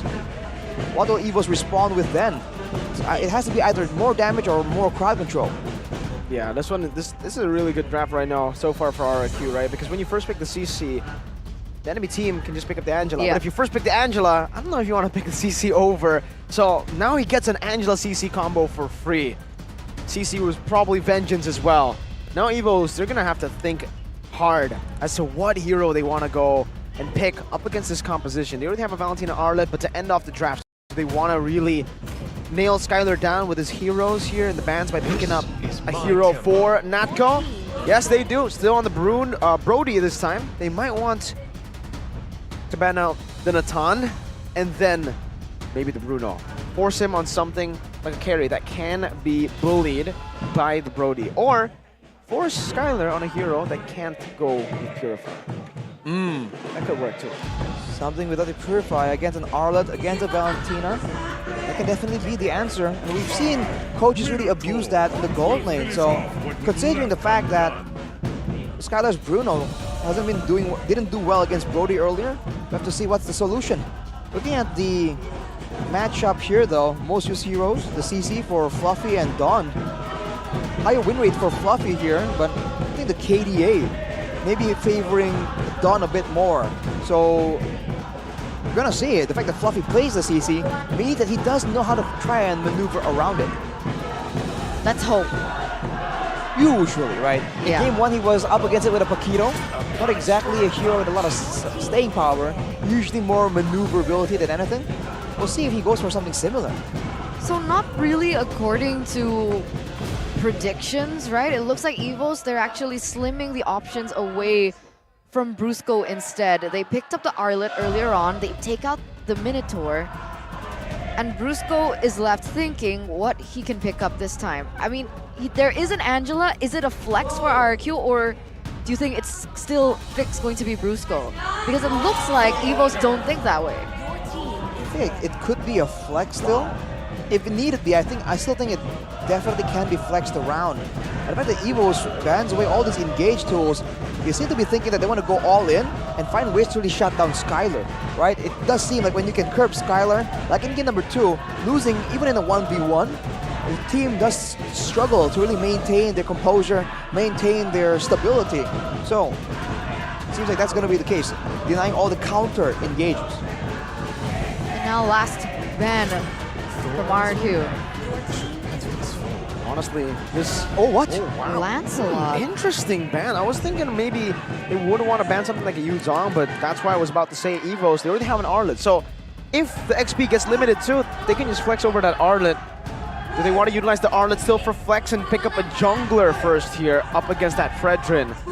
What would be an option against a Fredrin, against a CC? I think Barats would be a pretty good option, right? Just take one person out of the fight for a little bit and spit him out later and stun him. Barats, Waxia. Oh! Finally! We haven't seen it in a long, long time. It's Uranus. And it's funny because we were talking about this Yes. coming up as a potential pick for the first match Yes. for Bigetron if Sorizo did play. But now we're actually seeing Fluffy being the person to be playing or spearheading the Uranus debut. Man, and we were talking about how the Uranus could be an answer against the CC in lane. We were talking about the glue and then the Uranus. Yep, backstage before match 1. We expected it to be in match 1 with Sorizo and Aran, but then Lord JM played, saw him play Paquito. Now it's Fluffy, and if you remember Fluffy, he plays Uranus, man. Back in when he was in Aura with the fire back then, he was a menace. Whoa! What the heck? What is going on? Roger Gold? Roger? Gold? What is it? Oh man, these are the Vren picks the crazy Vren picks. I don't Back when he was understand. coaching TNC, he brought out the Odette combo. And now we have a Roger. We saw a Layla previously. Roger. Gold? Arashi Gold? Right. Looking at it logically, Oh man. Roger does percentage HP damage, right? He's a stronger laner than a carry. I think Evos was trying to back RRQ into a carry pick. Man, Fanny against a Nana though. Man, I have no idea how this is going to play out. There's so many factors that we are just not used to seeing. Fanny, Roger, Uranus. Fanny not as unorthodox, but still, this is the first time we've seen the Fanny for Evos Glory. Going to be spearheaded by none other than Annabelle. What do you think about these compositions for both teams, real quick? I think RRQ, if you just play it standard, has some kind of advantage. But for Evos, the fact that they have more options here, they can match the split push, they can assassinate the Angela instead of dealing with the hard guard. They have more ways and creativity to approach this. Coach strategy, showing just insane strategy right now. And it is confirmed, it's a Roger in the gold lane. Eterna Arashi. If RQ lose this, I don't know what the comments will be filled with for Vren, bro. And what better way to close our first and our 30th in total classic derby between RRQ and Evos as we jump into the land of Dawn, ladies and gentlemen, to see the conclusion. And already so much aggression on Annabelle. Early on, very, very low. Annabelle, no purple buff for now. He'll have to recall Dawn though. Going head on to Dreams. Almost getting the first blood to RRQ with a lead early on. Pressuring away at the Assassin is a strategy you've seen before, but Dawn, wait, he's even leashing quite a bit. He's not going to the lane. He's losing a couple of minions right now. Fluffy's already level 2 and he's just stuck at level 1. That and in the gold lane, this is not a matchup that we've seen. Roger and Brody. And Master Assassin Roger. Master Assassin Roger with the thrill, so he's going to be trying to be as aggressive as possible. I have no idea how this lane is supposed to play out. The Fanny though will be a bit more, has to be a bit more cautious against the Nana. The fact that there was that invade earlier from RRQ is a great start, but they were unable to really get a kill there to anyone, so it didn't really result in anything too drastic. The result is Annabelle is, I guess, a level below Irad right now. So if they want to go for the neutral objective takes, it's not going to be as simple for Evos Glory unless Annabelle wants to go for a more oppressive and aggressive playstyle, which is look for pickoff so far, which we haven't seen either. Oh, I feel there's just so much responsibility in the hands of Octa here in this kind of situation. He is the one responsible for a lot of coverage, a lot of like defensive maneuvers, and if he lands a great ultimate, they can change the fight. If he misses the ultimate though and doesn't get like a multi-person stun, that can be terrible for RRQ as well. He's rotating over. The blitz is ready. He will use it there. Irad still is able to find it. Dashes out now as Annabelle jumps in with the cables onto the back. Rusko gonna be slain. First blood over to Annabelle as he goes over to Octa. But they will not continue this. They will only just take the kill and trade it over with that turtle. Rusko being level 3 right there. No hard guard. RRQ get the bit of the advantage on. Whoa, Dreams! A big smackdown from Irad on Dreams. Deleted. Smacked down by the Eradicator. That's why they do not want to see the Fredrin. We'll have to see though now with a bit of an advantage. Fluffy is doing what Uranus does, moving into the jungle. Dude, Skylar's not taking damage. Maybe this Roger pick has a secret benefit we're not aware of right here. Here's a player head-to-head though between Skylar and Natco. Higher hero proof for Skylar, of course, but the teamfight participation more for Natco. That average KDA though is where things really look different. Evos aren't really known to really play hardcore for Natco, but he can carry. Whereas for RRQ, Skylar always has a role to play. But I don't know, does Skylar not have much going for him as a Roger in that 1v1 just trades in terms of damage? I think he's slaying just for team fights. So far he's just farming, right? Surviving in the lane. And with the Lycan form, he's actually not taking damage from the Brody. Yep, and later on there'll be that percentage HP damage, the missing HP damage as well. Is this gonna be the beginning of a new combo, like a Roger Angela just diving towards your team, just outputting a lot of damage? There's a lot of potential for sure, but Annabelle though on the Fanny, you're wondering what is his thought process. No one's really that squishy to really try and one-shot, except for the Angela. Yeah, I mean, earlier on we saw what he was able to do for the Angela, right? But that is assuming that the Angela has not used her hard guard yet. And with now Busco at level 4, that definitely is a possibility that can be negated. So what is the game plan for Annabelle here? As you can already see, a good setup coming from RQ. Going a blitz 2 used up now by Clockun. Irad jumps out of it. Natco's push of damage. Dreams! Final flash to the back now. Bringing Irad and Octa to the team. Dreams in the midst of it all, still with the vengeance. Still able to sustain for a bit, but Irad takes him down. Short of our memory, not enough to take anyone down for now. It's a stun over. And Skylar's looking for the kill. Natco flickering over the wall now, but he will be eaten up by RRQ. It's 2 members down for Evos Glory, and they lose the turtle.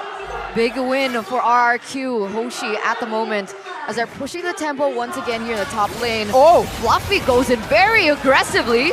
And dies. Pays the price. He jumped in. A 1v3, 1v4. Ooh, it's not over yet though. Annabelle forced to back away in that situation. That was a great play to really just...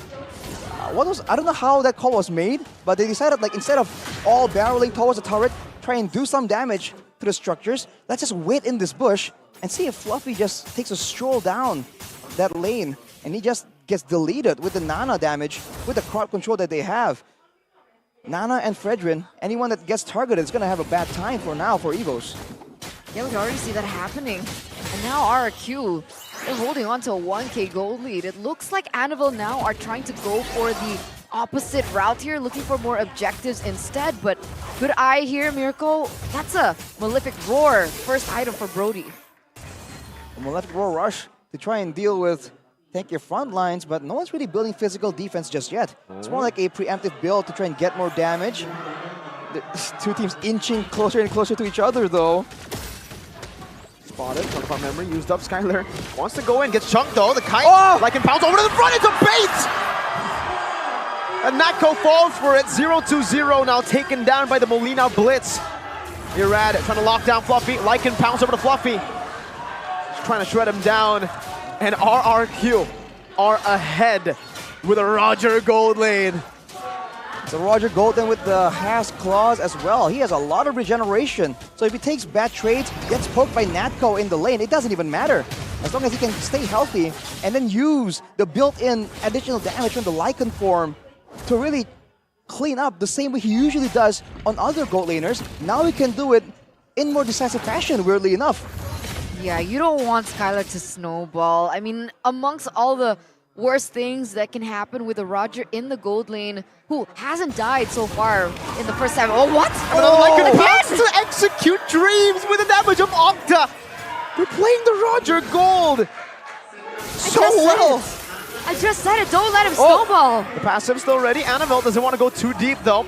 And he will only just get the passive of the Nana. Irad finds the third and final turtle of the game done. Will get the Heart Guard. Natko putting some stacks onto him. Will not go for the full initiation. It's so weird seeing this draft kind of work so well together. The fact that they're now playing with the pressure that they have around the map and then setting up for all these death bushes that we didn't see Evos really fall for in the previous games. Annabelle is trying to do what he can though, right? I mean, one of the benefits of having a Fanny is the speed that you can go through the map. But again, that's all he can do at this point. Irad. Big bomb over to Dreams and Clockun, getting him low. As Skylar jumps into the back line, he has the Lycan pounce now onto Annabelle. Skylar is dealing a whole lot of damage onto the back again. Lycan pounce on Skylar. He's in the midst of it all, still able to survive. But Clockun finally gets rid of him this game. But Natko falls as well. Now it's Irad with a taunt over to Fluffy, trying to chunk him down, but he is able to dash out to safety. Irad though wants to go for more. That's a big bomb! The Eradicator eradicates Uranus. Look at his build, man. I was wondering, hey, against the Assassin, against the Arlid, where's the physical defense? He is going for the maximum amount of health possible. Look at his HP bar, and look at how much damage the Princess Wrath dealt. Oh, now Blitz into Irad. Dreams. Oh, no, final slash, not connecting. Now Natko. Oh, Irad! Now with a dive onto Natko, he can't do anything. Clockwood and Fluffy, all they can do is watch as two of their members get sliced down. What is going on with RRQ Hoshi this game? What is going on with Irad? He is angry, 4-0-5 already. Is he looking to find a maniac of his own? Oof. Oh! The taunt? Okay, no cancel. That caught me off guard for a second. I thought he was, you know, guided into a trap. But with all those plays, with all the aggression, you can see Evos are confused. Where is the safe area? There were 2 towers deep towards their zone of the map, and RRQ didn't care. They chased them all the way, and now they're just confused.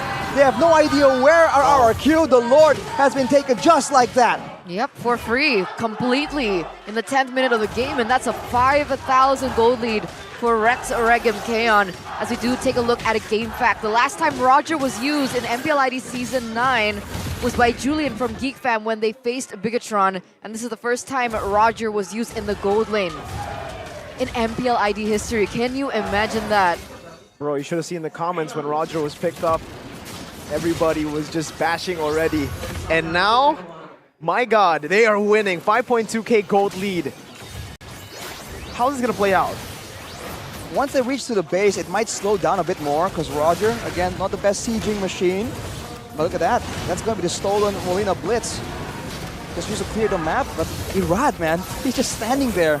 This is what happens when you get Irad the Fredrin, and when you give him the tools, he's just still moving aggressively, unfazed. Irad is a monster at this point.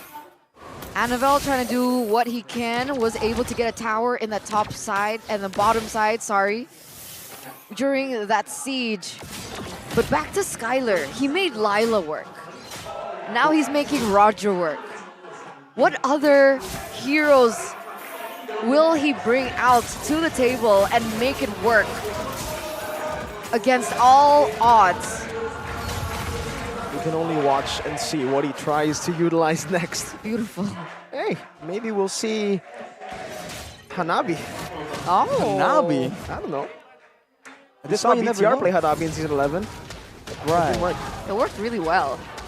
For the enemy team. To lose. But now RRQ with all the control, doing very textbook stuff here, controlling the lanes, right?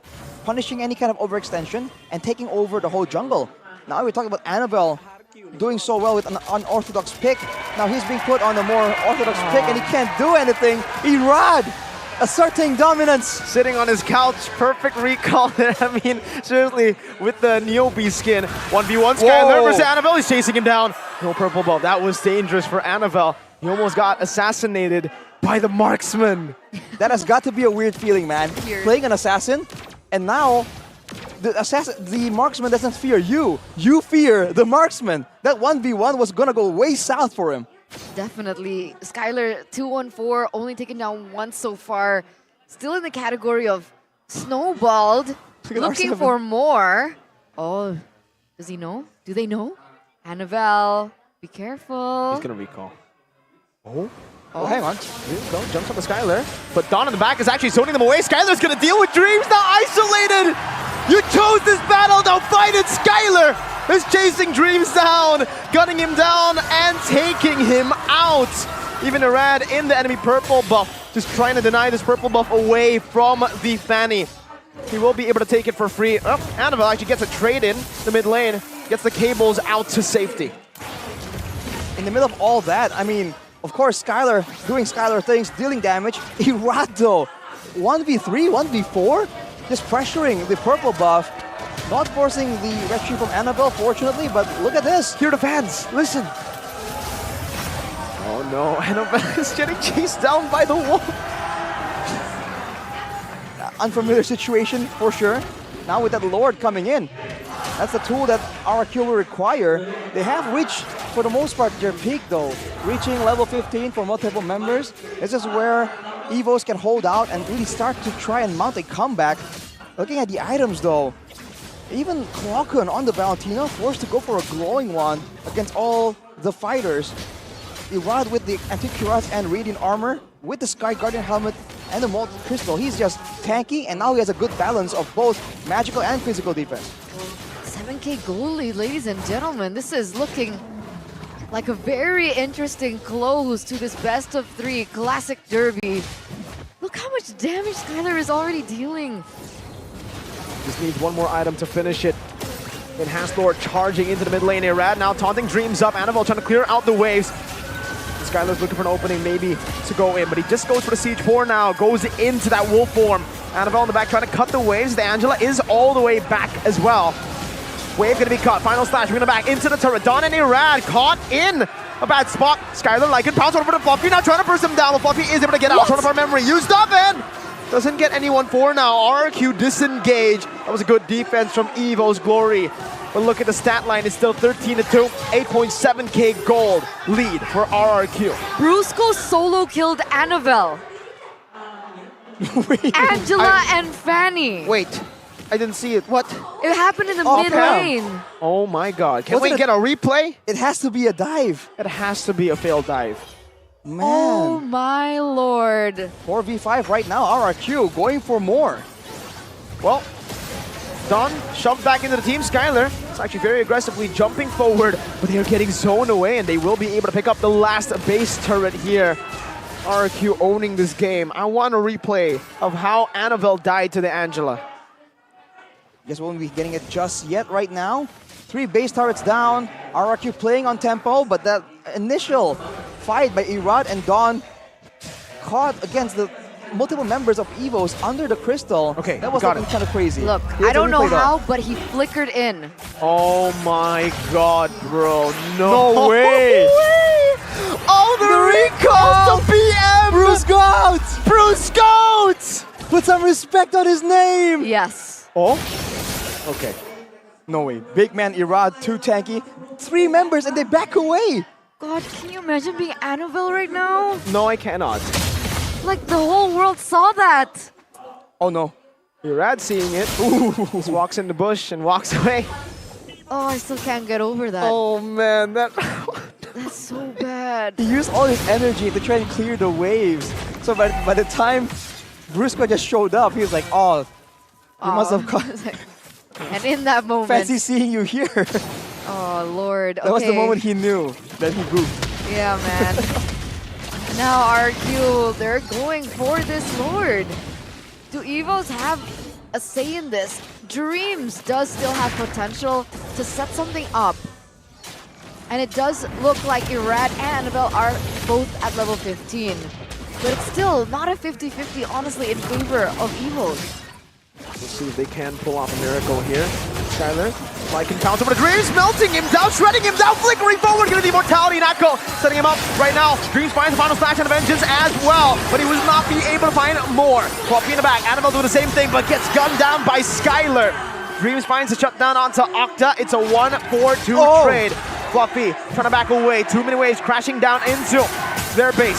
Their minions also spawning back in. They're trying to hold it down. Fluffy up top, but Skylar is shredding through him. Lycan counter with a Fluffy. Immortality bot. Dreams with a final slash only onto the minions right now. Not able to connect onto anybody. It's Fluffy again. Gets shredded down. They're looking for the members first. That's 1, that's 2. And that guy just beat 3 inside of the base. But they will just end the Classic Derby with a Roger, with a Dream, and with straight power. A brute force conclusion by RRQ with the unorthodox picks wrangling the game by pure force away from Evos. Congratulations on the 20th win to Rex, Regum, Kaon in their 30th anniversary of the Classic Derby. And what an outcome, what a way to end it. What the brutality from a lot of things that were going on, not just in the drafts, but Brusco's solo kill on Annabelle as an Angela and a Fanny. What the Roger was able to do. Skylar. What? All the way from the drafting phase, we were just caught completely off guard. But again, this is the Classic Derby. If there is a time for this kind of things to happen, it is now. I loved it. Oh boy. An Angela solo kill against the Fanny. A Roger pick in the Irad. gold lane. No way. This is what we're used to seeing in Epic. Now we're seeing it on the stage of MPL ID, the highest level of MLBB in Indonesia. My God. We've got to talk to them. We've got to talk to them after that win of game number 3. So let's take to the interview with Bude Clara Mongstar and RRQ Hoshi. Kemenangan telah dinantikan oleh seluruh Kingdom. Dan inilah dia, tim RRQ Hoshi. Kemenangan ke-20 dari 30 pertemuan mereka. Dan membuat RRQ di Derby Classic itu begitu mendominasi. Skylar akhirnya bisa ngedapetin kemenangan setelah minggu lalu. Lumayan berat ya. Apalagi ini Derby Classic nih. Bagaimana? Nggak kedengaran tadi, sorry. Bagaimana nih? Ini kan kita udah ngelihat puasa nih minggu lalu. Minggu ini akhirnya ngedapetin kemenangan namun di Derby Classic. Bagaimana dari timmu sendiri sekarang? Lebih better mungkin kita yang di game kedua kita mungkin agak sedikit buat kesalahan lah. Harusnya bisa menang. Harusnya bisa 2-0 tuh. Iya. Bisa ditutup dengan 2-0. Namun kita jadi penasaran, kayak minggu lalu lumayan goyang nih. Tapi what happened? Apa yang terjadi dengan minggu lalu? Kita kebanyakan coba strategi sih. Mencoba-coba dan sekarang Iya. udah matang belum sih Skylar? Belum, Belum? belum, Ini belum 100% RRQ? belum. Masih panjang kah? Ya, masih ada proses. Kalau boleh dinilai pakai angka, ini berapa nih kira-kira angkanya dari tim RRQ sekarang? Kalau dari 1/10 masih di 8 lah. Masih di 8, masih banyak sekali yang tentu saja kita nantikan performa dari tim RRQ. Dan kamu, kenapa tiba-tiba ada Roger tadi ya? Ide siapa itu? Ide siapa, ha, Skylar? Gue ada persiapan sih itu hero-nya. Serius, udah pernah latihan? Ya, terus coach friend bilang udah Roger aja gas. Gas, Gas. gas aja? Iya, Nggak ada ragunya tuh? nggak ada. Kan kayak semua orang nggak ada yang pakai, tapi kamu berani membawa Roger. Susah nggak sih pakai Roger? Gampang, Ada tips nggak buat player Roger nih yang lagi nonton nih? cakar semua aja. Cakar semua. Ternyata begitu ganas ya. Tapi for Brusco, there are a lot of people who doubting you right now. What do you say about those people? For our Kingdom, thank you so much for always supporting us. Even though there's so many bashers, but there's a lot. Our Kingdom keep my spirit, like semangat, like that. That's why thank you so much. Dari Brusco aja tuh ya tetap semangat walaupun banyak sekali mungkin ramai di online seperti apa. Tapi dengan support dari RRQ Kingdom mempercaya dia. Dan dia benar-benar bikin dia happy dan juga semangat. Kingdom terbaik. But how do you feel about your progress in Indonesia, Brusco? I think I need to practice more because I don't want to like lose the Kingdom trust in me. Wow, dia akan lebih kerja keras, dia ingin berusaha yang terbaik, biar kalian tetap percaya dengan Brusco. Brusco udah dikasih jempol banyak, that's a thumbs up there, a lot of thumbs up for you. But not only Brusco here, we have Irat. Irat, I think this is your first time win in front of your support system. Bea, Iya. do you want to say something to her now? Last week kalau dia nonton kita sial banget. Like, oh, so it's misfortune for him last week that they lose. Okay. Apa lagi? Dia ngomong karena mungkin Bay datang kemarin dia udah stres jadi kalah katanya. Deg-degan ya? Iya mungkin. Deg-degan. But Joke. it's a joke. But the pressure is there because it's the stage is really big. How do you feel coming to Indonesia and you are in a Derby Classic, one of the awaited match in Indonesia? For me against Evos. Gak tahu. Gak tahu. Hah? It is okay. It is what you expected or something. I'm just excited. I'm just excited to fight against them, but I'm not. I don't know. But Yeah. they are also. I think they are also good when Alpha.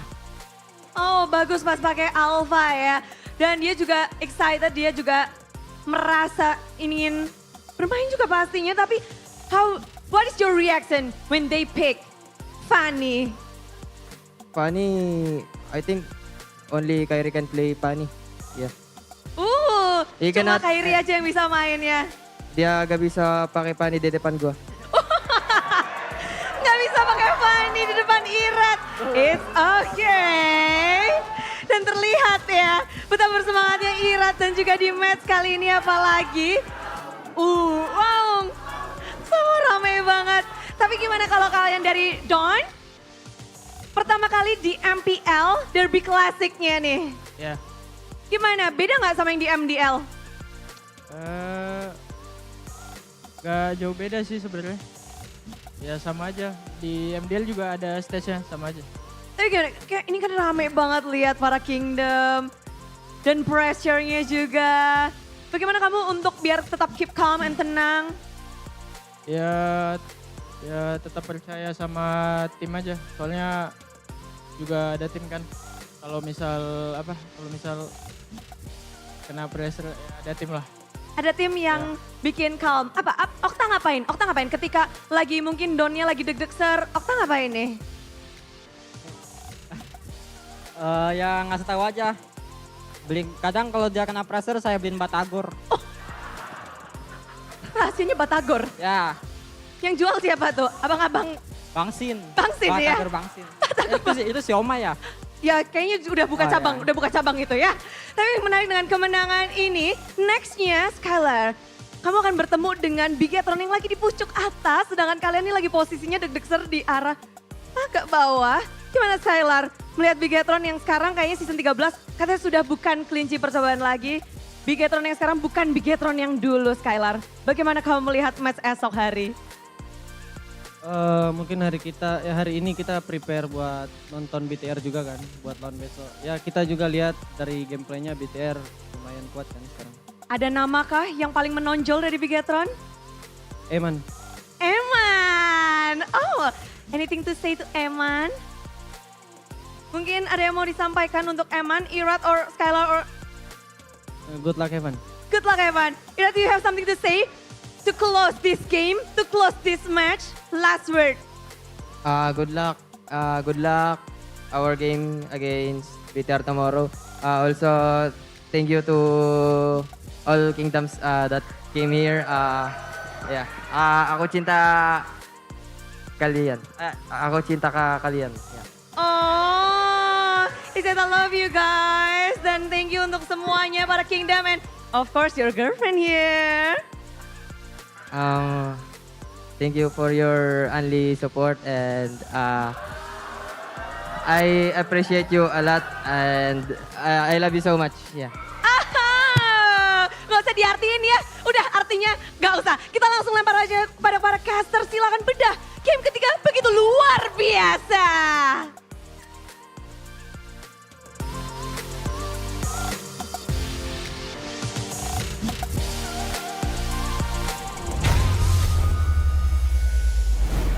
Congratulations once again to RRQ and of course their kingdom, their fans who People here.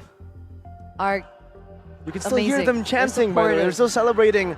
It won't stop anytime soon, They're bro. like rolling on the floor No, and doing Eterna. jumping jacks. No, they're That not. guy's flying.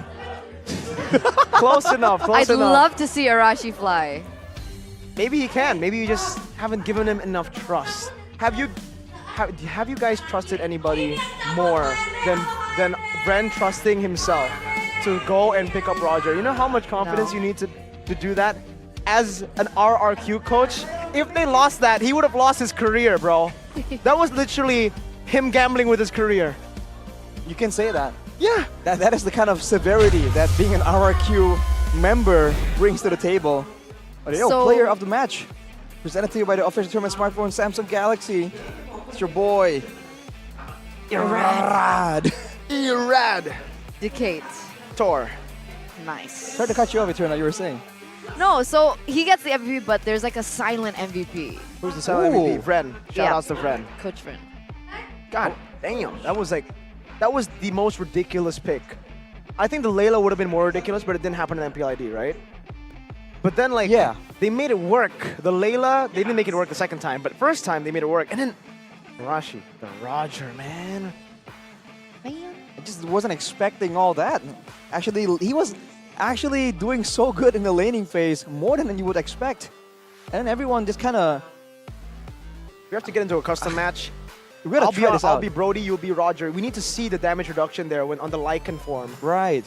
It has to be a thing, because whenever the wave gets shoved under turret, whenever he was being harassed from long range, he just turns into the Lycan form, and it was just all good. Let's see him. He doesn't look All right, happy just with chilling. the player of the match. Just chilling. Just chilling. Player of the match highlights by official gold partner UBS Gold though. Early on, of course, we were worried about the Fanny presence, but afterwards, this fight though, Ira just again goes in very, very aggressively, and he's going with a lot of HP there.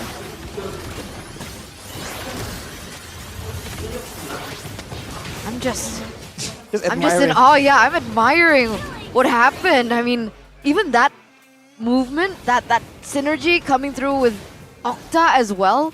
I didn't really expect that from happening, and then Ira does this, and then it's just a snowball from there. He'll do this a couple more times.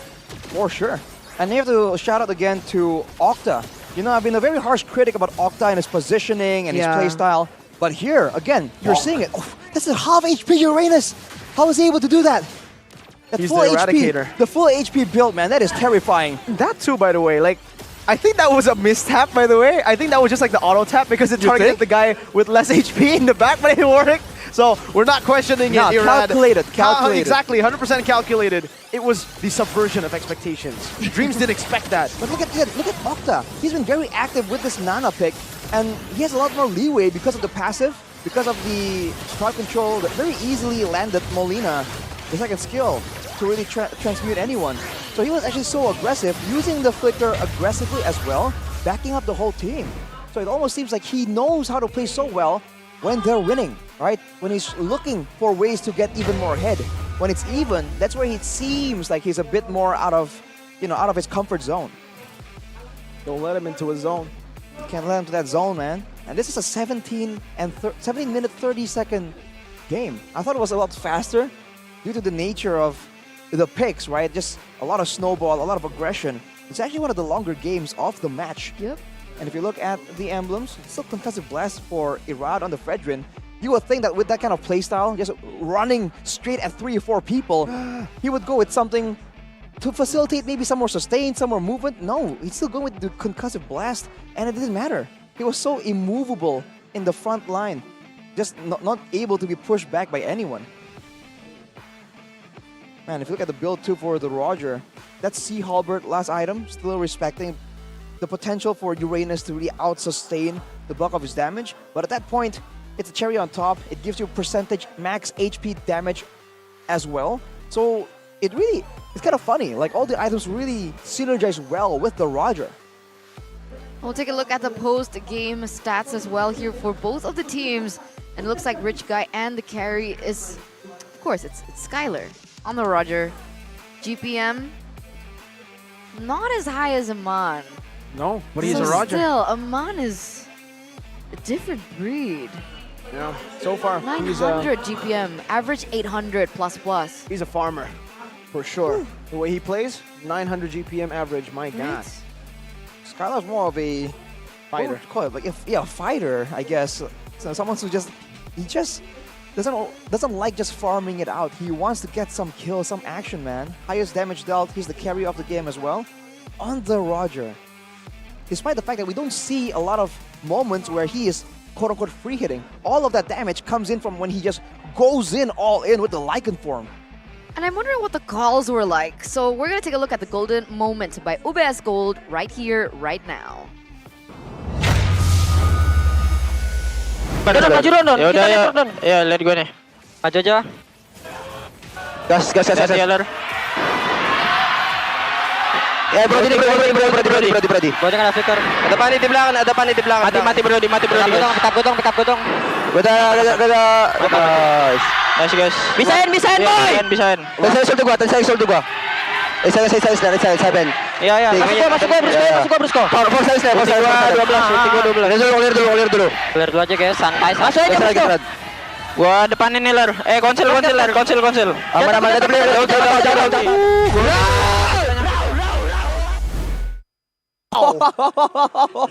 One of the hypest, most chaotic calls so far. They went feral, bro. That was crazy. What was that? They sounded like wolves. Dawn is so quiet themselves. You love to see Dawn it, man. He's just done with it. He's just focusing on his own thing, man. You know what he reminds me of? Or who he reminds me of? Who? Lemon. When the whole team is just yelling. He's also in the you're XP, right. and Lemon would just be like, True. Who was the shot caller though? everyone. Mainly, it was like Brusco and Skylar. Right? Is that weird? Brusco, Is that Skylar, normal? Gold With lane? comms? CW used to make calls too, but then now he's no longer making. But actually, they're actually all making calls together, right? So I don't know. I think it depends on the team. Do they need a shot caller? I think in theory, the shot calls are always going to make things a bit more calculated, a bit more, and just a bit neater, right? And you know, you guys should try and get to look neater as well. What do you guys think? With Yay the or nay? dramatic glasses. Is it too... Okay, yay or nay? Vote in the comments, ladies and gentlemen. The MVP Yay or collection. nay? Saturdays. Oh! I'll just say that. Cool. Your glasses are floating, by the way. I They're can't not put it on supported- properly! They're not supported by... Wait! It's hard to put on. Okay. It was floating, guys. Well, gear That's up because for I'm the wearing a launch headset. of this MPL ID collaboration on March the Give me 4th. show them the box, Eterna. Oh, sorry. Boom. Look at that, ladies and gentlemen. Go and check it out. www.saturdays.com and all Saturdays stores. For more info, follow at saturdays.lifestyle on Instagram and on TikTok. You guys can get a whole lot of the different variants. Super, super cool. Look at that. Oh, okay, okay. And? Wow. That's a nice case. It's super classy. I And it's a like Saturday opening today. things up. Oh, you're right. It is a Saturday. It lined up. So Saturdays on a Saturday. Yes. Yes. What a great Saturday this has been. That is the order of weeks that I... Here. Okay. Anyway, ladies and gentlemen, we do still have one more match ahead of us. It's the Battle of Family. El Familia versus Geek. the Community. And with that being said, we are going to throw on a short break. So don't go anywhere. Don't go anywhere. We'll be right back.